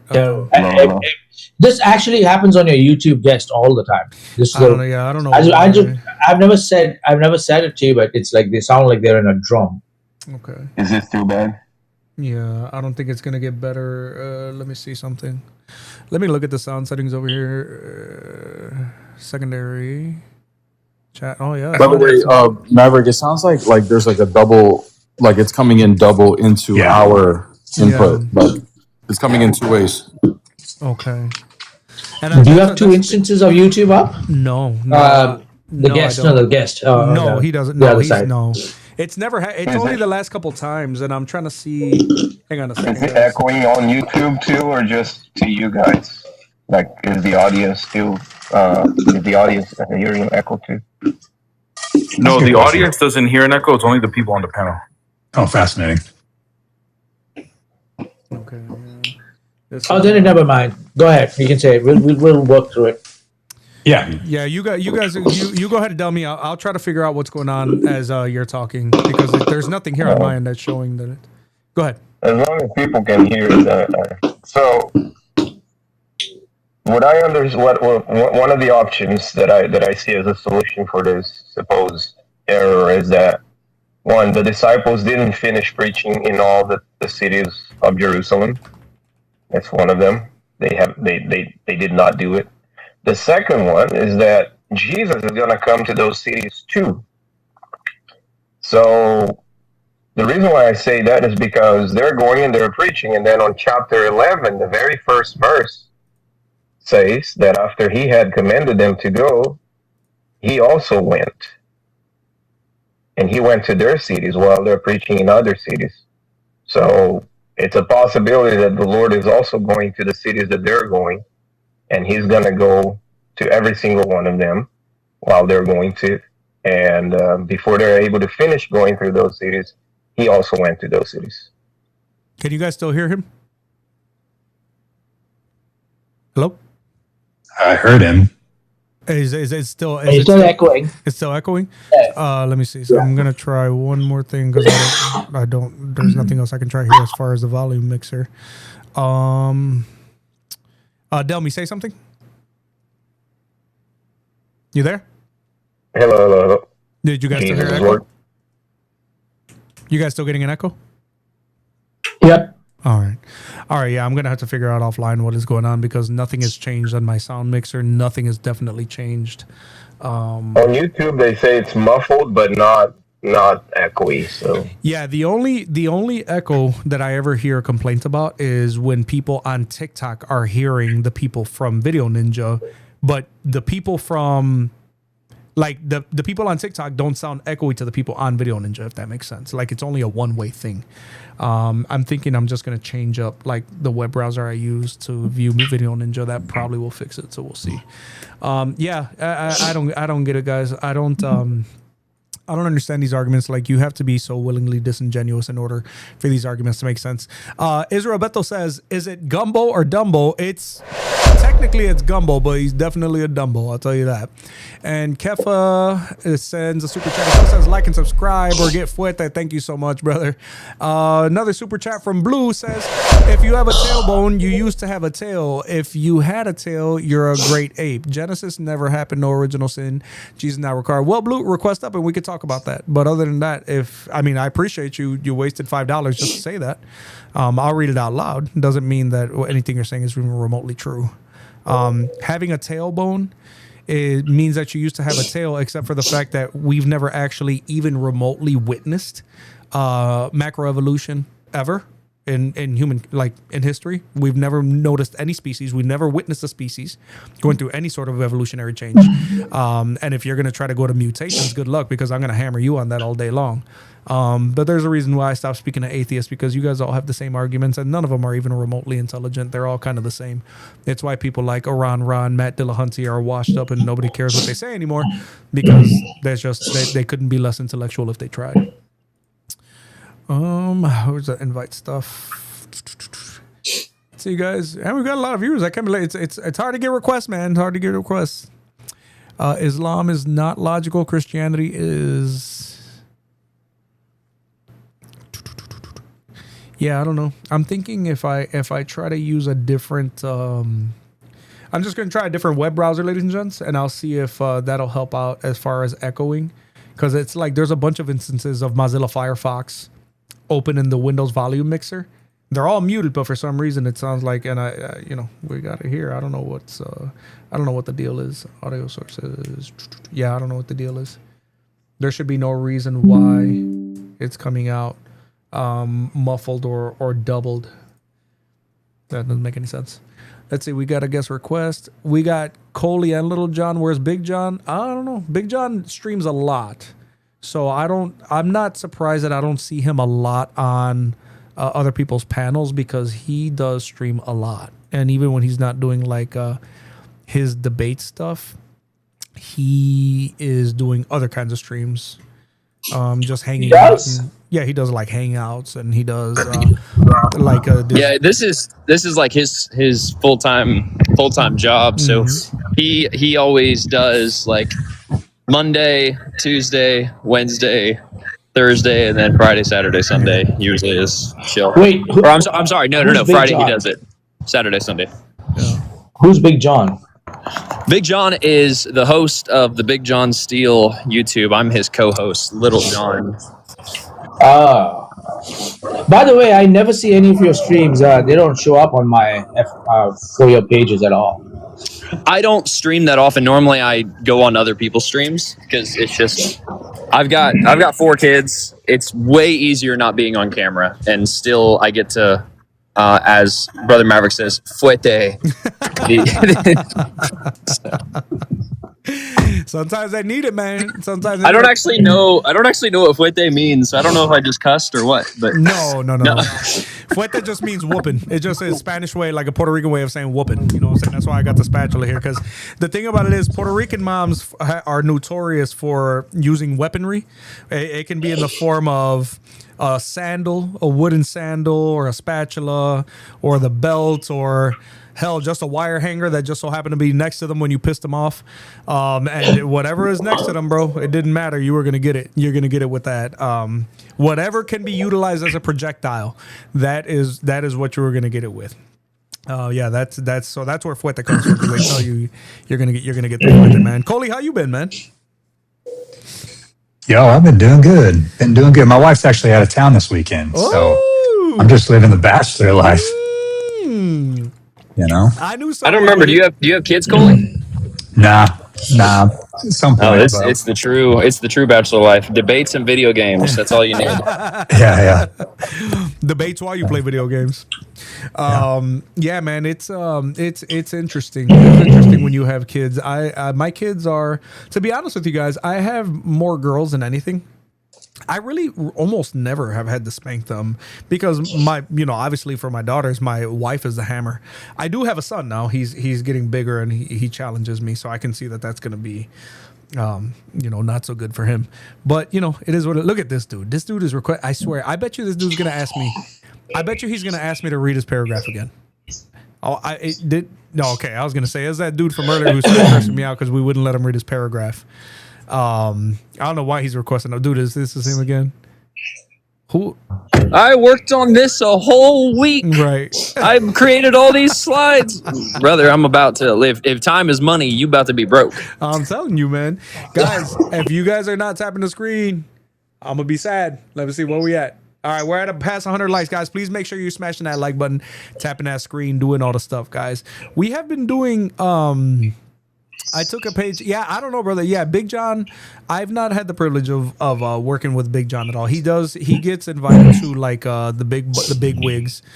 He streams once in a while with David Wood and them. Yeah, I remember when I first started watching John. I actually sent him a super chat. This was right before I hit like 100,000 subs. And I was like, hey, bro, I would love to collab with you one day, like I have with many of you guys, like I did with Coley, with Bear and Jay. And I remember his answer being like, send me an email, but don't get offended if I tell you no or something like that. And I was like, it's all good, brother. It was just enjoy the super chat, man. Don't worry about it. That was his answer to me. I never asked again. Once something like that happens once, I never ask again. Like I don't feel like people have to work with me. You know what I'm saying? I was just talking. Don't worry about it. Let's see what this guy says. What you want, man?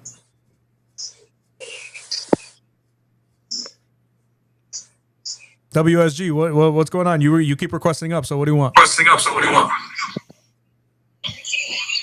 Do you know a godly attribute named speech? Do you know a godly attribute named speech, which God have, and is internal? Do you think God has a voice box? No, but God actually have a attribute which is godly named attribute of speech, which is internal. Where'd you get that from? But whatever he says from that attribute is not eternal. For example, the words which he says. For example, one of the words. I'm not. Well, I want to know where you got read this. it? You want I me want to to read know it? where you You got want me this to read it, bro? attribute from You speech want me from. to Where'd read you it? get? You want me to read it? No, I don't want you to read it. Where'd you get this attribute of so speech from? without the attribute of godly speech, Where did you get how it? will he able to Where'd you speak? get that this is an attribute? Yeah, where Bear's asking you a question that it shows again that you don't know what you're talking about, bro. Where are you getting that? If you wrote this paper, you should know. Like, right, where are you getting that? What are you? Where are you? Without the basing that from? attribute of This speech, is God cannot speak. You Liviano. know that, right? What? Liviano technique. Without that That's okay, godly then you just attribute, run your God cannot script. speak. Where That's the are thing. you getting? Where are you getting that this is an attribute of God? Where are you getting that from? It's your logic. Use your brain, bro, and your big bald head, bro. dude, Use a logic. bro, these kids, bro. Now, so first I was fat. Now I'm bald because apparently all this crap on top of my head means I'm bald. I don't understand what, like, I know that you guys think that Muhammad was a prophet, so your brain is already halfway broken. But like, do you guys even bother to reference reality, at least when you're gonna insult people? Bear asked you, where did you get that this is an attribute of God? And you said from logic. And for me to use my what?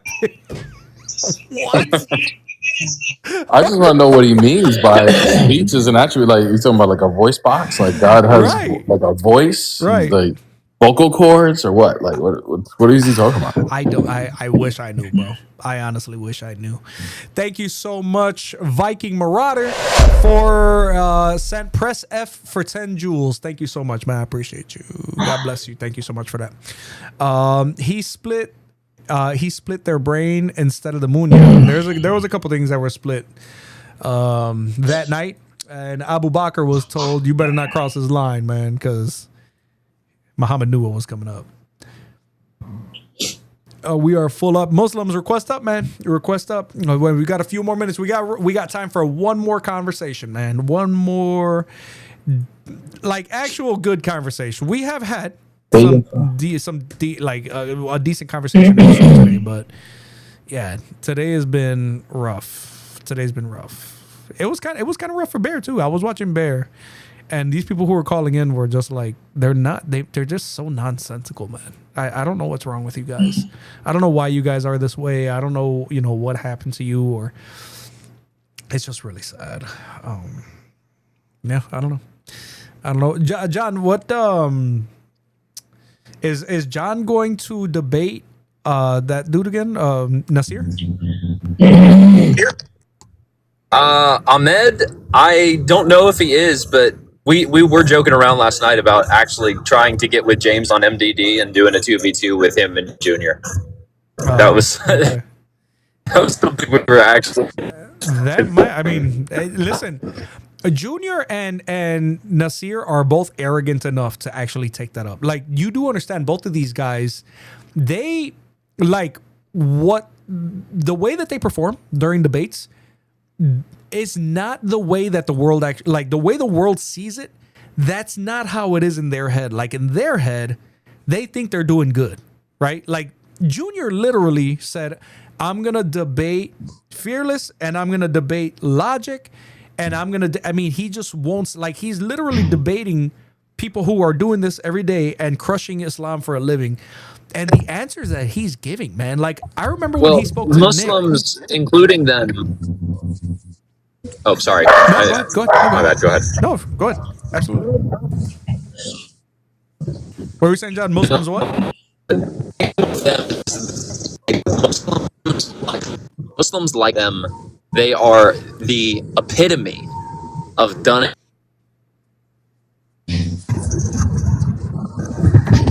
The last thing we heard, John, was epitome.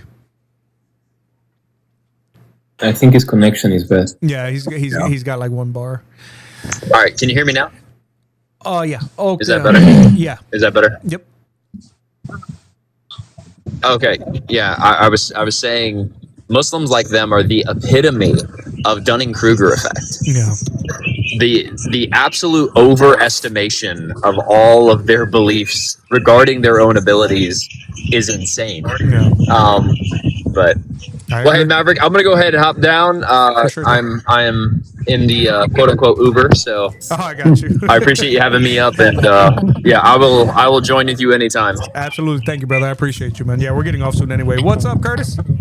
Hey, how's my bald fat friend? I'm good, man. I'm nice and bald and fat. Where does you know what I'm that saying? come from? I'm bald and fat, bro. You didn't know? I'm the bald fat Hey, Christian. total aside, one father to another with girls. Mine are grown. I'm grandkids. Can I ask if I'm not prying, how old is your oldest young lady? She's 21.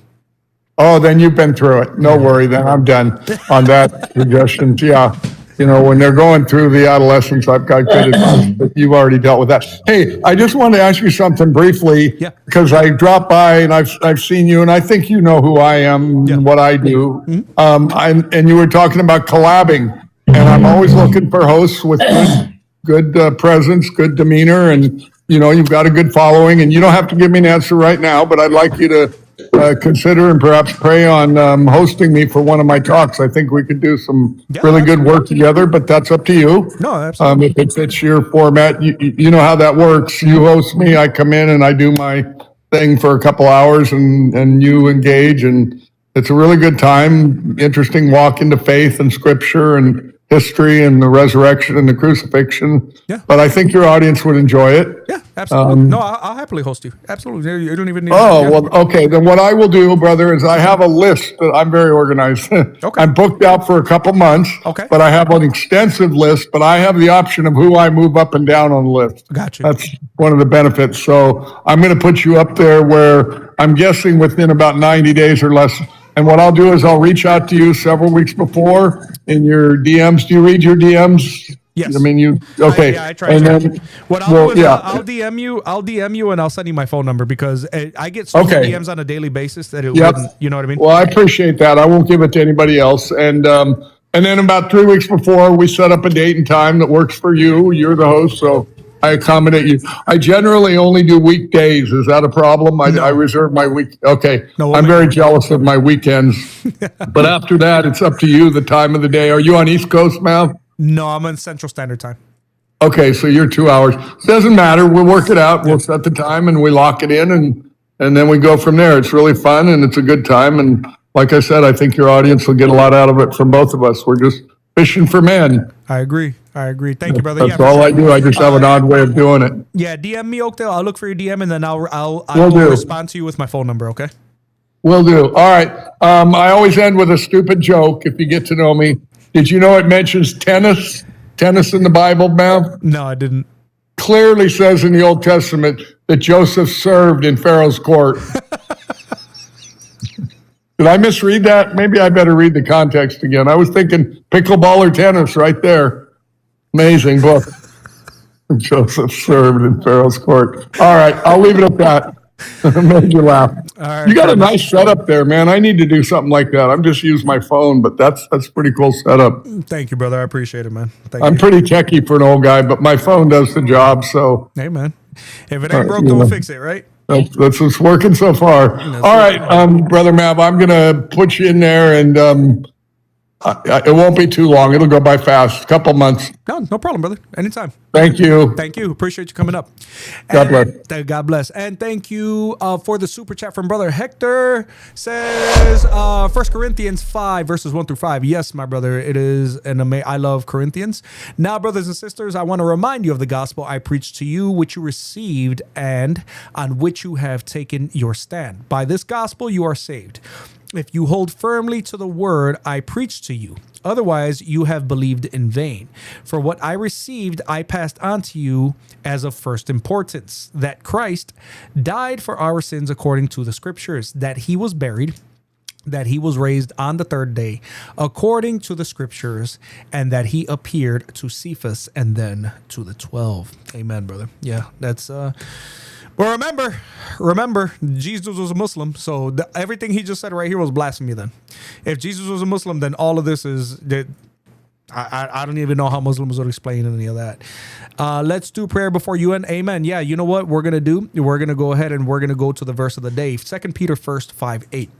Make every effort to add to your faith goodness, and to goodness knowledge, and to knowledge self-control, and to self-control perseverance, and to perseverance godliness, and to godliness brotherly kindness, and to brotherly kindness love. For if you possess these qualities in increasing measure, they will keep you from being ineffective and unproductive in your knowledge of our Lord Jesus Christ. Here's a prayer, guys. Anybody who wants to pray with me on the panels in the chat, you are more than welcome. Holy God, we are committed to making every effort to grow into your character. Please bless our efforts and receive them as our heartfelt expression of appreciation for your love for us, even when we were undeserving of your grace. You loved and moved to redeem us when we were helpless, ungodly sinners, and your enemies, as you can reference Romans 5:6-10. We thank you for such a loving grace and commit to being productive in our lives of faith so that we can bring glory to you. We are determined to live for the praise of the glory of your grace. In the name of Jesus, we all pray. Amen. Guys, in the name of the Father, Son, and the Holy Spirit, it was an amazing stream, man. Yes, we're going to get a lot. Understand, guys, for the next couple of weeks, depending on where you are in different regions, a lot of these kids are on spring break. So because they're on spring break, a lot of them are Muslim and a lot of them are going to call into troll. Don't worry about it, guys. It's part of the territory. It doesn't bother me. And I think that you guys should just take it in stride too. It's whatever, man. Like, You have to understand that the Gospels are always going to make the enemy manifest. And unfortunately, those who stand with Islam as their actual faith, they stand on that side, right? The Islam is the ops. The people themselves, do we hate? No, absolutely not. This is why we try to give them the gospel. This is why we try to expose the falsity of their religion, not because we don't have anything better to do, but because this is what Jesus would want us to do. He wants us to preach the gospel to people, and he wants us to make disciples of all nations. In Jesus' name, amen. Thank you for the super chat, Brother Hector. Appreciate you, man. God bless you. Thank you so much for the $10 super chat. You were amazing. You guys are all goated. And lastly, of course, guys, huge, incredible, massive shout out to Delmy Tree Cutter, who was with us for the stream. Also to J49er, to John, Bought by Blood, Real Faith, Brother Coley, Bear the Image, God Logic, The Word and I, and anyone who I may have forgotten. You guys are absolutely golden, man. Tuesday, 3 p.m. Central Standard Time. We will be live again in God's name, if that's what he wants us to be doing. And we will be talking more about why Christianity is the truth and Islam is not. Thank you, guys. I love you guys. Jesus is king and the only way to heaven, guys. Have a good one, man.